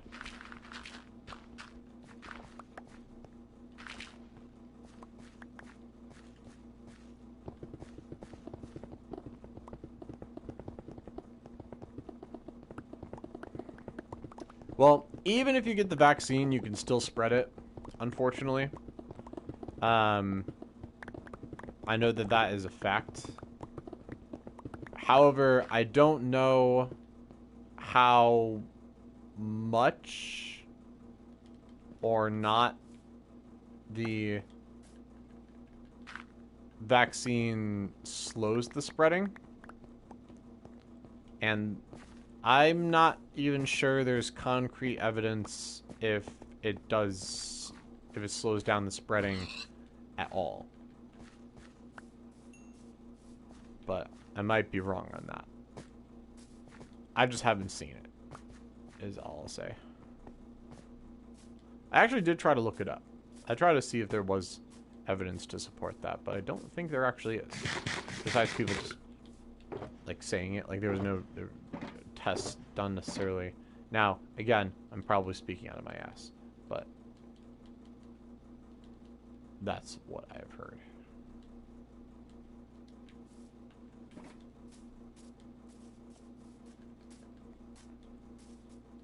So that could be totally wrong. Or not. from my experience, to stop serious illness. Yes.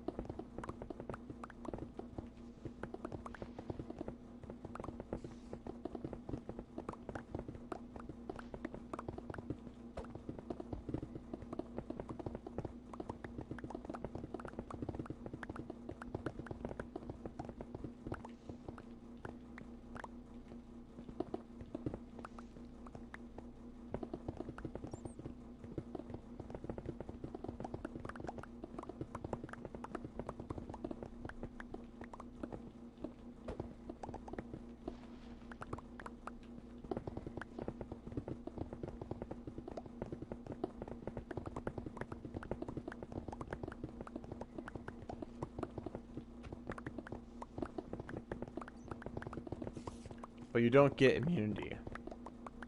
Right, right.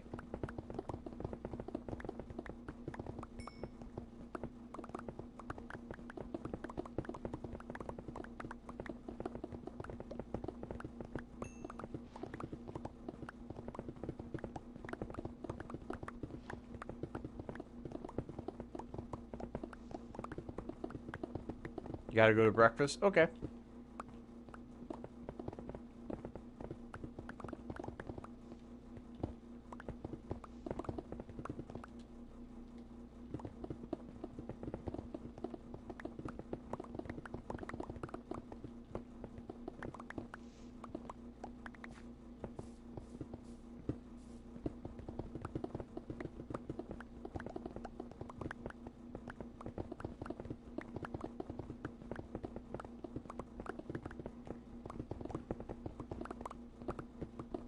Bye, gang. See ya, fam.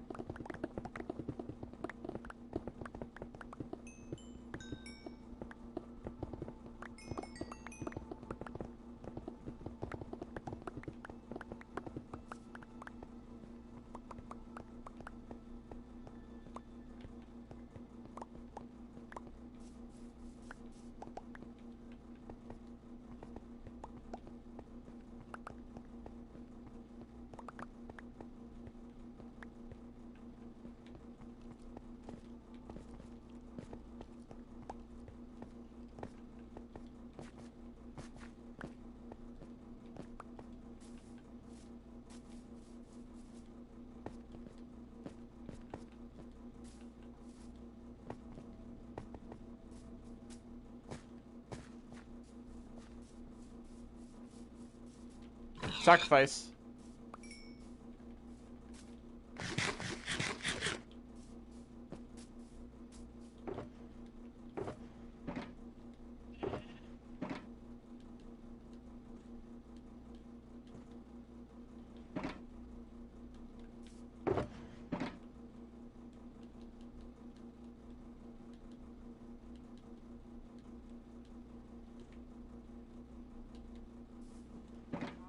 This thing never gonna give you up. Nah, that's okay.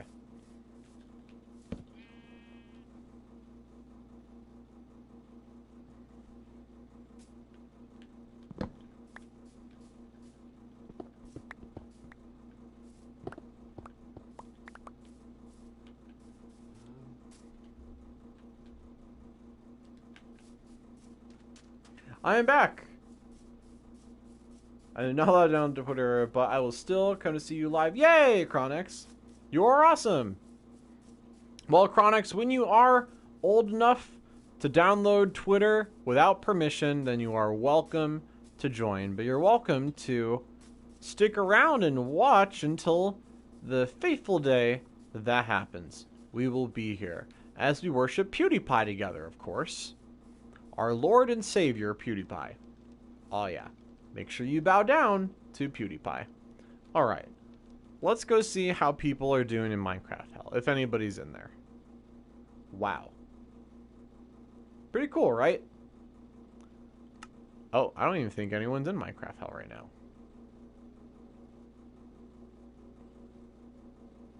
Isn't that cool? Do you think I did that in survival or creative?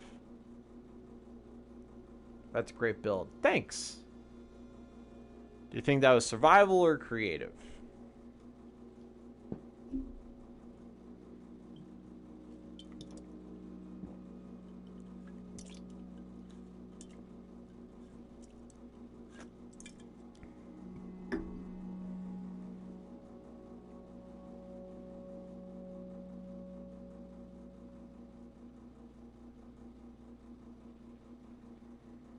You think it's made in survival? Is anybody here? No one's even here. Alright, we're not playing. I entered Minecraft Hell. Promised you I would, but no one's there, so I'm not going to play.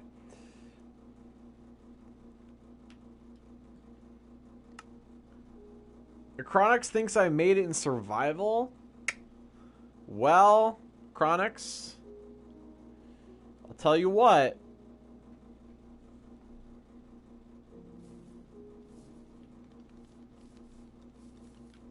Yep, it's all made in survival. Shop. I don't want to shop. This is all survival. It's all made out of concrete.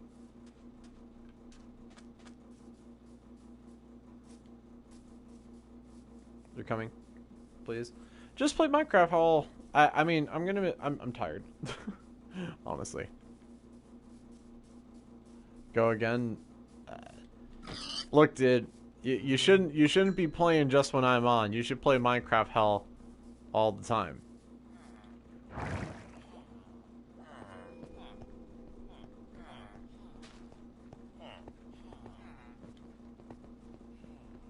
Yeah, this is the PewDiePie build from the inside.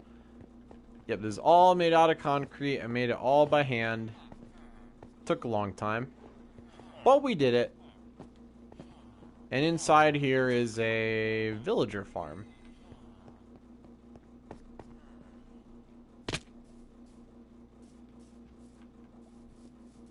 And that will soon be Invader Zim's house. That'll be fun. Do I have a mob farm? No, I don't have a mob farm. We're working on it. We're working on it. It's gonna take a while, but this is the beginning of it. It's gonna be huge. It's gonna be this is gonna be way bigger than that. This is gonna be huge. Absolutely huge. Also, I'm working on flattening the world. I don't know if you noticed that, but look how flat the world is.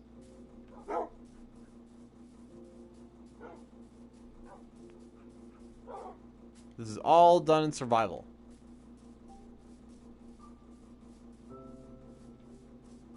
Now we're working on clearing all of that. It takes a long time to move mountains like that, but it's possible. You're in? I'd really want to play with like multiple people if I'm gonna play Minecraft Hell. So we'll do that another time. But you're more than welcome to join and play and whatnot. How much time did you take to do all this? Well, I've been working on this world for a year now? Has it been a year? Basically a year. So, yeah. Yeah, Chronix, watch the, this stream is going to end soon, but watch the beginning of it, because it was really entertaining. Oh, by the way, Chronix, have you subscribed to my main channel? My main channel is called Bryce Barnett. The link to it's in the description. Or if you want a really fast way to subscribe to my main channel, just go to this channel's homepage, scroll to the bottom, and you'll see the link to not just my main channel, but all my channels. Can you subscribe to all of those, please? So that way, you won't miss any of our videos. Some people like to take all their videos and put it on one channel. I like to take my videos and spread them out on different channels. So make sure you subscribe to all of them so that way you won't miss any of the channels. Can you do that, Chronix? Can you subscribe to all of them right now really quick? Please? Chronix? Chronix, I want you in my life. Let me check that channel. Alright, sounds good. Check it out, check it out. Grish Cad, hello, I'm back again. Hey, Grish, how's it going? yeah, we're gonna be wrapping up. I've been streaming for hours and hours, way too long. So, but yeah, we're gonna go ahead and call it a night right here. Can I give you creative? Absolutely not. Never. Absolutely not. All right. Well, thank you, Chronix, for being here and being one of the latest subscribers to the channel. Let's see how many subs we have now. The stream is so crazy and dramatic. Was it? Was it? Okay, bye-bye. See, how many subs does the main channel have now? We have 819. Has Chronix not subscribed to the main channel yet? Aw, man. Yeah, Chronix, if you could subscribe to Bryce Barnett, Bryce Barnett Online, Bryce Barnett Vlogs, and Purple Toilet News, that'd be awesome. Oh, he did. He just did. He just did. Yay, 820 subscribers in the main channel, 50 subs to online, and yeah, it looks like he just did. Done. Chronix, you're awesome. Thanks for being here. Check out the videos. We'll see ya next time. And I appreciate you being here. All right, so we're gonna do our actual outro. So, all right. So, that being said, thank you guys so much for watching. I love you very much, and until next time, later days.